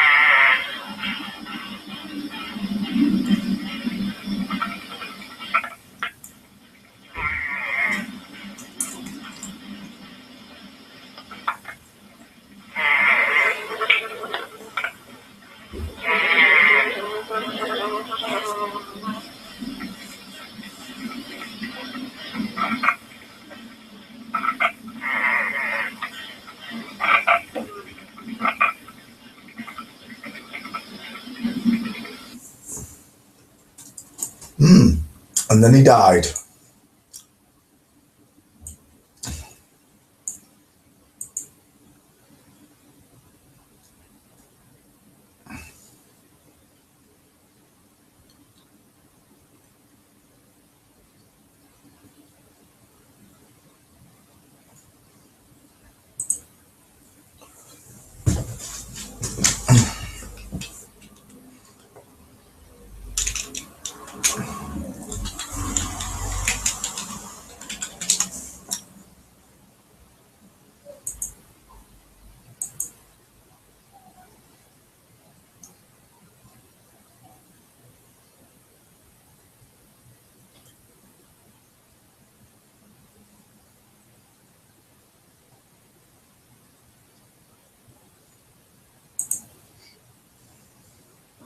Hi, I'm Johnny Engineer Turmel, grade 17 in science, 4 extra years in the mathematics of gambling, known as the Taj Professor and the Great Canadian Gambler.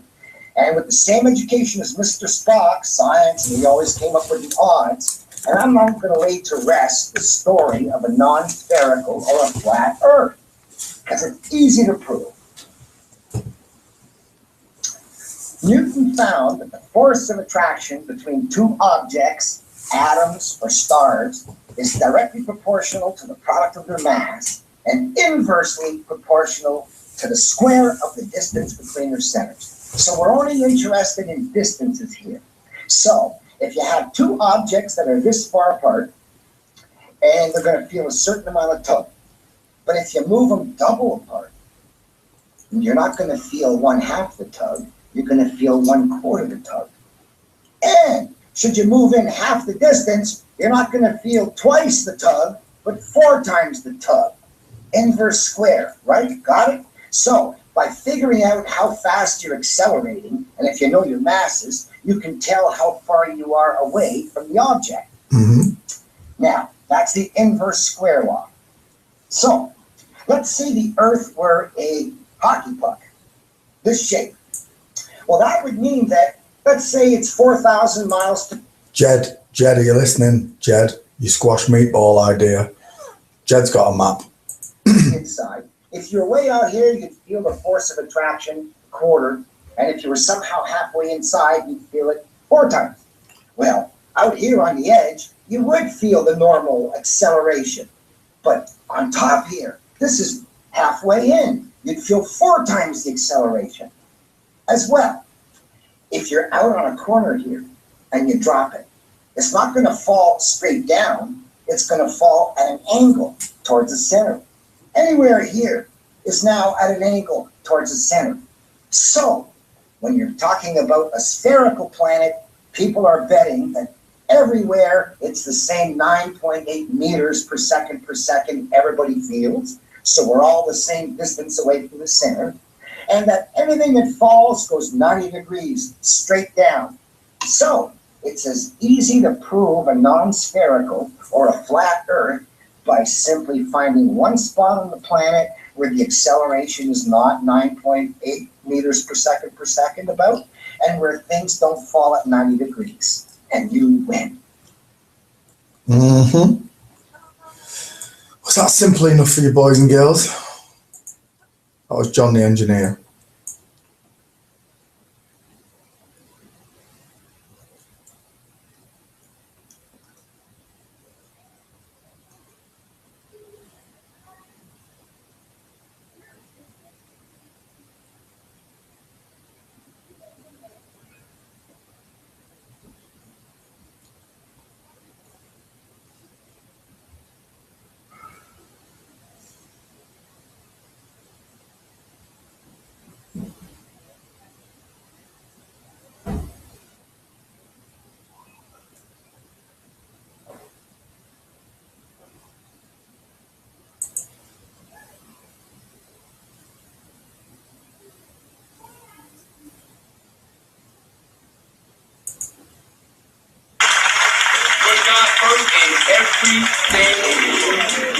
Remember that Jesus loves you.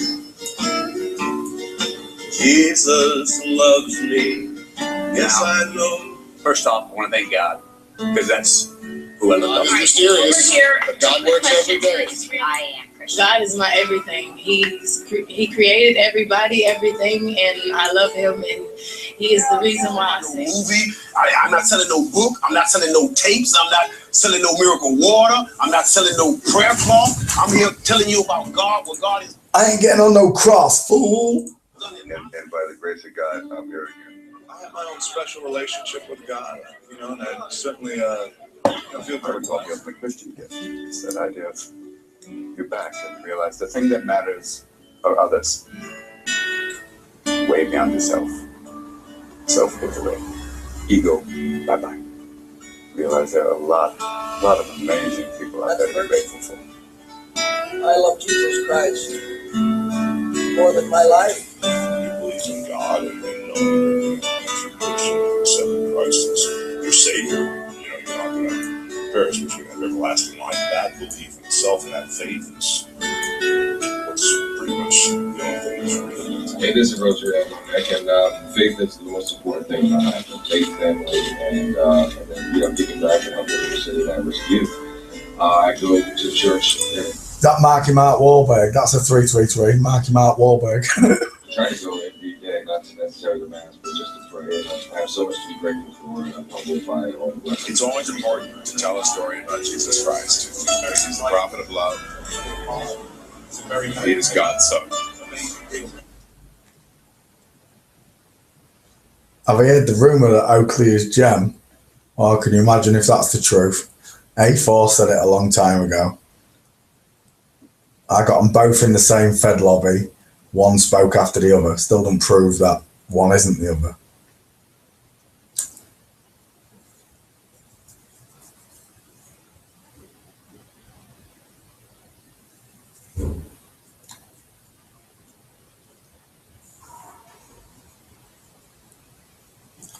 Dave, Jolly, Mummy.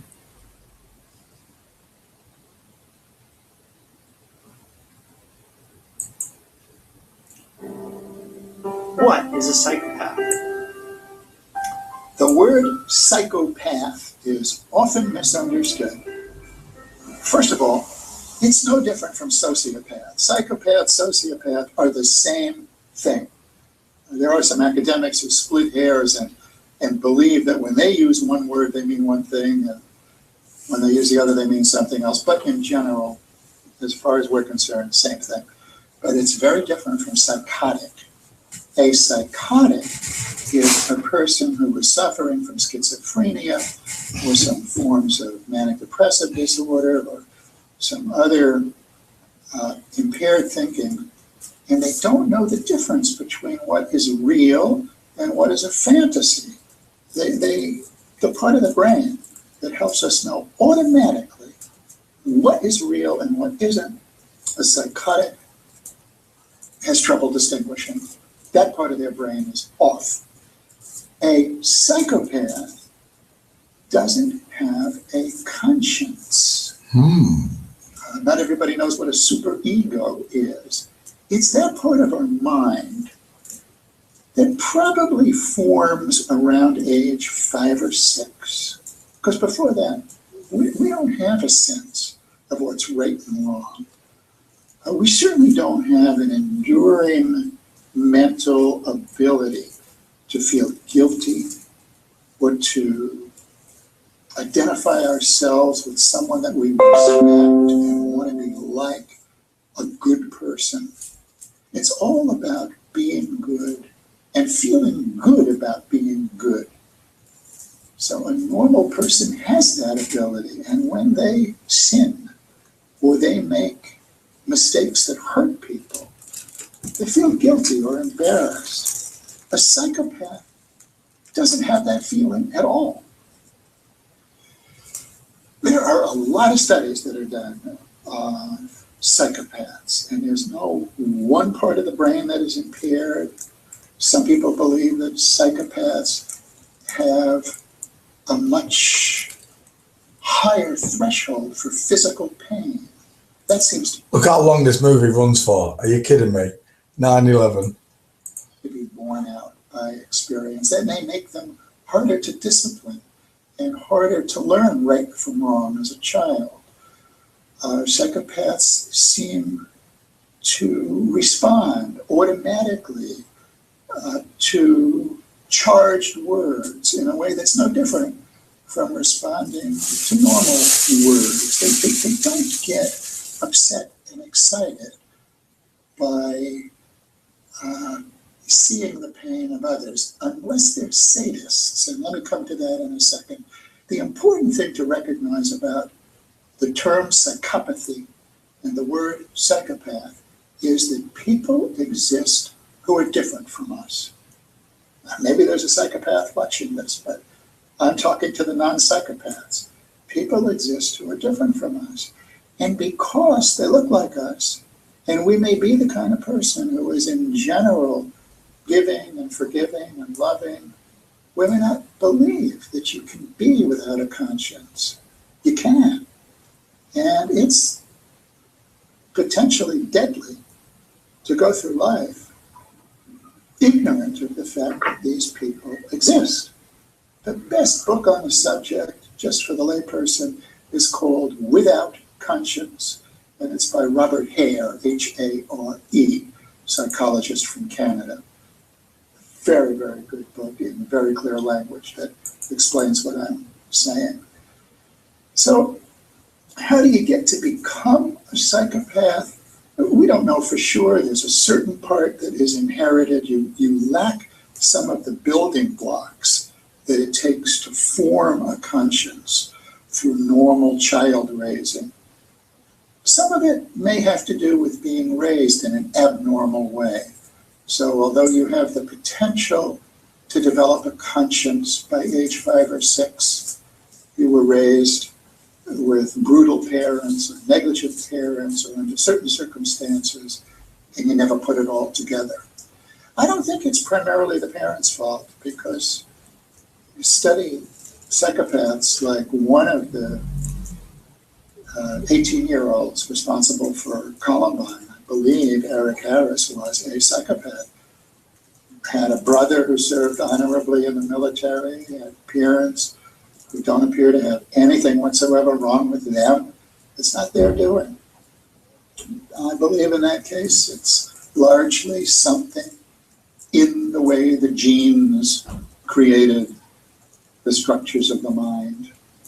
At any rate, that happens.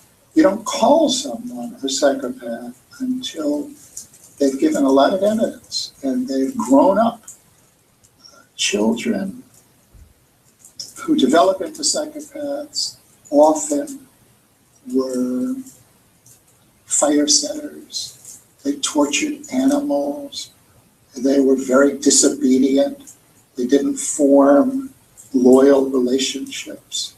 And then after age 18, when they're in the adult range, they have a series of behaviors that can be observed. We don't have the term psychopath in the Diagnostic and Statistical Manual, so it's not really a psychiatric diagnosis. We have a personality disorder called antisocial personality disorder, and that overlaps with psychopath quite a bit. But the concept of psychopathy is out there. There are books written about it. It's worth knowing about. And if you cross paths with a psychopath, or you're married to one, or you have one as a brother or a sister, it's going to be a hard life for you. These people don't care about you. If they're smart, they know how to fake caring. And they get very good at it. Because, like any mammal, they have needs. They have needs for food, for money, for sex, sometimes for prestige. Oh my gosh. They do it by exploiting people. It all sounds too familiar. Some psychopaths become sadists. Being sadistic means you enjoy hurting another person. Not every psychopath becomes a sadist. But if they stumble into sadism, they have absolutely no regret, no empathy, no remorse as a product of their being a psychopath. And they practice, and they get better. And the worst are the serial killers, who are not only psychopaths and sadists, but they've learned to enjoy their own form of grandiosity. They're narcissists. They care about themselves. They want to outwit the police. They want to humiliate logical, decent people. They hold us in contempt. They're the worst of bad. And like some of my colleagues, I am reluctant to use the word evil because it conjures up something in the spiritual realm. But it is a word in the English language, and I think it applies to the sadistic psychopath. So it's real. We shouldn't be naive about it. If we have a psychopath in the family, we need to protect ourselves and others, and there's very little that we can do. I think the best remedy is to have these people age in isolation. I, for one, favor having a special facility for psychopaths who've committed murder, so that regardless of their sentence, they're allowed to age in isolation. I would have post-sentencing commitment for psychopaths, not to mental hospitals, but to a facility that we've yet to design. I don't know many psychopaths. I've not chosen to study them, but I have been asked to review texts about the psychopath, and because I care about victims, I feel it's important for people who've been victimized to understand this concept and to be on guard.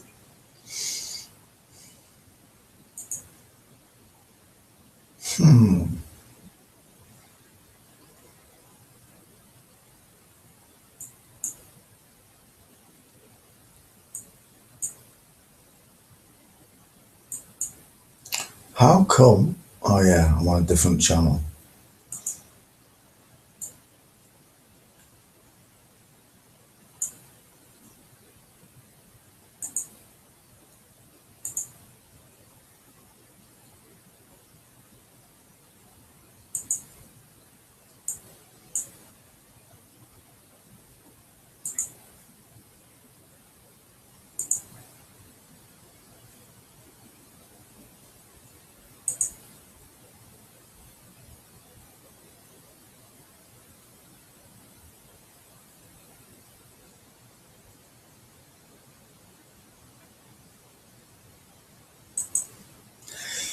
Is this the real life?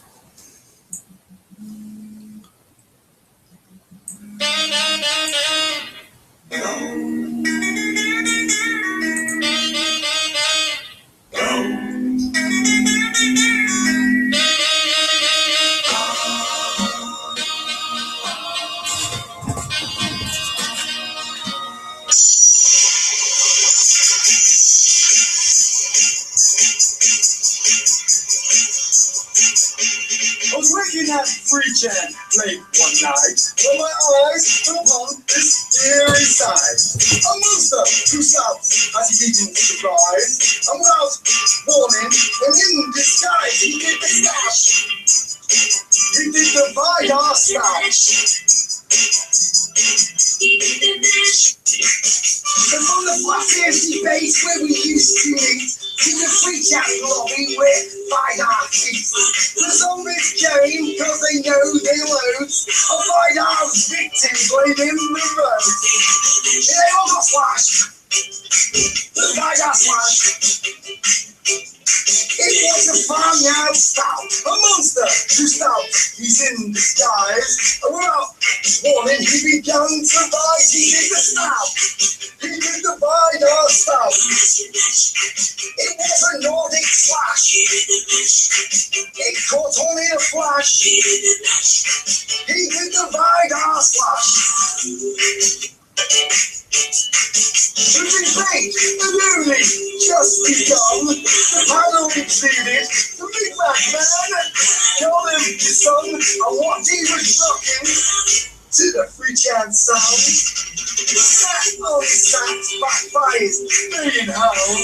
The coffin bangers were about to arrive with the vocal group, the hitchhiker's guide. Before the sharp bar was about to start, I opened up my tiny heart. But there's just one thing: is this the real world Or is this a fantasy? Call it a huge lie. Now this is your reality. Open up your eyes. Look up to the skies and see. Flat Earth just killed the globe. The sun is closer than they said. It's only setting in my head. NASA lied to everyone, but now I've thrown this globe away. NASA, my boo-boo, you didn't think we'd see your light. I sometimes wish I'd never been told to go. Carry on till it's flat, you see. Oh, boy. The screen's for every schoolboy education's a travesty. Because they grade you high, grade you low, spray them high, spray them low. Everywhere the wind blows, it will surely scatter to me. Flat Earth just killed the globe. Mm-hmm. That gun. Yeah.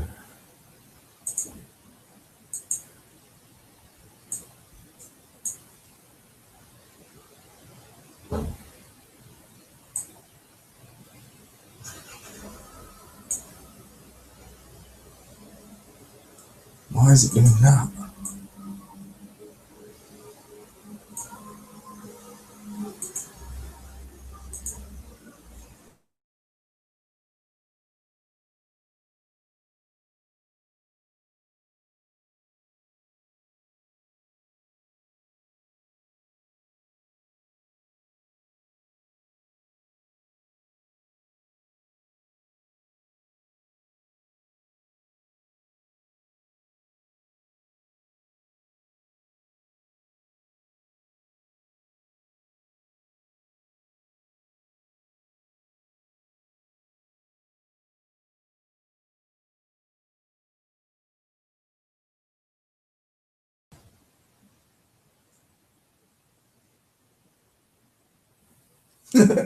Chem Panda.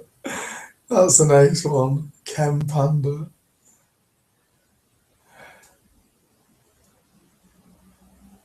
Sorry, boys and girls, I had to refresh my browser apparently. Oosh.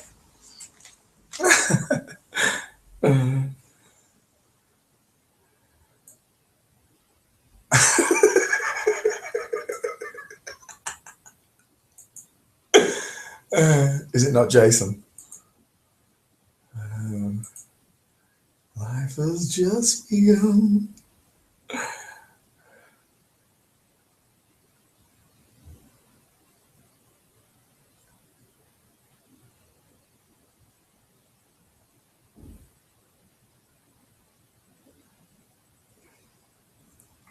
So, oh, there we go. Welcome back.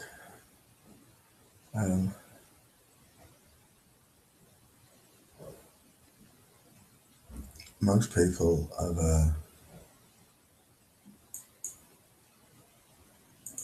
recognised the lies that are all around them, boys and girls. What time is it?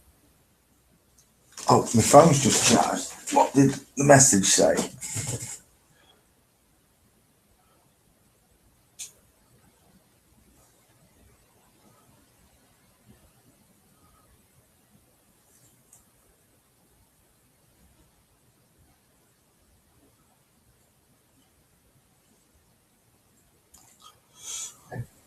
Pardon me. Let's put a song on for you. Let's just look at me.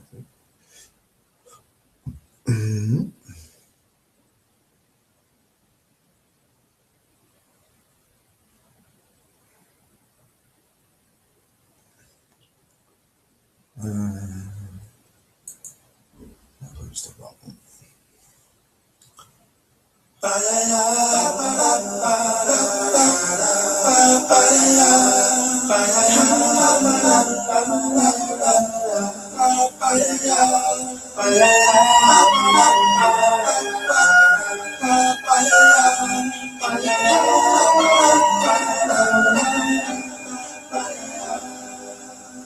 There used to be a great tower alone on the sea. You became the light on the dark side of me. Love remains a drug that's high enough here. But did you know that when it snows, my eyes become alive and the light that you shine can be seen? I can make you a kiss from a rose on the way. Ooh, the more I get of you, stranger it feels, yeah. Now that your rose is in bloom, and light hits the gloom of the day.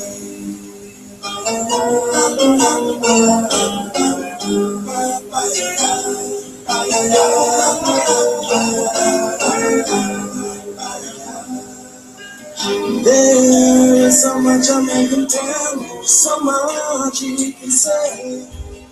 You remain my power, my pleasure, my pain, baby. To me, you're like a gold addiction, for that pleasure line. Won't you tell me, is that healthy, baby? Did you know that when it snows, my eyes become alive and the light that you shine can't be seen? Baby, I can make you a kiss from a rose on the grave. Ooh, the more I get of you, the stranger it feels, yeah. Now that your rose is in bloom, a light hits the gloom of the day.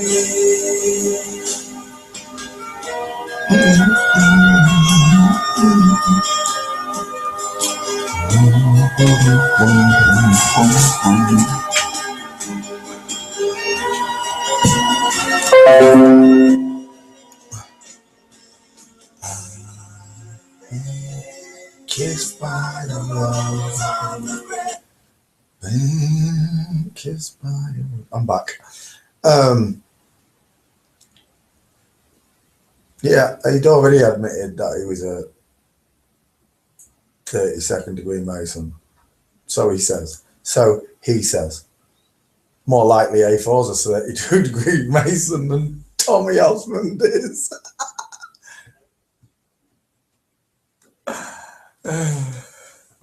You kidding me?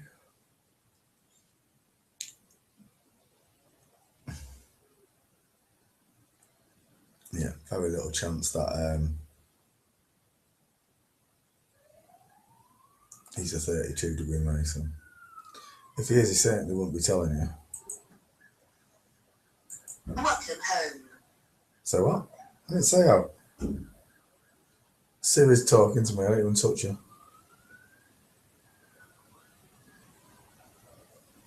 I've been kissed from a rose on a... let's go back to that one.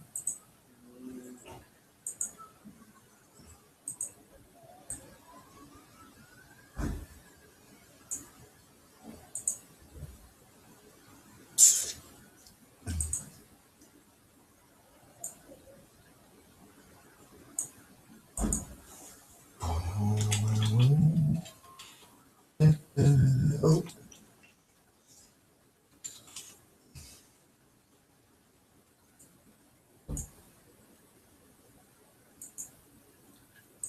Creative Commons.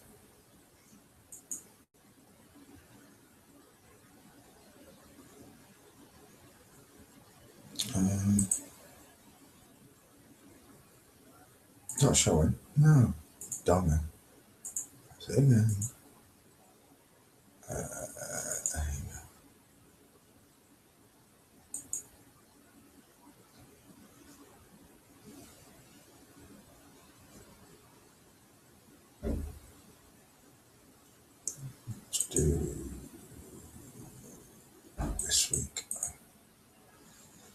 There we go.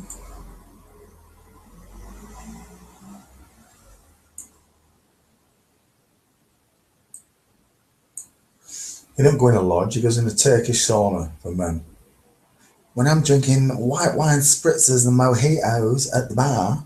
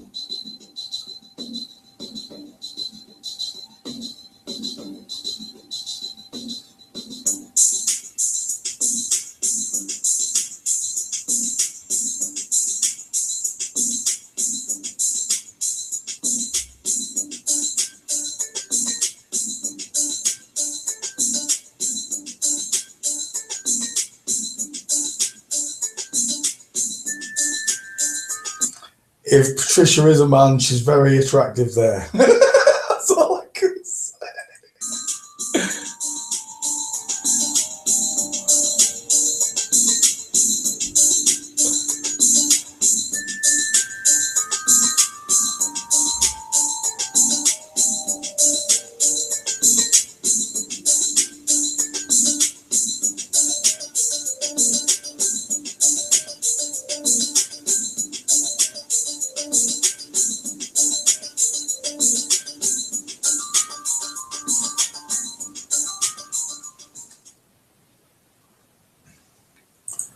Uh-oh.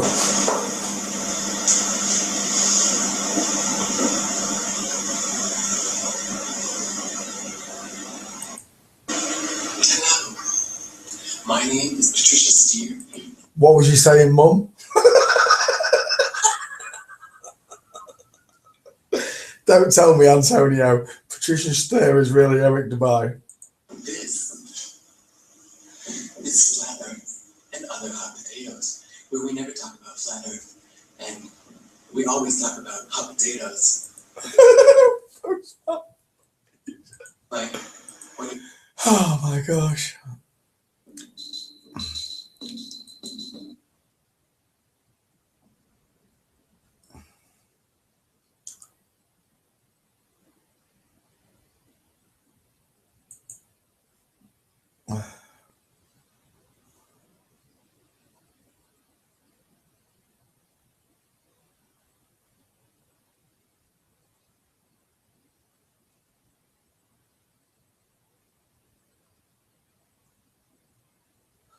Oh, that must have been fun with Rumpus on the panel. Oh, yours truly.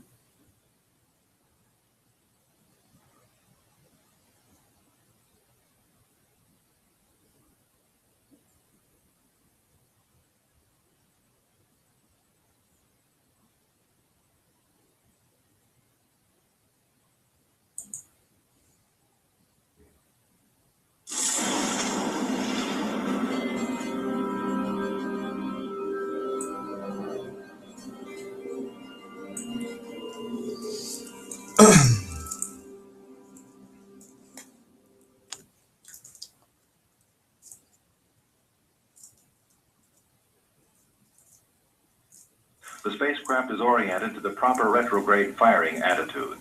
The retro rockets are fired automatically in sequence to slow the spacecraft and begin the re-entry phase of the mission.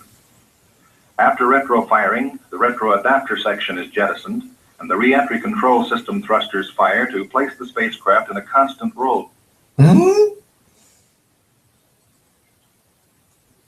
rate of 15 degrees per second.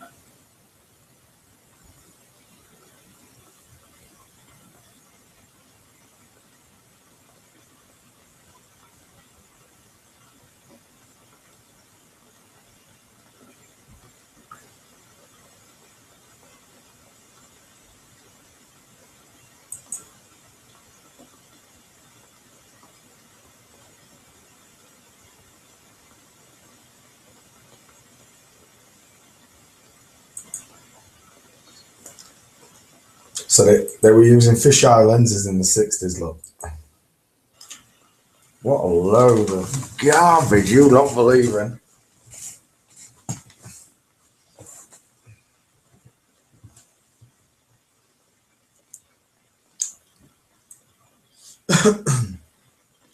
The thrusters are directly in front of you in the neck of the spacecraft. Notice the white shafts of light as the thrusters fire. The roll rate stops, and the 6-foot pilot parachute deploys, pulling away the R&R section and deploying the main parachute. The spacecraft shifts from a 1 to a 2-point Gemini-type chute suspension and gently floats to the sea below. The spacecraft landed in the prime recovery area about 20 miles west of the Navy carrier. That looks nothing like what took off the moon now. Lake Champlain.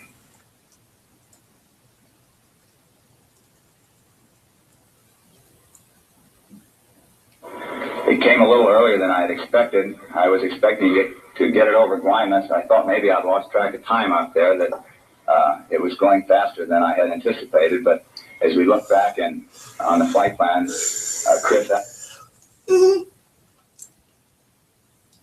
actually felt we were ready to go over Hawaii, and that since we were going to lose a portion of the nighttime on the other end of the EVA due to the late launch, he decided to let us go over Hawaii. So I got my go a little earlier than I anticipated. At this time, I wanted to be sure that camera was going. We felt it was very important, so I dismounted it again, turned it on, looked at it to be sure it was running, and mounted it back up there again. I think if we see this part of the film, you'll see there, you'll see the efforts that I was making. This was my first of the gun. I'm trying to maneuver over to my left so I would be in front of Jim's window. I maneuvered approximately down the center line of the spacecraft, perhaps favoring just a little on the right. But the gun is actually providing the impulse for my maneuvers. I started now a yaw around to the left with the gun. At this time, I knew we had something with the gun because it was actually providing me an opportunity to control myself where I wanted to go out there.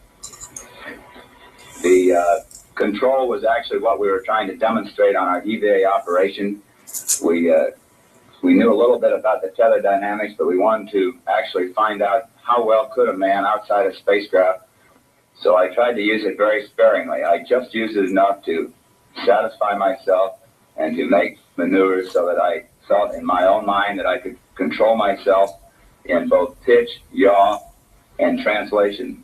This is the type of control that you need to move from point A to point B in space. If you can control your pitch and your yaw and translate fore and aft, you can actually go from point A to B. Roll really isn't very important. The roll didn't bother me. I wasn't trying to control myself and roll because it's like our reentry. We don't really care about the roll as long as the pointing direction is accurate.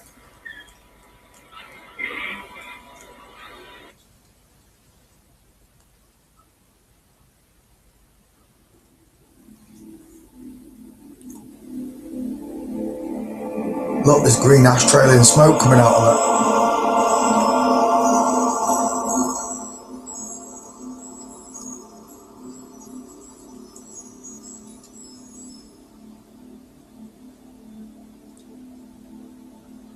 For all the caveats. This one's going out to all the caveats. Oh, it's inverted. Fish eye. Fish eye.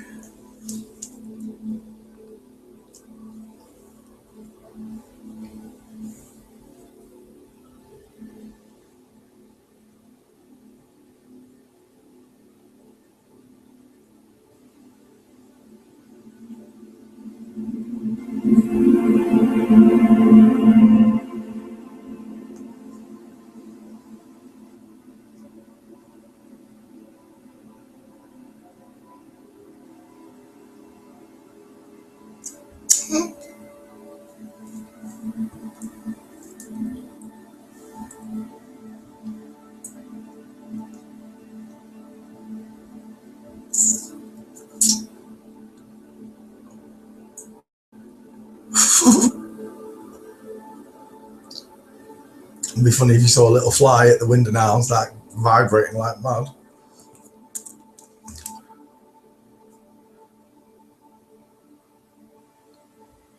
Shave off. They had fisheye lenses in the 60s, look. You're watching this, Gem Panda, Mark Taylor, P. Miles, Jed Skeptic,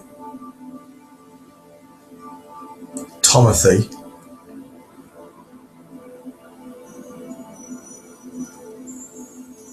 Yeah, I know.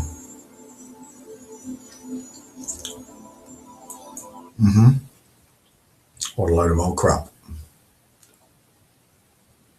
Tallest building. Go on in, let's have a look.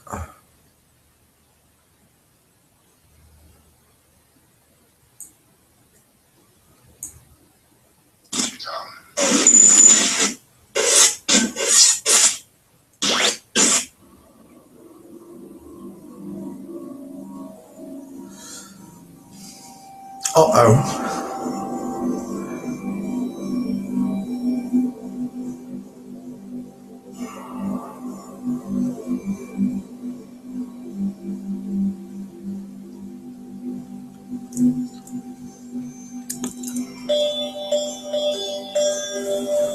Oh yeah, JC.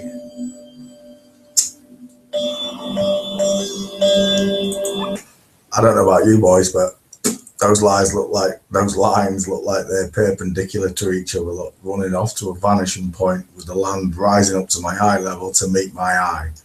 If it was concave, it'd be going higher than my eye. And if it was convex, it'd be dipping away around about here. You'd see it for sure. It'd be slow at first, then warmth, it'd be gone. But that ain't what I'm seeing, is it? I wonder what the distance is right down there. What do you reckon that? I don't know. That road's massive, though. Look at the length of that road.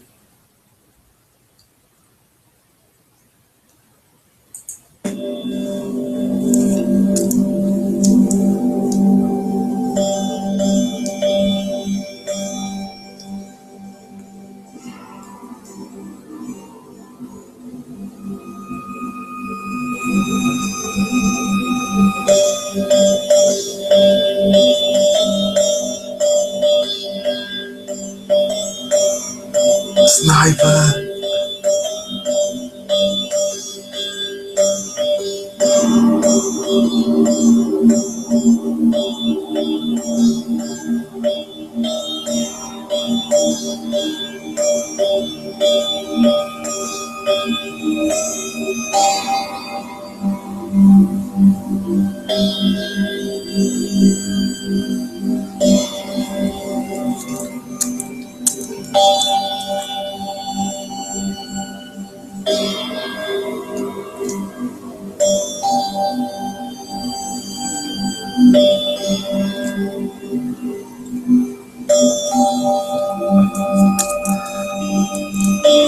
They're on the ropes. They're running scared, all of them. There's no place to hide from the truth. It's coming whether they like it or not.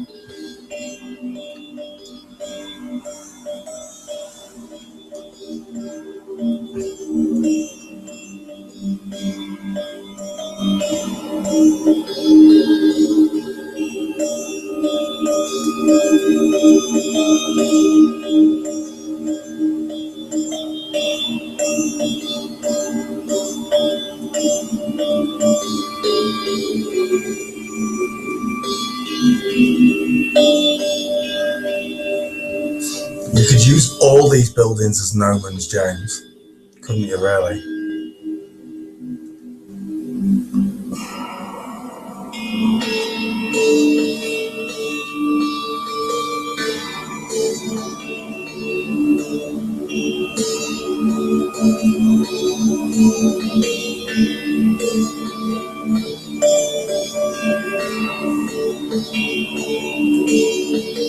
I wonder how far you'd see if it had been a clear day, like a really clear day, not so muggy.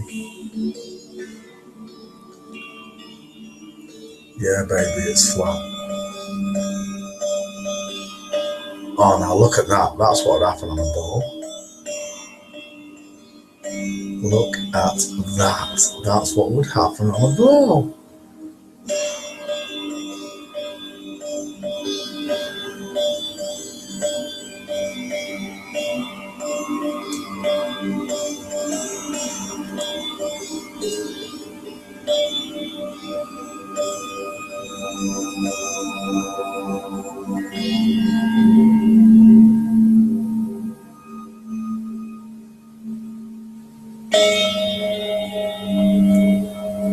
As above, so below, boys and girls.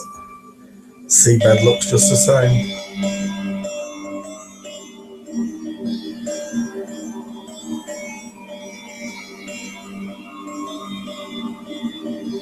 Look at that.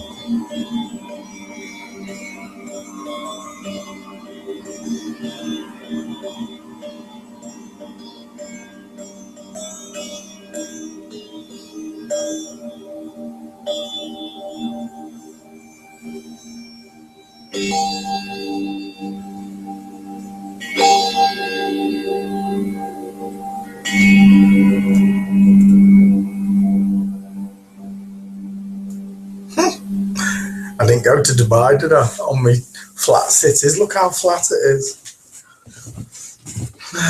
These people. There's no way that these people don't recognise that the world's flat. The ones that are here to troll us. They know exactly what they're doing. I hope you enjoyed this video presentation. If you did, that was a good video. Who was that by? Fake. Well done, Fake. That was a great build. That was a great flat earth video. Obey the globe. Where's a look?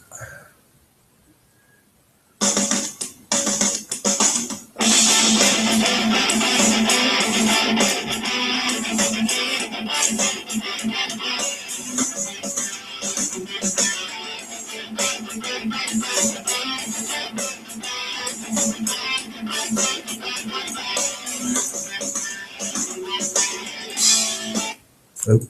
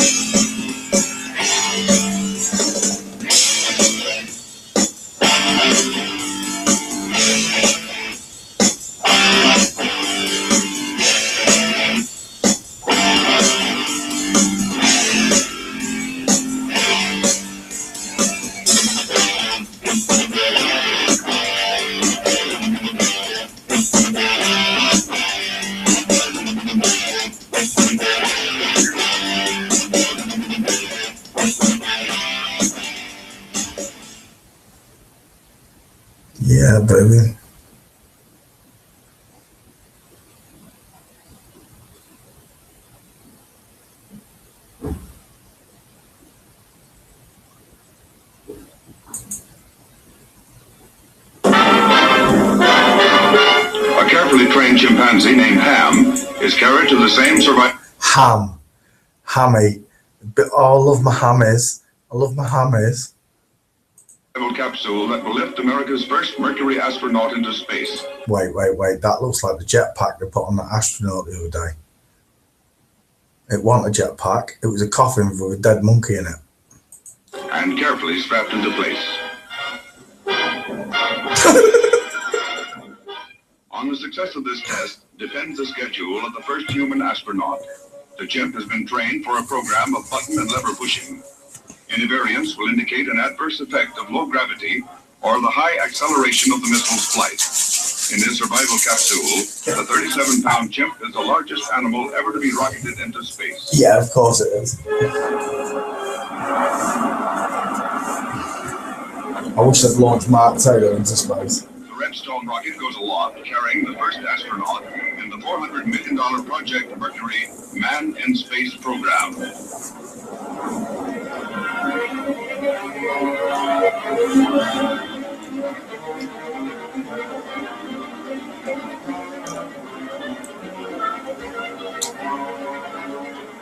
The rocket hurtles aloft at a speed faster than that programmed, higher, faster, and farther than intended, because of an inaccuracy in the thrust regulator of the rocket engine.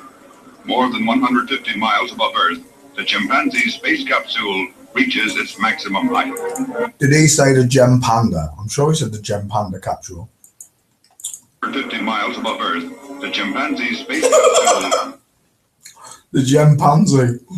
The Chimpanzee, that's his new name. Above Earth, the chimpanzee space capsule reaches its maximum height. The firing of the rocket booster gives the capsule even... No, that was not an animation. Don't lie to me. More velocity than intended. The capsule hits a maximum speed in excess of 5,000 miles an hour before it's released to re-enter the Earth's atmosphere.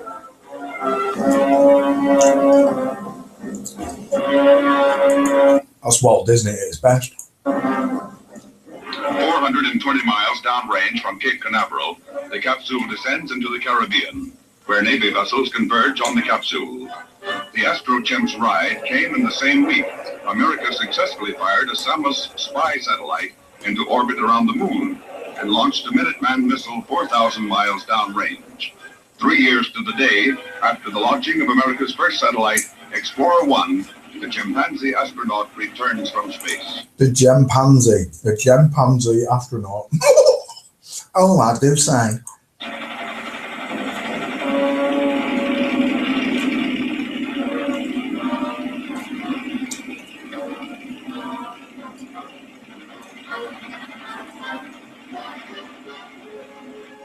Despite the intensive monitoring of the flight by every scientific device available, until the capsule was recovered and Ham the chimp actually examined, there could be no certainty as to the effect of his journey into space. But the happy... Was he saying a hampanzee? reactions of the first space voyager are a good omen for the first venture by man. That monkey's thinking. That monkey's thinking. You sure I've gone through a lot of hurdles to get to this point, haven't you?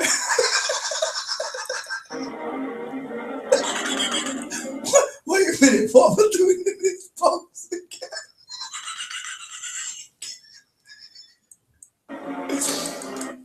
I've got one question. Why haven't they run up and put a blanket around the monkey like they do Scott Kelly and everyone else? The monkey must be freezing.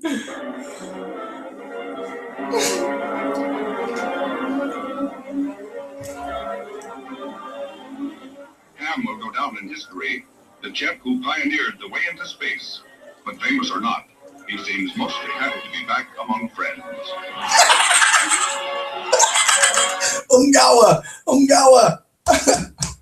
Beating his chest. Ungawa.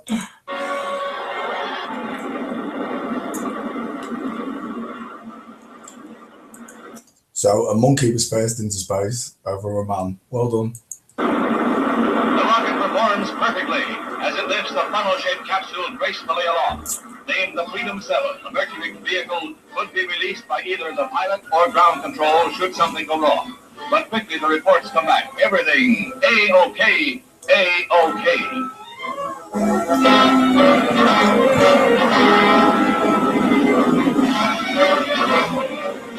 The burned out redstone separates, and he now takes over operation of the pitch and roll of the capsule, thus becoming the first man to pilot a space vehicle. Fiberglass absorbs heat as he faces backwards on re-entry into the Earth's atmosphere.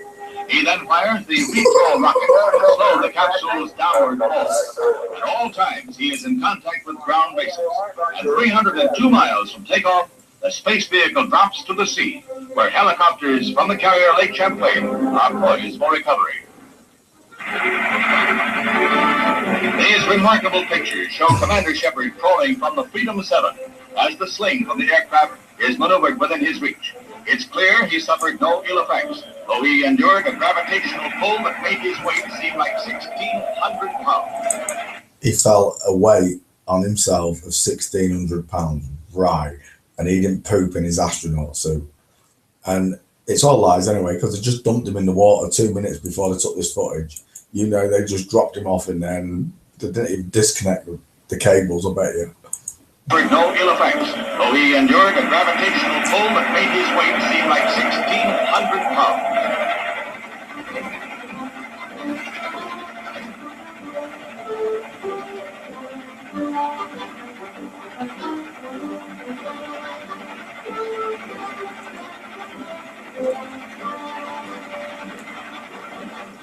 His historic flight lasted only 15 minutes, but its telling effect on an electrified world is unprecedented. The proof was here for all to see that a democracy dares pioneer without secrets, dares defy failure without censorship. The capsule carried more than Commander Shepard alone. It carried the bright banner of freedom.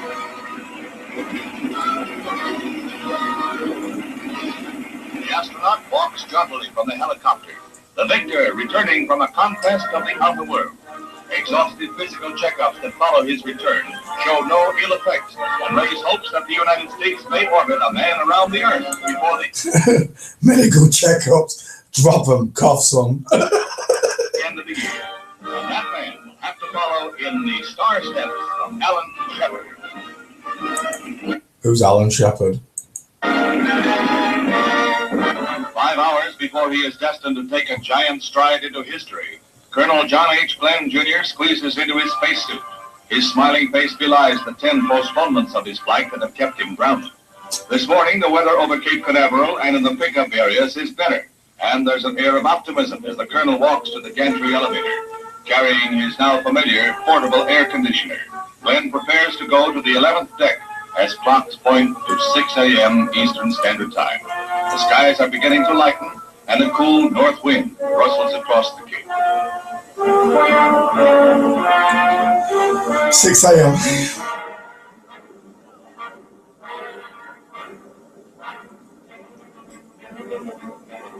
The colonel's date with destiny comes 10 months after the Russians claimed an orbital flight by Yuri Gagarin, and less than a year after Alan Shepard blazed a suborbital trail for the U.S. This is the climax of 3 years of training. This is the moment when the eyes of the world turn to Cape Canaveral. The Russian orbits were in a thick fog of secrecy. The United States stands or falls in the white-hot glare of worldwide publicity. In the capsule atop the Atlas missile, the colonel will be strapped to a contoured couch. Once in flight, the Mercury will be tilted so that the astronaut will ride backwards. The seconds tick off as his rendezvous with space approaches. The hatch cover causes a slight delay when a defective bolt is discovered. Then, millions are moved to silent prayer. Did he just say chameleons?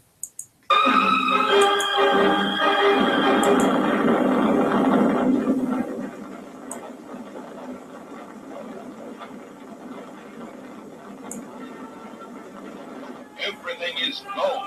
The takeoff of the Atlas, blasted off by 360,000 pounds of thrust, carries the Mercury gracefully skyward. The Friendship 7, climbing rapidly out of the Earth's atmosphere, exerts a pressure of 6 times the force of gravity on the astronaut. Loud and clear, he reports back to Mercury Control, reading off his instruments, commenting on his reactions, all as coolly and calmly as if he was commuting on the 827. Periscopes. Periscopes, look. Water. Periscopes. Glenn is able to control the yaw and pitch of the vehicle himself. Now comes the moment when the Mercury is turned so that... That wasn't just a cartoon caption of NASA headquarters, was it? It was, look! When the Mercury is turned so that Glenn will be seated facing backwards. He checks with ground control. Roger, 0G, and I feel fine. Capsule is turning around. Oh, that view is tremendous. How come there's no shading? Roger, turnaround has started. Capsule turning around, and I could see the booster doing turnaround just a couple of 100 yards behind me. It was beautiful. Roger, 7. You have a go. At least 7 orbits. Roger, understand go for at least 7 orbits. Actual pictures of Glenn in the capsule will give scientists the opportunity to study his reactions as he passes over the Canadian, Africa, the Indian Ocean, Australia, back across the... Wait. Mine's better than that, look. Where's mine? Look, mine's better than that. Let me get rid of Alex. Look, all I did was take a spinning ball globe, look, and place it over me. See? See, mine's better than that.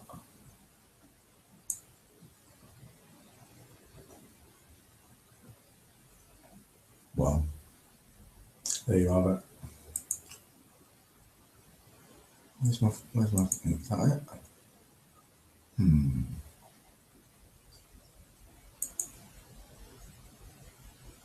Pacific and over the United States. He speeds at 17,500 miles an hour, reaching a high point of 160 miles and a low altitude of 99 miles. Each of the 3 orbits takes about 90 minutes. 3 times the Colonel sees the sun rise within a period of 4 hours and 56 minutes. 3 times around the globe for a trip of 81,000 miles before he re-enters the Earth's atmosphere, a shield protecting the astronaut from the intense heat. The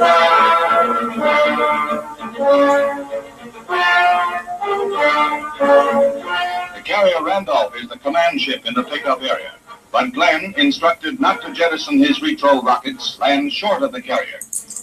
Did he just say retrol? I swear down he said retrol rockets. Ground instruments indicated his heat shield was loose, and he was instructed to hold onto his rocket tank to help hold the shield in place. Right at hand, however, is the destroyer Noah, and she speeds to the capsule to take the vehicle and pilot aboard. Noah went to capture him. Despite a few shaky moments among ground control personnel, Glenn is down, hale and hearty. With support cables attached, a pincer-like crane will lift the Friendship 7 aboard.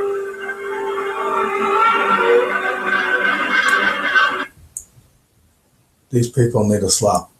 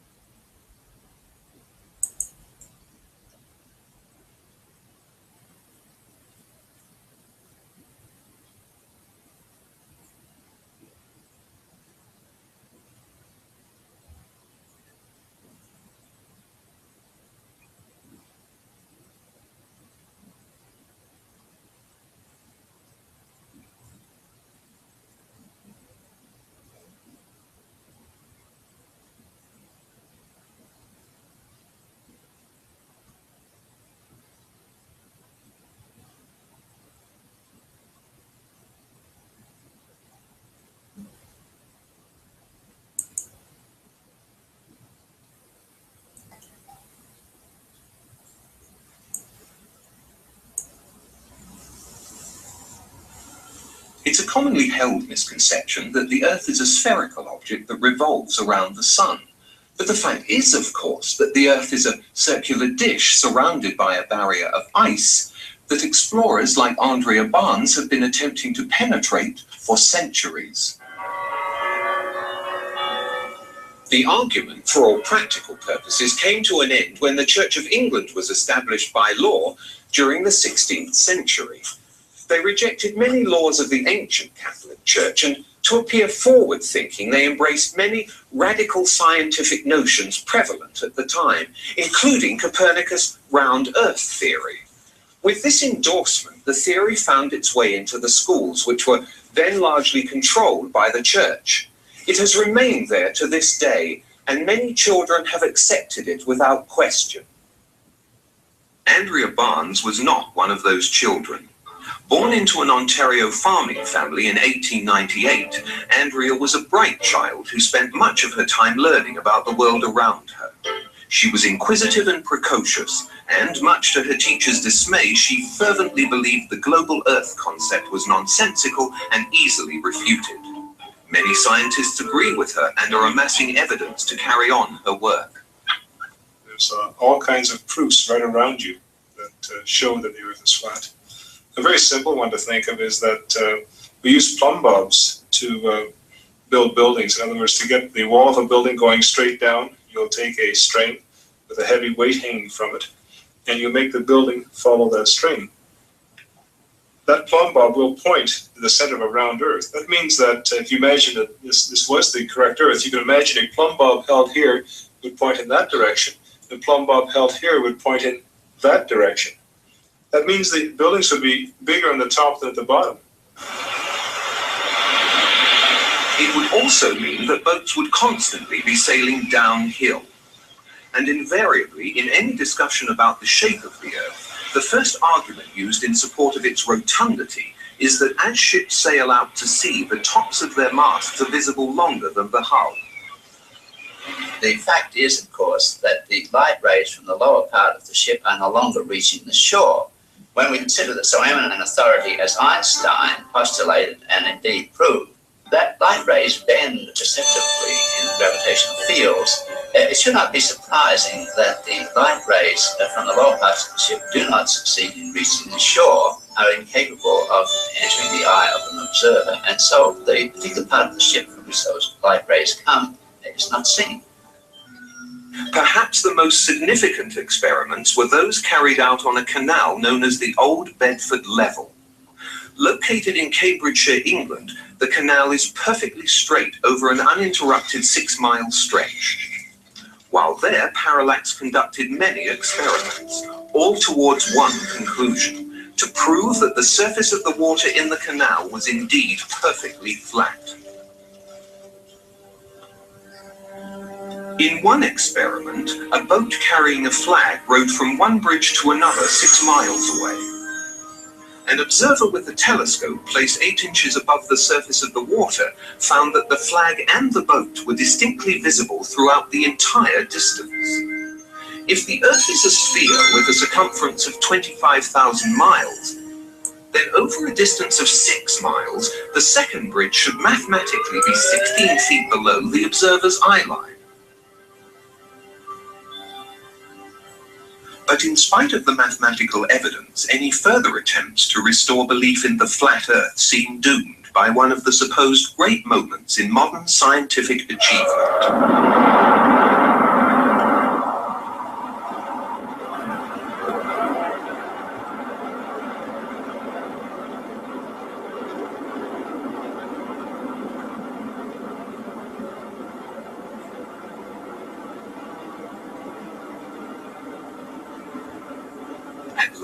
After thousands of years of uncertainty, man was able to get far enough away from the Earth to have a good look at it in all its resplendent beauty.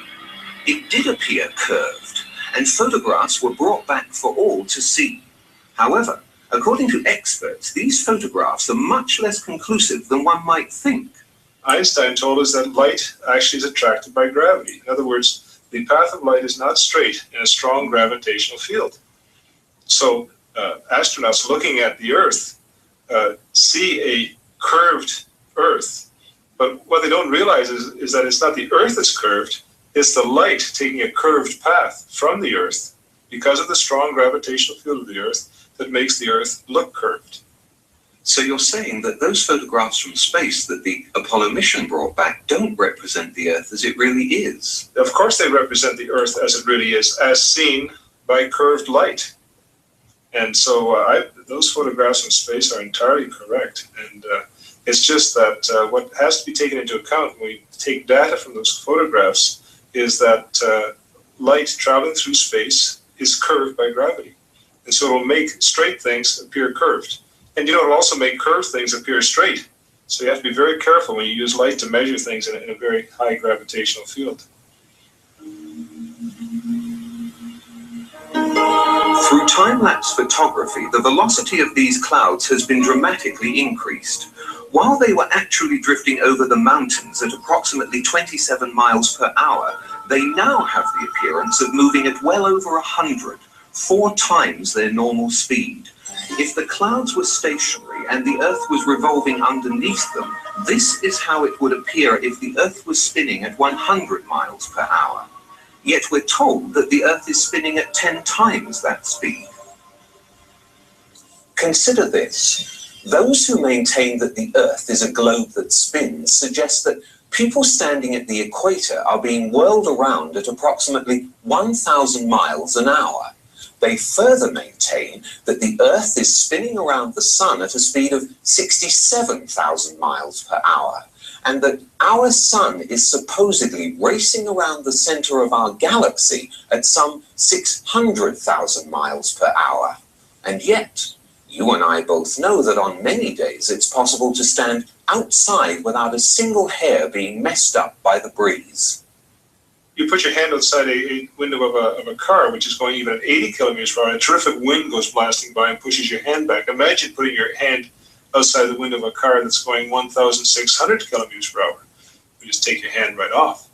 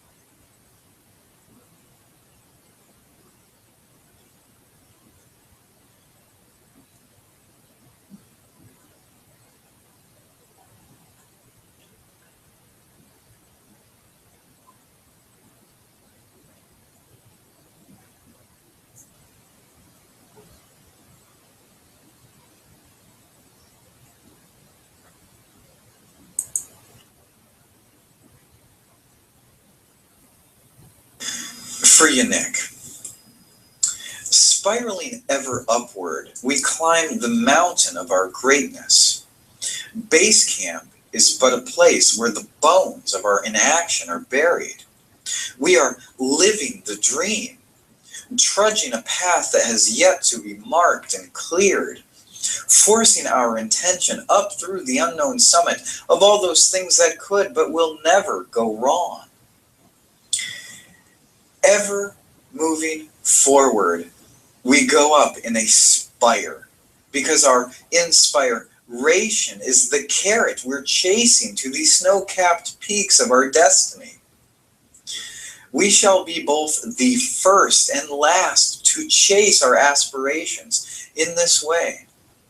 Others will follow for sure, but our boot prints will fade away along with the impossibility of doing what they said could not be done. I will meet you there at the paramount of our journey, ever inward, ever onward, to that place where we become phenomenal.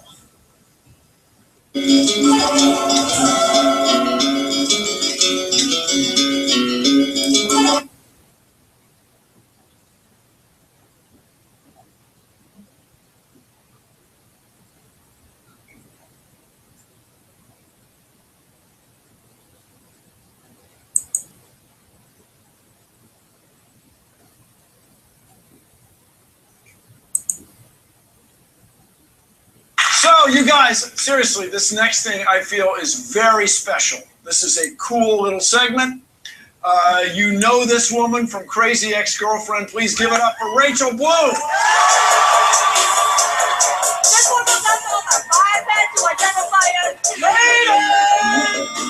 This world of ours is full of choice, but must I choose between only John or Joyce? All my options only hard or moist. My vagina has its own voice. Wait, stop the record.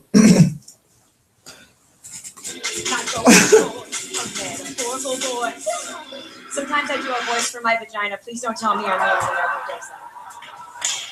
Cause my sex junk is much more than either power bottom or a top off. Versatile love may have some butt stuff. It's evolution, ain't nothing new. There's nothing taboo about sex too. Just add salt for the French treasure.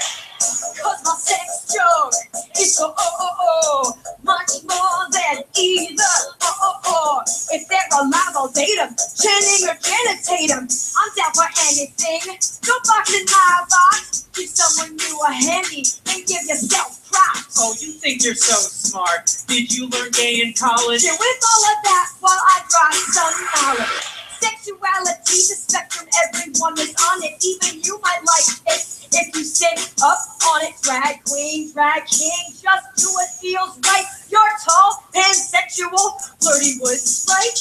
Who enjoys a flashlight in the cold moonlight? With this. Oh my gosh. I'm sorry.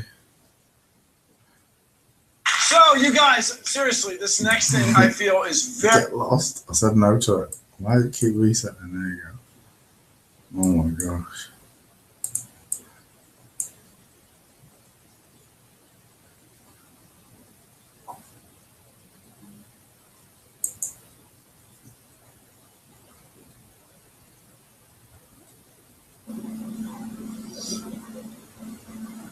Right, before I start, I just wanted to let everybody know that I'm not emotional. Look, I haven't been crying or getting angry. I'm not triggered. I'm perfectly calm, sober. I'm not hasty. So just bear that in mind. I can tell you that I will be getting angry. I will be swearing. And I'm going to be making a few things clear to people because this needs to stop and nobody is doing anything at all. So don't confuse my anger or rage with passion, expression, and the wanting to sort things out, the ability to actually fucking do something.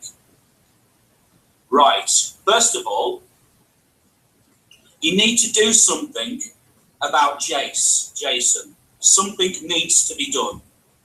All of you need to stop procrastinating and actually do something about this fucking scrotum cunt.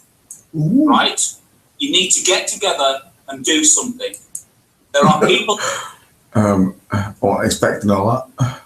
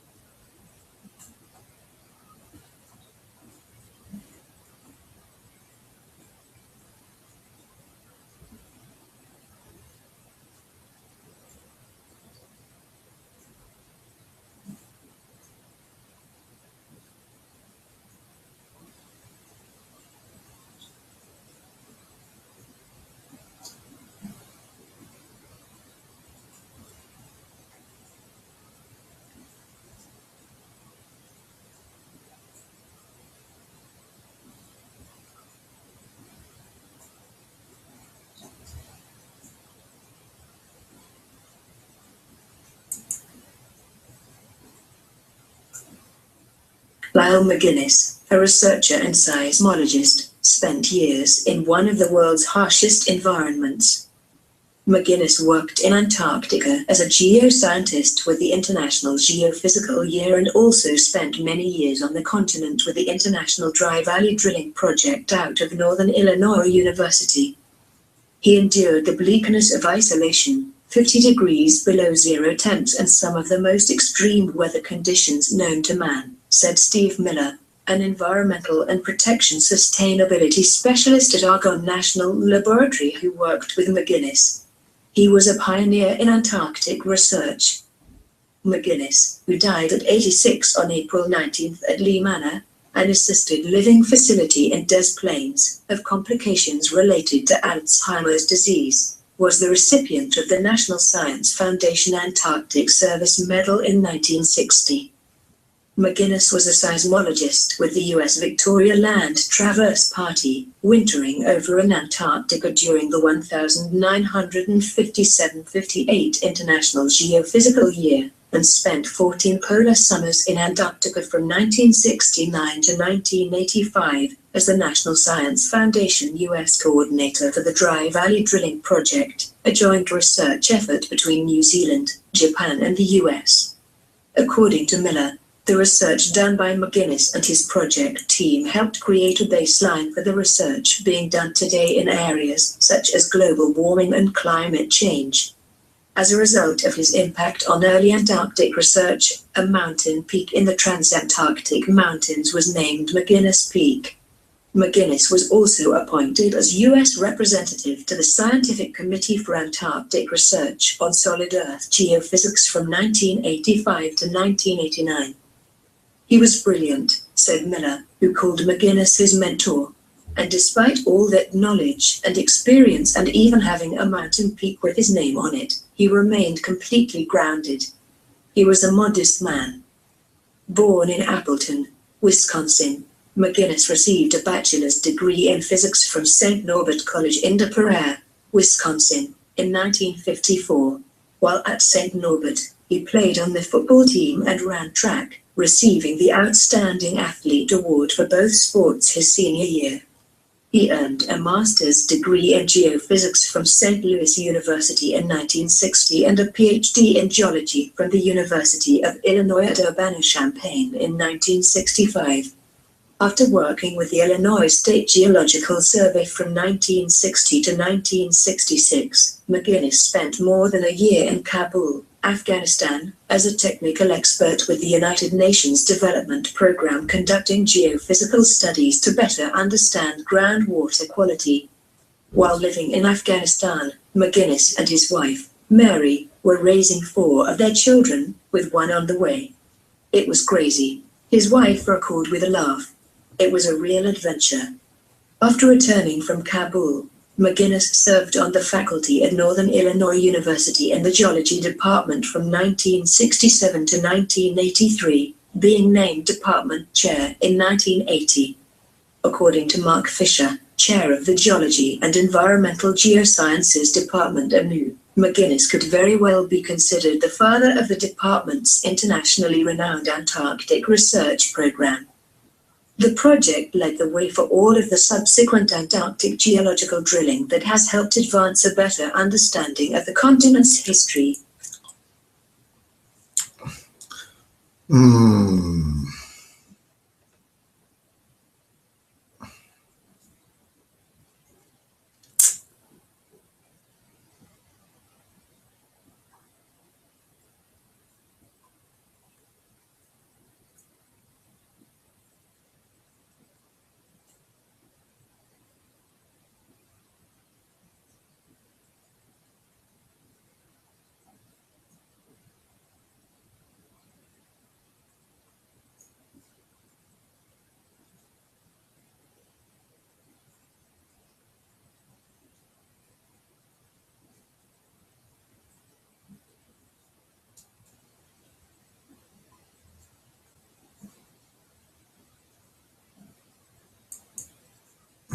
Who had his willy out? What are you on about? What we're missing out on? Large-scale structure of the cosmos. Stop, Carl, saying. What? Who had his willy out? What are you on about? I'm sick of the accused with solid proof. Suspects. Right, who had his willy out? And you so sharp and long in the tooth, Jibby. Is Patricia a man in your view? Uh-oh. Are you saying Patricia had a willy out? Is that what you're saying?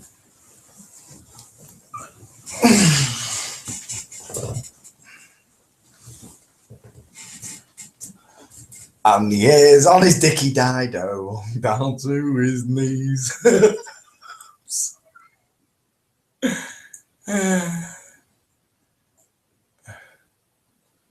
I'm confused. Are you all saying that Antonio's a liar? Is that what you're saying now?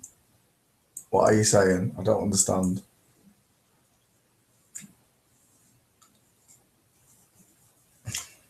You've all got links. What are you asking for links for? I put links in the Hangouts ages ago for all of you.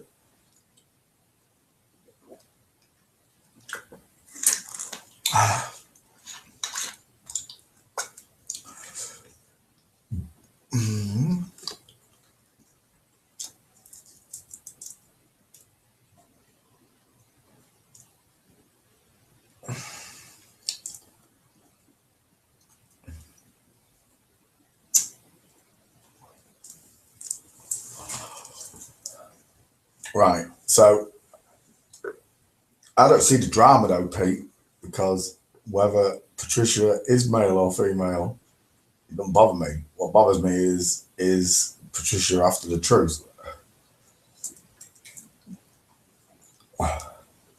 Why would Antonio lie?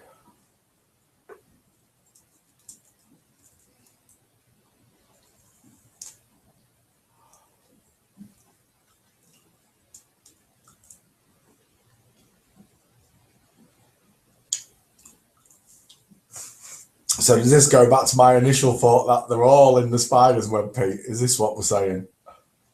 Is that what you're all saying? Look, I was in a bad way, Pete. The truth had got to me so bad, mate. They had to lock me up. I didn't mean it. I take it all back. Come on now. Come on now. Y'all know what I'm talking about. Sugar. What have I done with that little bit of... That's really annoying me. Where did I put that? Ain't you got it, Punch? That's the one. That's what I wanted.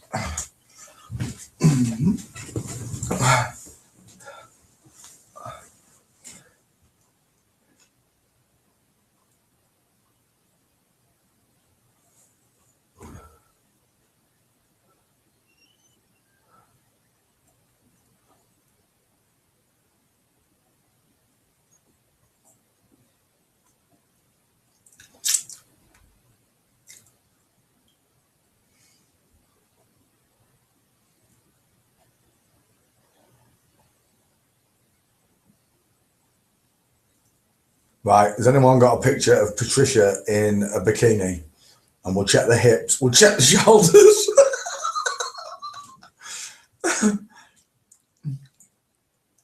How come we're not talking about flat earth anymore again?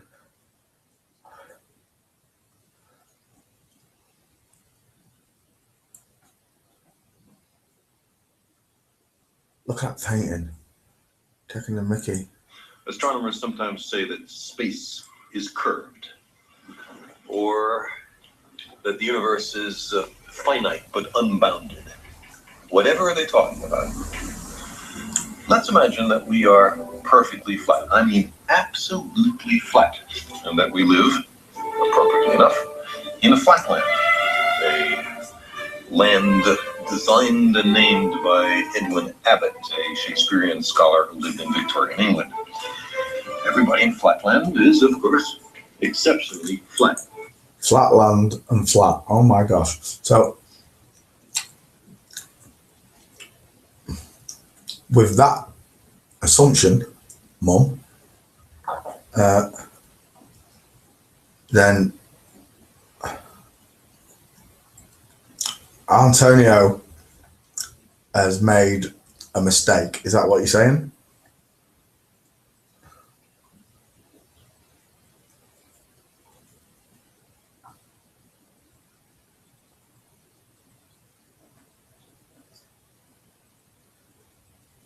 We have squares, circles, triangles, we all scurry about, and we can go into our houses and do our flat business. Now, we have width and length, but no height at all. Now, these little cutouts have some little height, but let's ignore that. Let's imagine that these are absolutely flat. That being the case, we know, us flatlanders, about left, right, we know about forward, back, but we have never heard of up, down. Let us imagine that into flatland, hovering above it, comes a strange three-dimensional creature which, oddly enough, looks like an apple. And the three-dimensional creature sees an attractive, congenial-looking square, watches it enter its house, and decides in a gesture of interdimensional amity to say hello. Hello, says the three-dimensional creature. How are you? I am a visitor from the third dimension. Well, the poor square looks around his closed house, sees no one there, and what's more, has witnessed a greeting coming from his insides, a voice from within. He surely is getting a little worried about his sanity. The three-dimensional creature is unhappy about being considered a psychological aberration, and so he descends to actually enter flatland. Now, a three-dimensional creature exists in flatland only partially, only a plane, a cross-section through it can be seen. So, when the three-dimensional creature first reaches flatland, it's only the points of contact which can be seen. We'll represent that by stamping the apple in this ink pen, placing that image in flatland. And as the apple were to descend through, slither by flatland, we would progressively see higher and higher slices, which we could represent by the apple. So the square, as time goes on, sees a set of objects mysteriously appear from nowhere and inside a closed room and change their shape dramatically. His only conclusion could be that he's gone bonkers. Well, the apple might be a little annoyed at this conclusion, and so not such a friendly gesture from dimension to dimension, makes a contact with the square from below and sends our flat creature fluttering and spinning above flatland.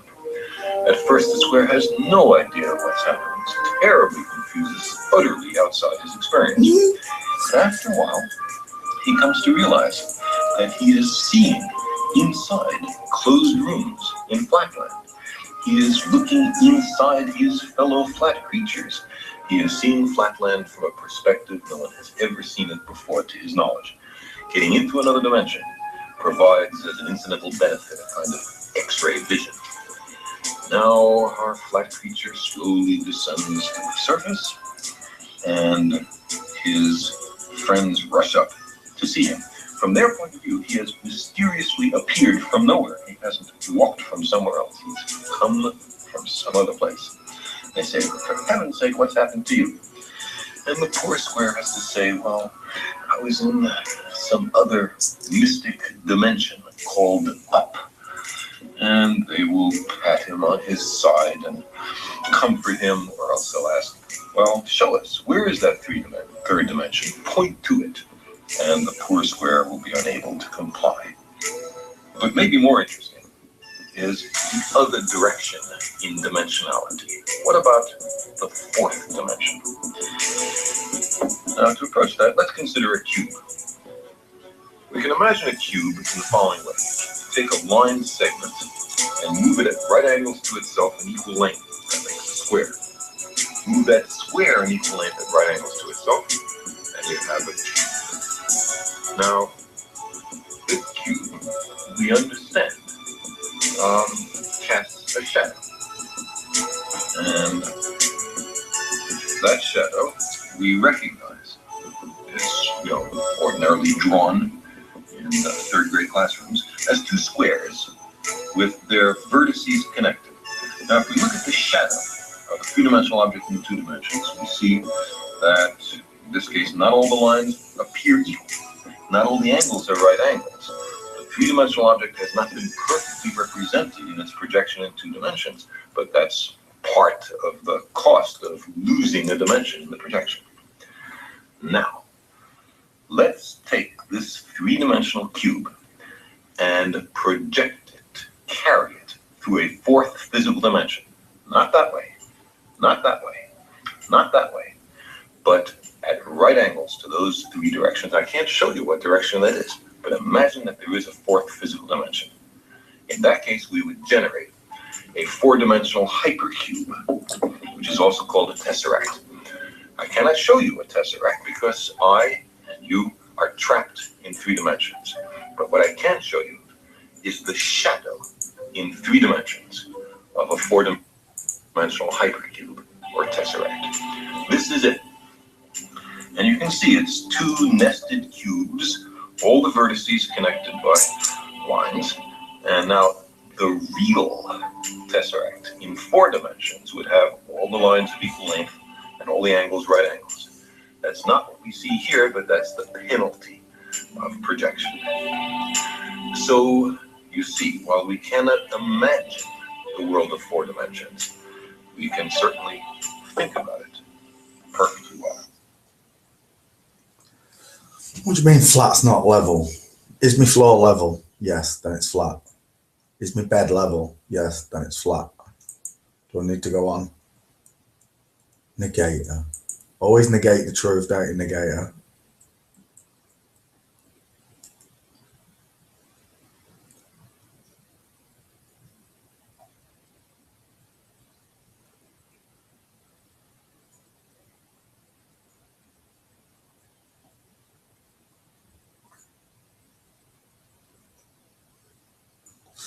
Right, let's prove it then, shall we? Flat and level does not mean the same thing. This is how stupid you are at lying. Flat, meaning. Right, flat and level, you've just sat there, Nedge, for the last however many minutes. I haven't scrolled back up yet. And you've probably been lying, but let's zoom this in for you, Jibby. Right, this is how stupid he is, look.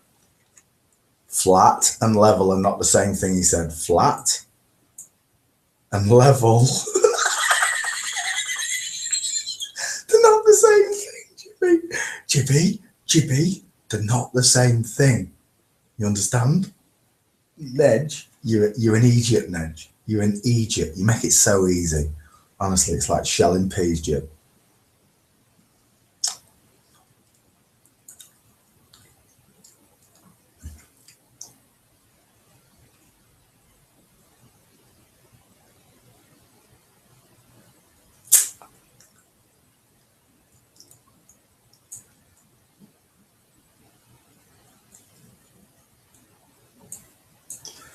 Oh, let's do one for pancake to the future.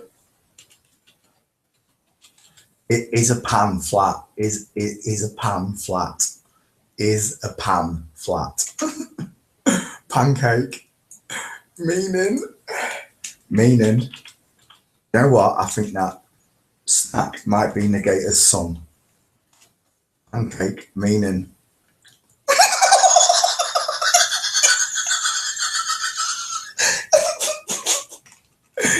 You were saying? So now I've got Negator and pancake to the future. Telling me that pancakes, Jibby, are you getting this? Look, Jibs, Jibby, are you getting this? Pancakes are not thin or flat.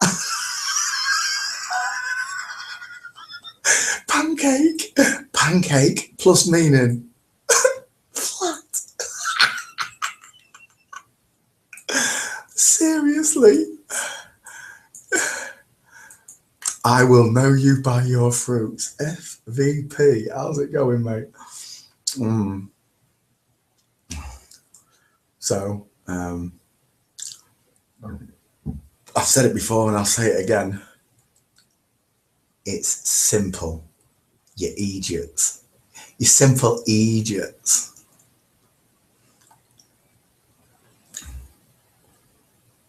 No. Don't divert, Nedge.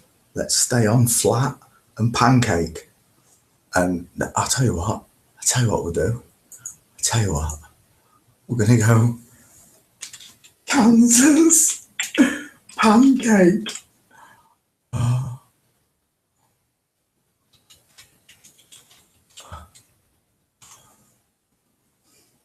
Uh-oh.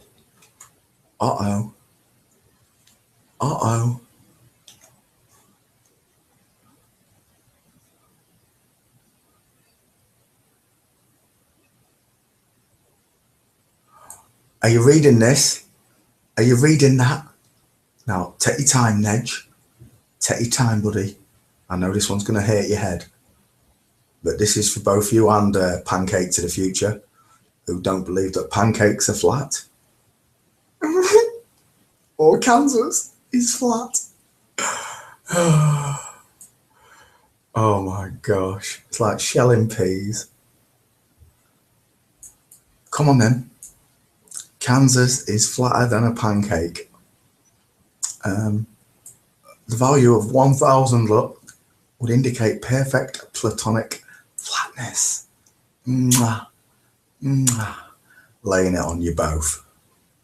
What a pair of idiots.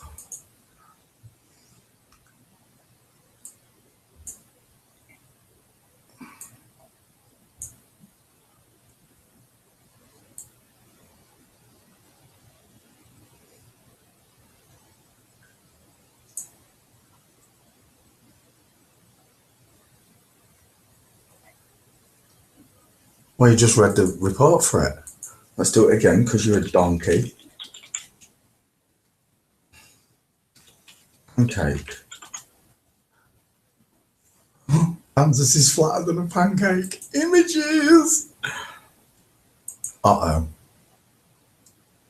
You picked the fine time to leave me, negator. Any one of you. Any one of you. It's like shelling peas. It's like shelling peas. Oh no, Kansas ain't flat. No, definitely don't look flat. They found a couple of hills, stood on them, and voila. It be flat, baby. It be flat. It be full of plain lands.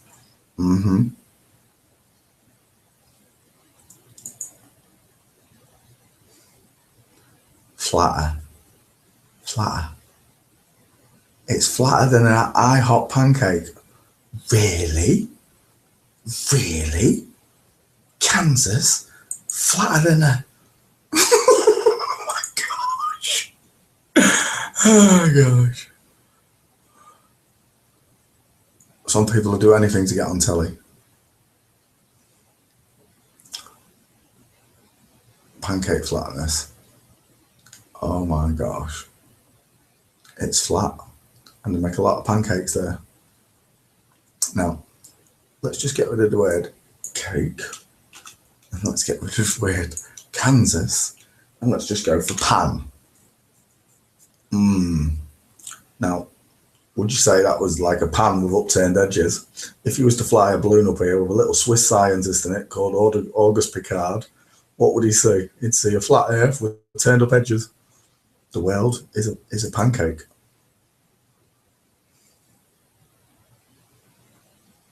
Shelling peas. Shelling peas.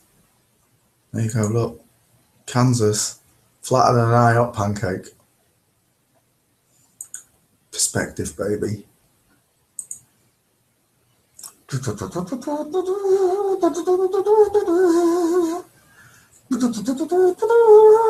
Can we, let me see. Is this the right channel? BATTAR. Oh. My little robot got something for me. Come on. Why is my little robot not got nothing for me? Yeah. You were slow. You were slow, but you finally came to me. Thank you, little bot.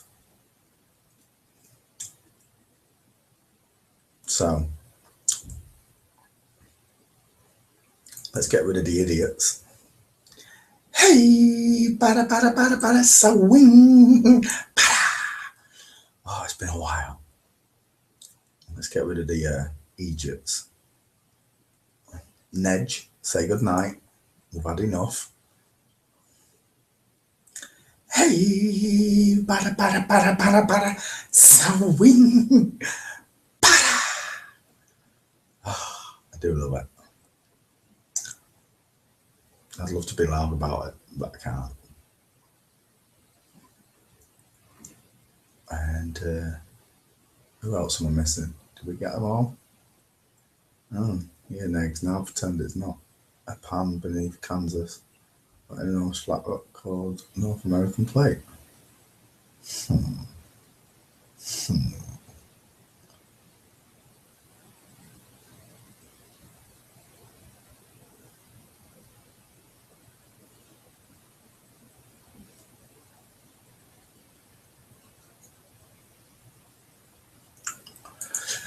So, boys and girls, people like Nedge and his his accomplices, and his accountants, of course, that make up these numbers, would have you believe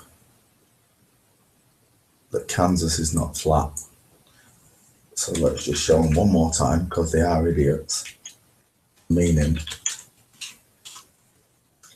flat, meaning level, horizontal. You getting this? Flat means level and horizontal, okay? They'll get no more simple than that. Flat and the meaning. It's level. And pancake, meaning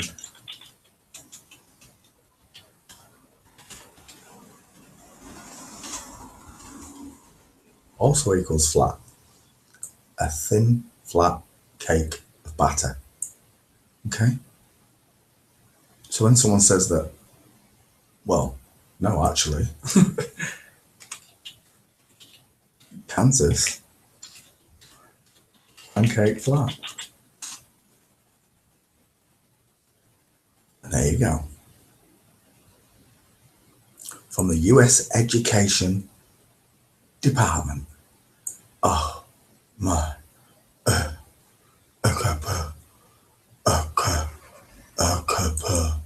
let's get rid of the other idiots. Bye.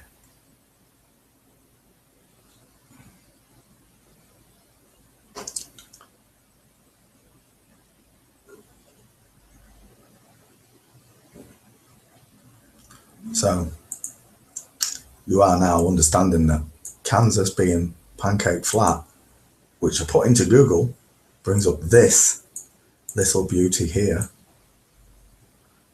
telling you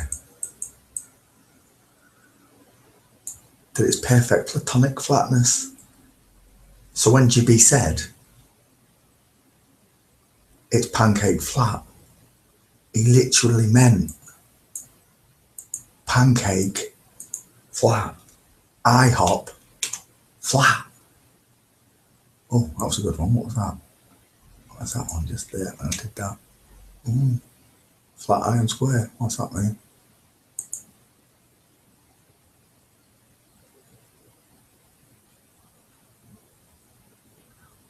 Oh, I see. It's just a way to make a lot of flat pancakes. See, they're taking the mickey out of you. All those people that live in Kansas, where Dorothy was from. Remember that, boys and girls? Dorothy, Timothy. Flat. Absolutely flat. And there's nothing you can do about it. Because level Don't be shocked, I'm here. Who's that? Oh, Vinny, where you been all day? I just fucking woke up. Sorry, I have to go to the toilet. I'll be back. I just woke up and I saw, what? Are you, for how long are you streaming? 8 hours. Really? Yeah. Right, so horizontal plane line with respect to level. Okay, level. So when we see flat plus flat meaning level, horizontal, are you getting this? You idiots, the lot of you. You think you can come here and mess with the simple facts that destroy you, and you can't. Other people may pander to your requests, but right here, I do not. I am here to stand up for all the people who don't know the truth yet. And I don't care what any of you think of me, because your opinion of me means nothing. The only opinion that matters to me is my creator's right now. And I want to be able to hold my head up high when I get to meet him, here, whatever my creator is. And I can't wait. Atheists, you idiots. So when we talk about water level, then we're talking about how flat water is, unless acted upon by another force, i.e. the wind, you, whatever. Water is level. Level means flat. You have no chance anymore. None of you. You jump into lobbies acting like you're smart, and the more of us that join this rebellion, the real flat earthers, because they're the only ones I'm standing up for. You can't stop this. The cat's out the bag, and you can bring as many lies and try and shock us all.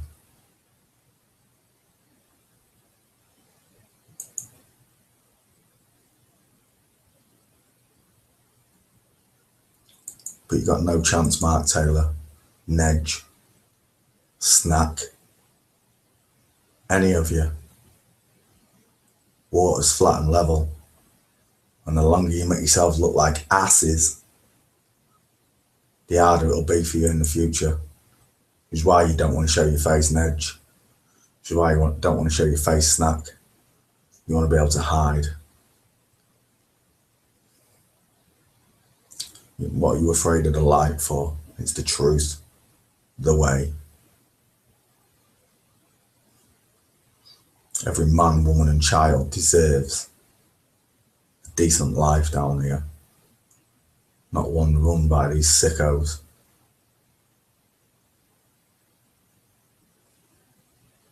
I'm not here to tell you that you're stupid. I know you're stupid. What I'm trying to do is wake you up. I know they're actors, and they can act all they want.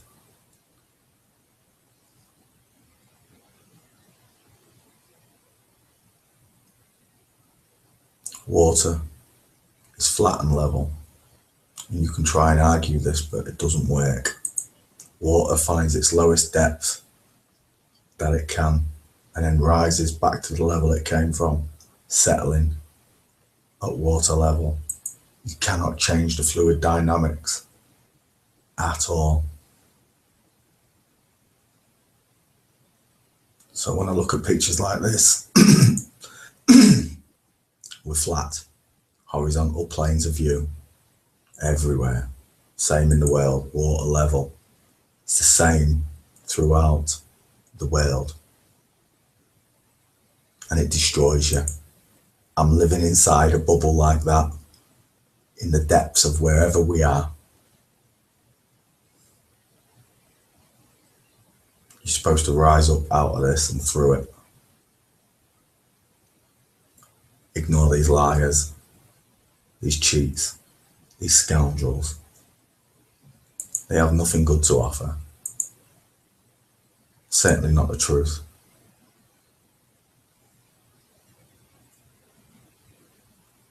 And as I've always said from the off, I came to protect everyone.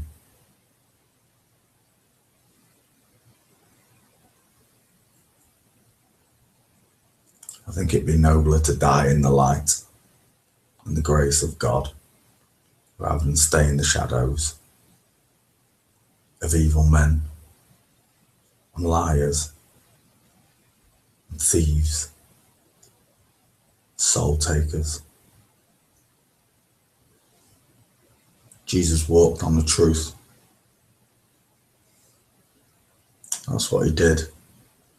Jesus walked this line and he knew the truth.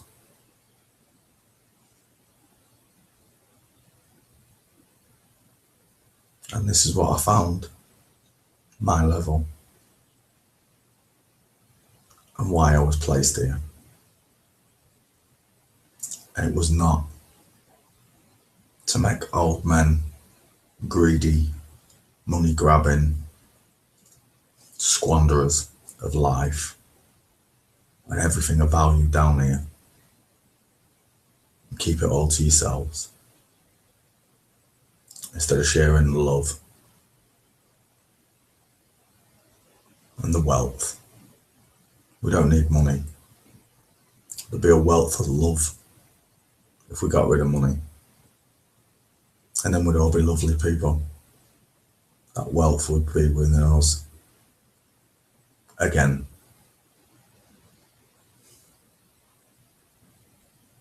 So you can sit and be miserable all your lives. And you can try and deny this as much as you like. But there ain't nobody, and I mean nobody, that can dispute the fluid dynamics of water. All water seeks its lowest point and then stacks back up until it reaches its level. And this is the same throughout our beautiful flat world. They just lie to you. They conned you with the fake rockets, the fake satellites, the fake everything. The only thing that's real is down here and what you interact with down here. That's the real science. That's where the empirical work is done, in your own observations, within yourself. Having the faith to say, I'm not spinning, or that water's flat and level. Just watch them try and deny it. I did it with Louis the other day. This is the first thing I do with all of them now. I get them to accept water level. Water is flat and level. Unless acted upon by another force, water is flat and level, water level. As soon as they agree that, and they all do, because they know this is fact, no matter what they try thereafter, they're screwed. Because they already admitted their fault, which is water's flat and level, which means it doesn't curve. You can't get water to curve or convex. Whatever you put it in, no matter whether the bowl is convex or concave, water will reach its level and stay there. It will not push upwards, Stevie baby, into your LFC, upside down, space in the middle, bull crap. I know the difference. My gut instinct tells me you're lying, and therefore I'll trust no man.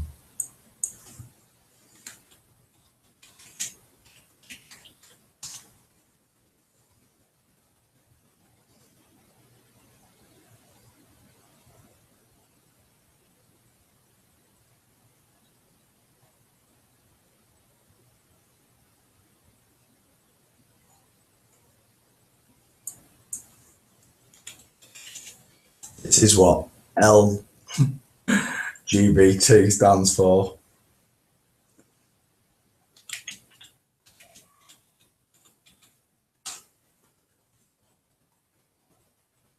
Let God be true, but every man a liar, and that includes me. For I have lied and I have trespassed, and I have sinned against other people. But I swear by God's name I wouldn't have done it if I'd have known where I was. If I'd known where I was sooner. If I'd known this in my 20s, all of this would have happened in my 20s. Nothing would have changed. I'm not scared anymore.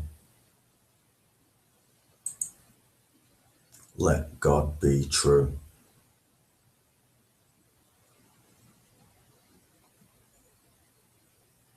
My creator, your creator, our creator, placed us here so we could learn. And if you're lucky enough, he'll ordain you with some knowledge. You only have to ask. You have to pray for it. You just ask, and you shall receive. But it's up to you whether you listen to the information when it comes.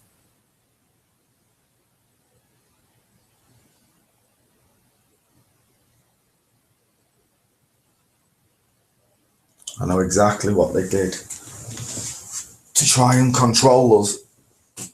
But I think each time they get to a certain point, it doesn't work.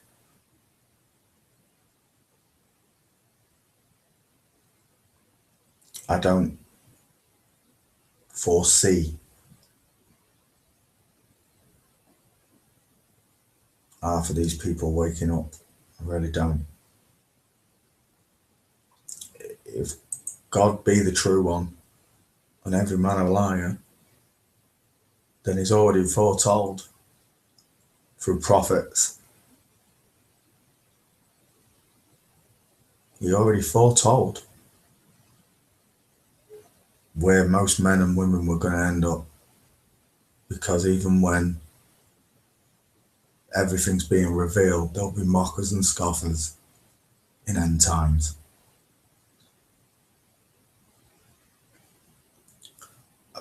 I'm mocking and scoffing, yeah I am. But I'm mocking and scoffing at the liars that are doing this to us. They don't like it when they have it rubbed back in their own face. I'll tell you, when our creator gets here, you're going to get more than that rubbed in your face.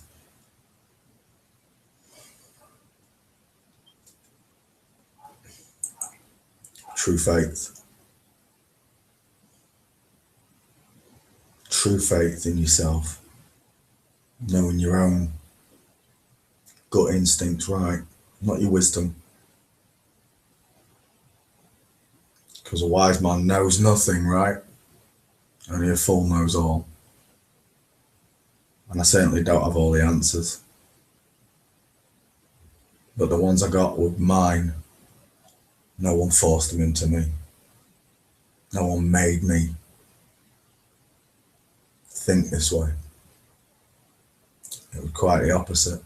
All they could do was drill my creator away from me.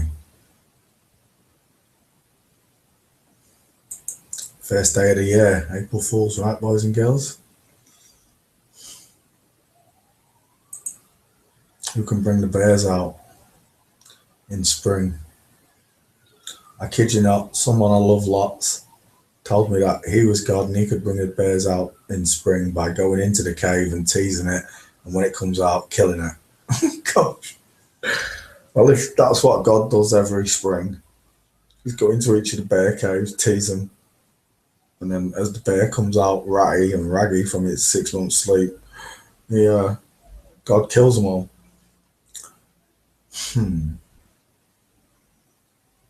Shout out to Marie, shout out to Plain Truth, shout out to Jibby Jabbi, shout out to Mummy, shout out to Pete Shea, hello Peter, shout out to Kurt Brown, shout out to Jimbo, hello Jim. I think that's it, and then it was just trolls, right? I love it. Soon get rid of the crap in our chat. Don't need it. This is the Flat Earth channel for Flat Earthers. Not only times I have to say it. You're not welcome here.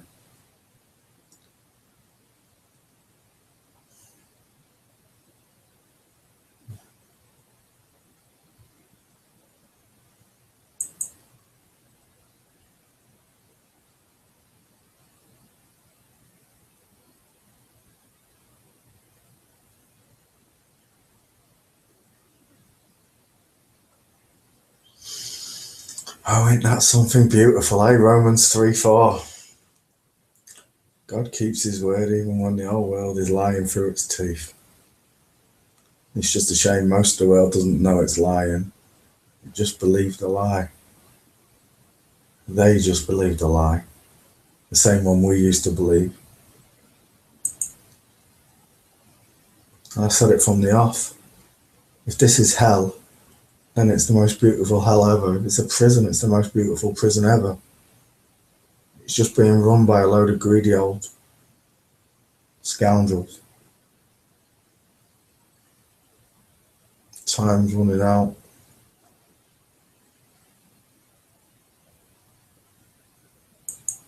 They want to get caught. They've made it so they have to get caught. And then when nobody cares, well, that'll be that. He gave us time to change the world. Those of us that care. And I'm sure most of the others really would care. They really would care. If they knew. If they knew the big charades, this SAG-AFTRA, as A4 used to say, these actors that are everywhere, advertising and putting out coded messages. You can only sit with your own logic. That's all you can do. Sit with your own logic. Because the first time you know you're right, then he left you a surprise so that you may know. I love John. I do. In the beginning there was the Word, and the Word was with God, and God is the Word. Absolutely beautiful. Everything created through sound, light, everything. He just said, let it be so. And the Creator created it. Made this beautiful flat earth. Oh, made this beautiful flat earth for us to live in.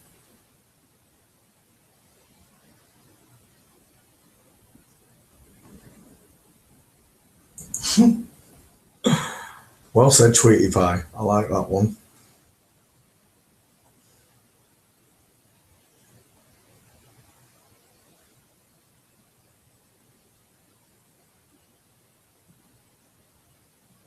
I'm not saying that to be different is wrong.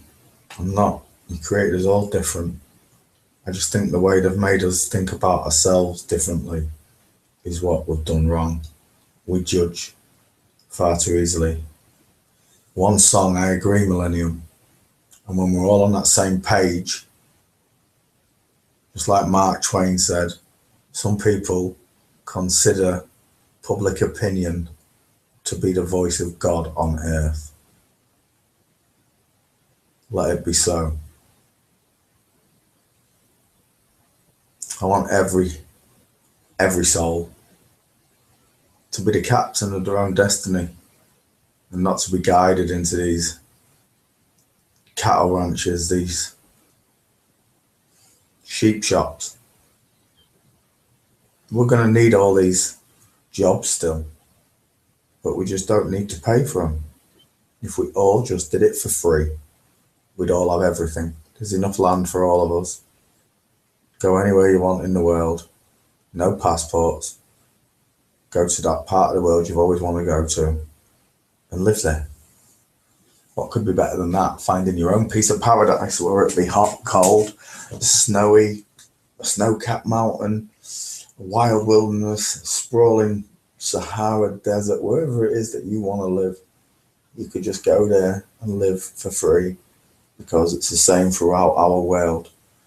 No man, woman or child will pay for water or for food or for shelter ever again. Not for clothing, not for a car, not for a house. Whatever you desire can be yours right here without forcing people to do it. It's sad. It's sad that, yeah, most of these Frankensteins, that's what they are, the monsters. Most of these Frankensteins are missing empathy to be in someone else's shoes. Faith. It's one of the strongest things known to mankind. Hate and love.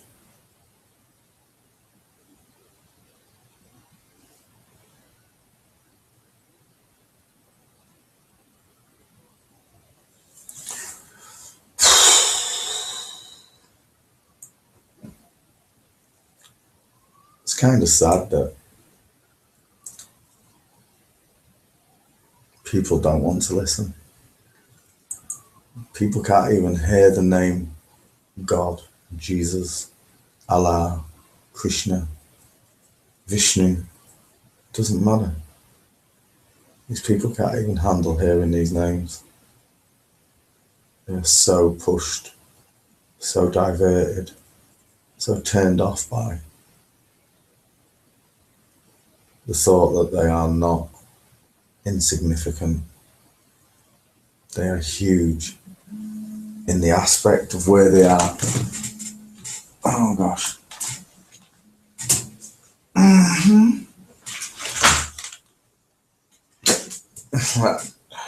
Alright, Fussel.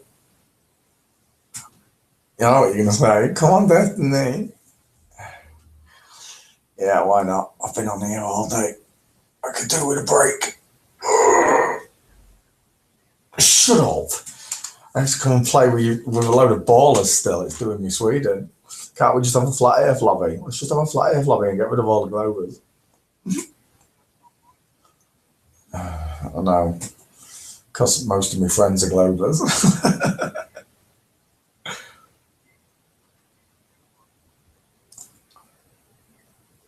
Yeah, I know I should give peace to everybody. Shut up. I'm the one that taught you the world was flat.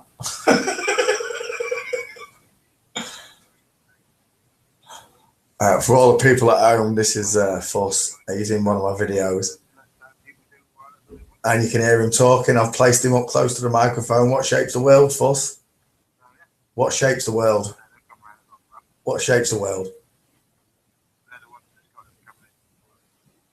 Just tell the people at home what shape the world is.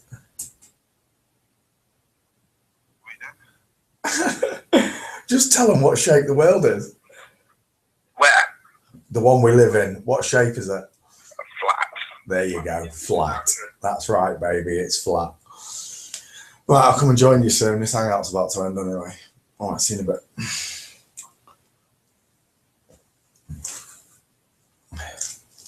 Well, there you go, boys and girls.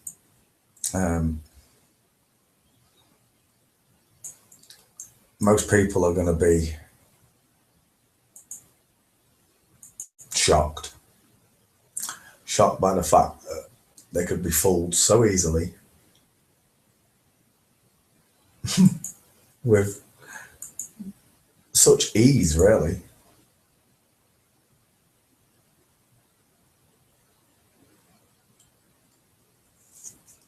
Hey, I'm back.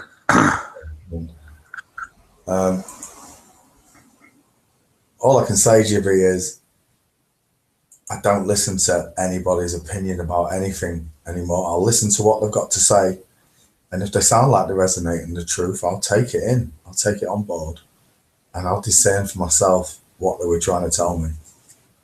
But I will not be told by anyone that God wrote the Bible, or that God wrote the Hindu books, or God wrote the Quran. I don't accept anything that man wants to tell me. Only this man, me, because I've lied to myself too much. And when you can come to that conclusion that you've been lied to, then perhaps you realize that there is no spinning ball Earth. The space station don't exist. And all you've got is CGI. Hey! All you've got is CGI left. I want to thank Mark Taylor for my lovely fluffy pillow and my flat earth map above my head. Thanks for that as well, Mark. Thanks for being a hard-working fat taxpayer. And time is it? Is it nearly time? 7 hours. Yeah, it's near the end. Hello. Hello. Ah, I thought you could not hear me. I can hear you now. Yeah, I had to refresh 5 times. What? I had to refresh 5 times to talk to you. Fuck shit.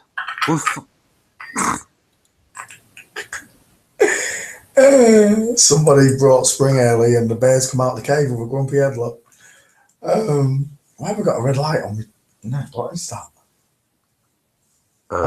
That's a sniper. It's not. It's on screen. It's where I was drawing. Yeah, I see it. It's on the screen. How you doing, Poncho? What 6 hours streaming? 7, 8. Damn, why didn't you call me? It's all right. You can sleep. Yeah. That's I know. I'm gonna go play some PlayStation for a bit with my mates. What? When? Now. Go away. Shut up. All I've had to eat today is 2 bags of crisps and a packet of whatever it was. I'm starving. I'm going to go have something to eat, cup of tea, play some games. I'll be back on later. Oh, yeah, we can do the... Oh, well, nice that you started on this stream. But, okay. Oh, there you go.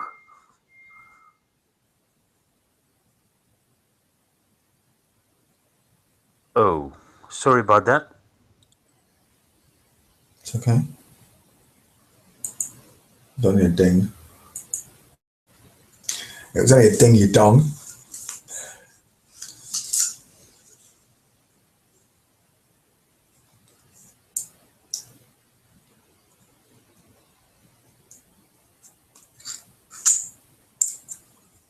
Boom, boom, boom, boom. Boom, boom, boom, boom. Sorry, I had to reply to that. Hey, what I don't know. Did you have some guests, or did you the whole 6 hours for yourself? 7, 8? Yeah, basically me. Serge came in for a little bit. Jim Bob. Oh, nice. Hello. Yeah, but it was just me. Oh, good. People can. All right, great. Well, Pete Shea just dropped an A-bomb out in chat, didn't you? Pete Shea? Yeah, dropped an A-bomb in one of his things.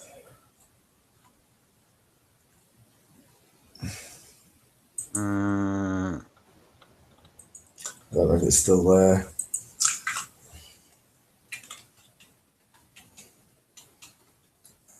All right. The broken sky and a broken sun gave birth to time. No.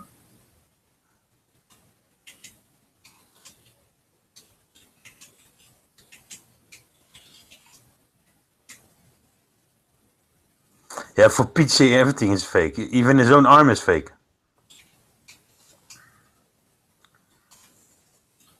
He's living in a CGI house.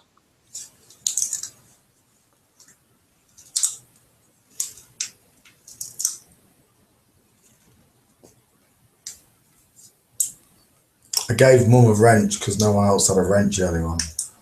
I just gave Mum a wrench. I didn't know if who you was giving wrenches to. I just left them. I didn't give anyone a wrench. Apart from Mum.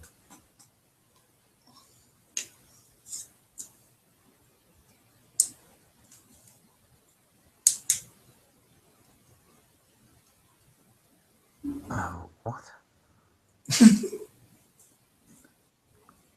Now don't you be getting all uppity. Wait a moment. What? What? Is that? Yeah. It's quite a statement, isn't it? Wait a moment. Did? But there was this as well.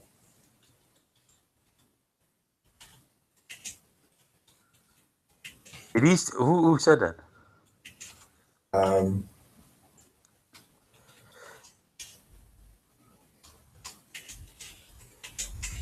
Oh.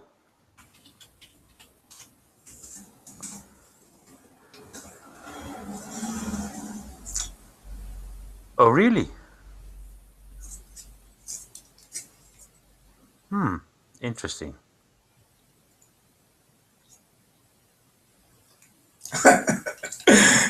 Flat Earth bimbo. Cause I is waiting for a flat Earth girl. That's how I happen to be single. It's by choice, baby. Ain't nobody fooling me again. No more ballers, no more spinners. I'm not a fake hologram. I'm real.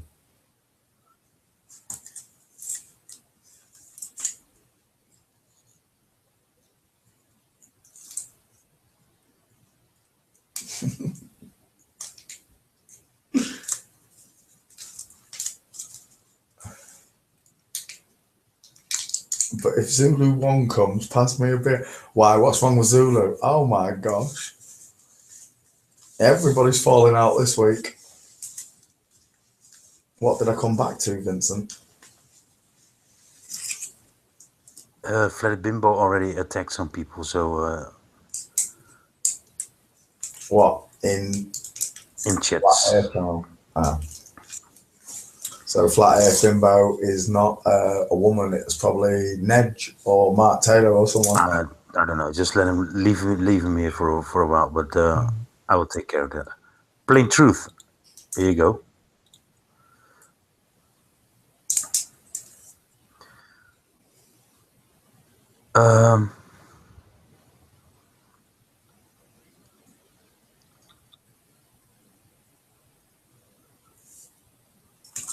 Is Pete Shea still out there now? He's gone. I don't know. Sometimes I'm just joking. He cannot handle it. Pete Shea. Mm-hmm. Yeah. Well, you got to admit, when we did Android Kuipers, the Irish boys were always fast out the wickets, weren't they? Always got the answer fast. I do like. Yeah. They're always fast. What is it? The first one or the second one? I don't know. I don't follow all of this stuff anymore, Vinny. Like I said, no matter what is said, Vinny, I do believe that Pete's onto something when he says most of it's just drama and acting. I said it from the off, right, Vinny? Yep. I said we was all being led astray as flat earthers. Why is my screen slowing down? There we go. Not for me. Is it not? Okay. No. Why is all this flat earth stuff? Poncho was talking in my dream. I was talking in your dreams. I don't know. There's just been a lot of drama, hasn't there? And it's just like anything but make video. I'm telling you what, right, Vinny, I'm going to finish all the videos I was messing around with this last week.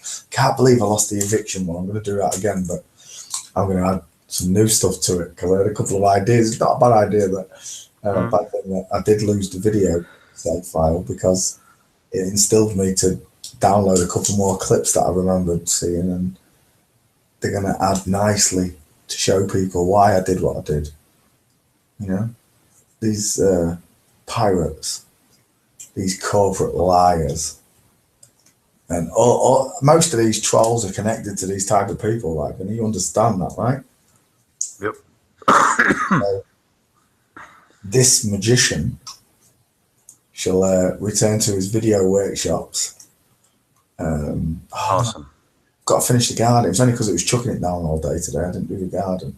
It's sunny tomorrow. I'm going to have to do the garden. Start my video on the evening, maybe. But they're all upset. They're all upset and they're all crying. Somebody told me to watch Dell's Imaginary Cave earlier on. It was interesting to watch because Tim was saying he was a Mason, but he's already been on video saying he's a Mason, right? Who? Tommy Osmond. Jason, yeah. Jason Carl Hornsby, if that's him. I don't know. I don't know if it's him. I don't know if it's him. I don't. Does it even bother me? No, it don't. To be honest, I slept all day, and really, every time when somebody brings it up, I just think to myself, fuck them all. You know, let's go on with the things that we need to do. You know, I put so many months in recordings, and I'm not doing it anymore. I'm going for. I can almost walk normal again. So it takes me maybe 2 or 3 weeks now, and I can walk normal. I will go outside and do my thing. I will have normal conversations like I did before in what was it? October? No, November or December? When I had my first interview in the hotel?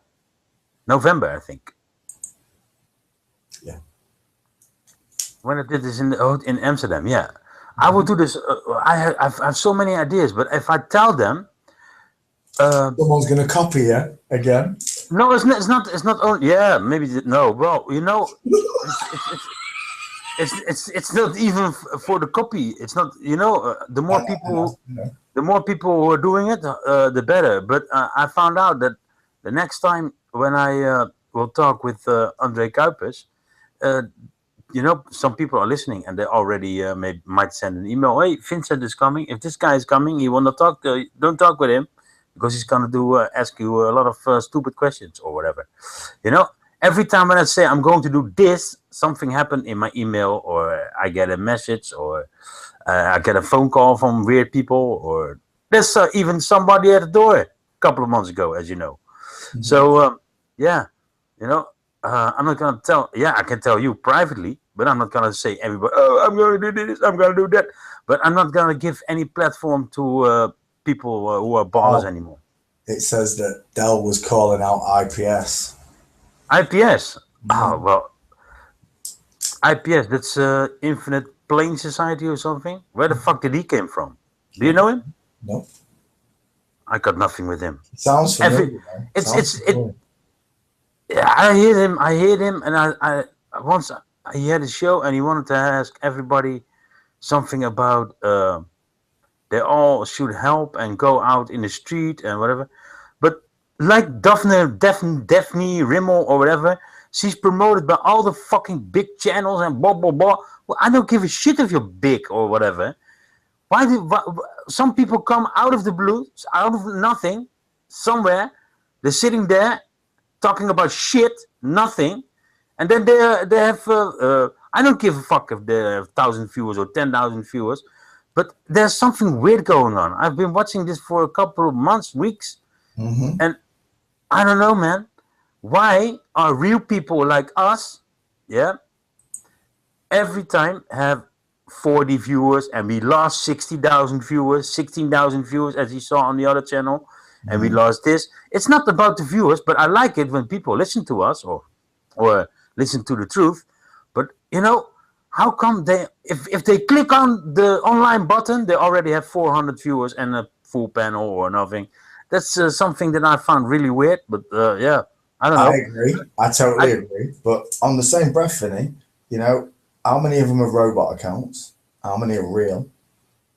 Oh yeah, that's true. Yeah. You know, you can remember that email that we had. If you want to buy 1,000 subs in 2 weeks or something, you have to pay us this. I'm not going to do that. Vinny, that you know, if you jump over to those channels and have a look who's there, you know, you can also, like you said, you've been recording a lot of chats and you've got a lot of discrepancies in a lot of different, you know, people's personas to what we see. I know now. I don't know which one. You know, I shouldn't have done that. But, no, I should not have. There should be not any reason to do it. No. You know, but I did. You were not there. I know. I had time to draw some drawings for new mapping, and we did the soundtrack, and we did all those kind of things. I'm sick of all those promoting. I'm sorry if I offend someone, but Yes, of course, it's nice to have more people in the flat Earth, more people, but I don't know. I cannot have my only opinion is for my first sight is where do you come from? What happened with you? Who are you? What you're just here and come here. You have a channel. No, I'm not saying that I have a good channel or good content, but I'm not a professional in making channels or talking English all day and have a good thing. But I try to do my best from out of house, not from outside. When I'm outside again, I will have that stupid haircut again with flat Earth or NASA lies. Yes, I will go out in the street. And yes, I will talk with my boss. And yes, I will talk with my colleagues. And yes, I will talk with everybody and tell them to take a good look at it. What I did today was a live stream from Feyenoord. It's a football club in the Netherlands. And then I changed everything to flat Earth. And there you go, 33 people who are watching. Hey, shit, what the fuck? Maybe 5 people are gonna watch it. I would just want more people to watch it. I think that's a good idea. Clickbaiting them. They come because it says Feyenoord, and then boom. Oh yeah, we're also a Flat Earth channel. Yeah, we can even. I won't even look. Would end up listening. I have an idea. Really, they have thousands and thousands of viewers. At the moment, they have 1,000 viewers. Zip, zip, zip, zip, zip. Don't say it. I know. Just go do it. I know. Yeah, I do it. It's already. I only have to start it.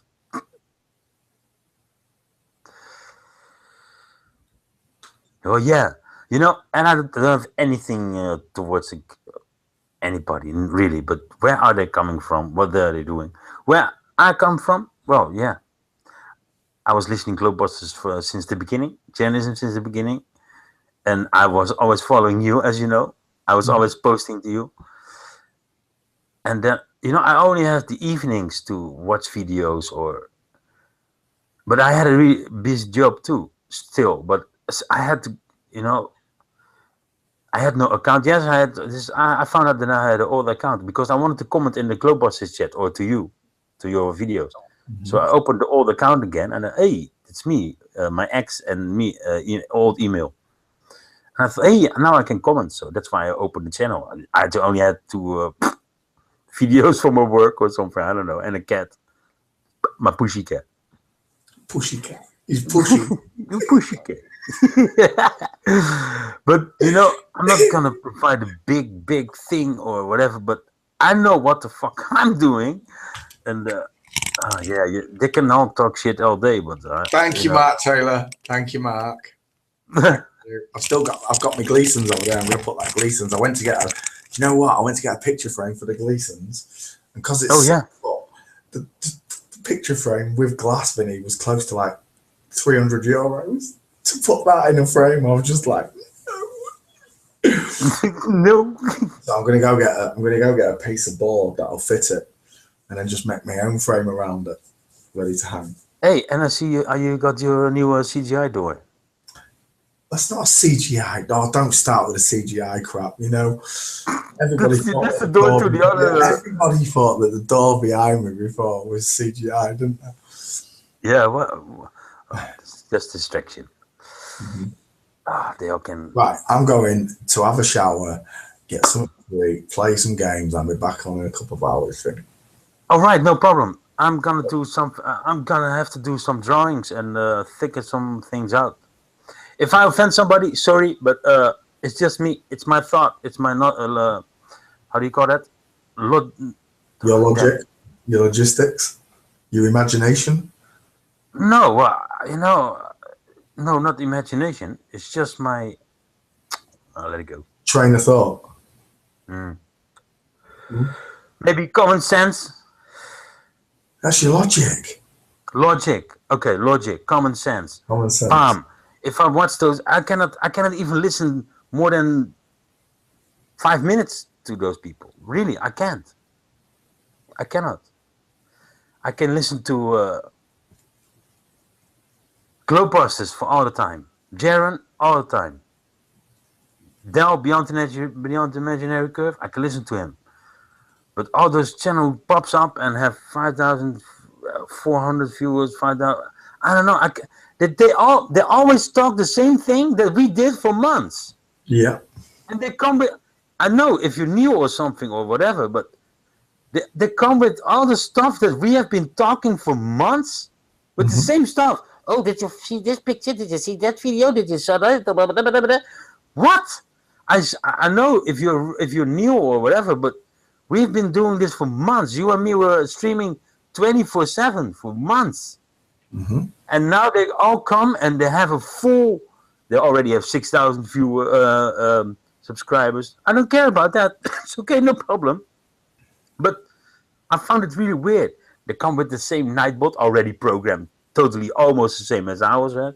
They come with this, we come with that. I think they were just watching us all the time and thought, hey, when those guys fall out for a couple of weeks, because they're not going to do this for a whole year, then we pop up and we want to make some money. I said, bullshit.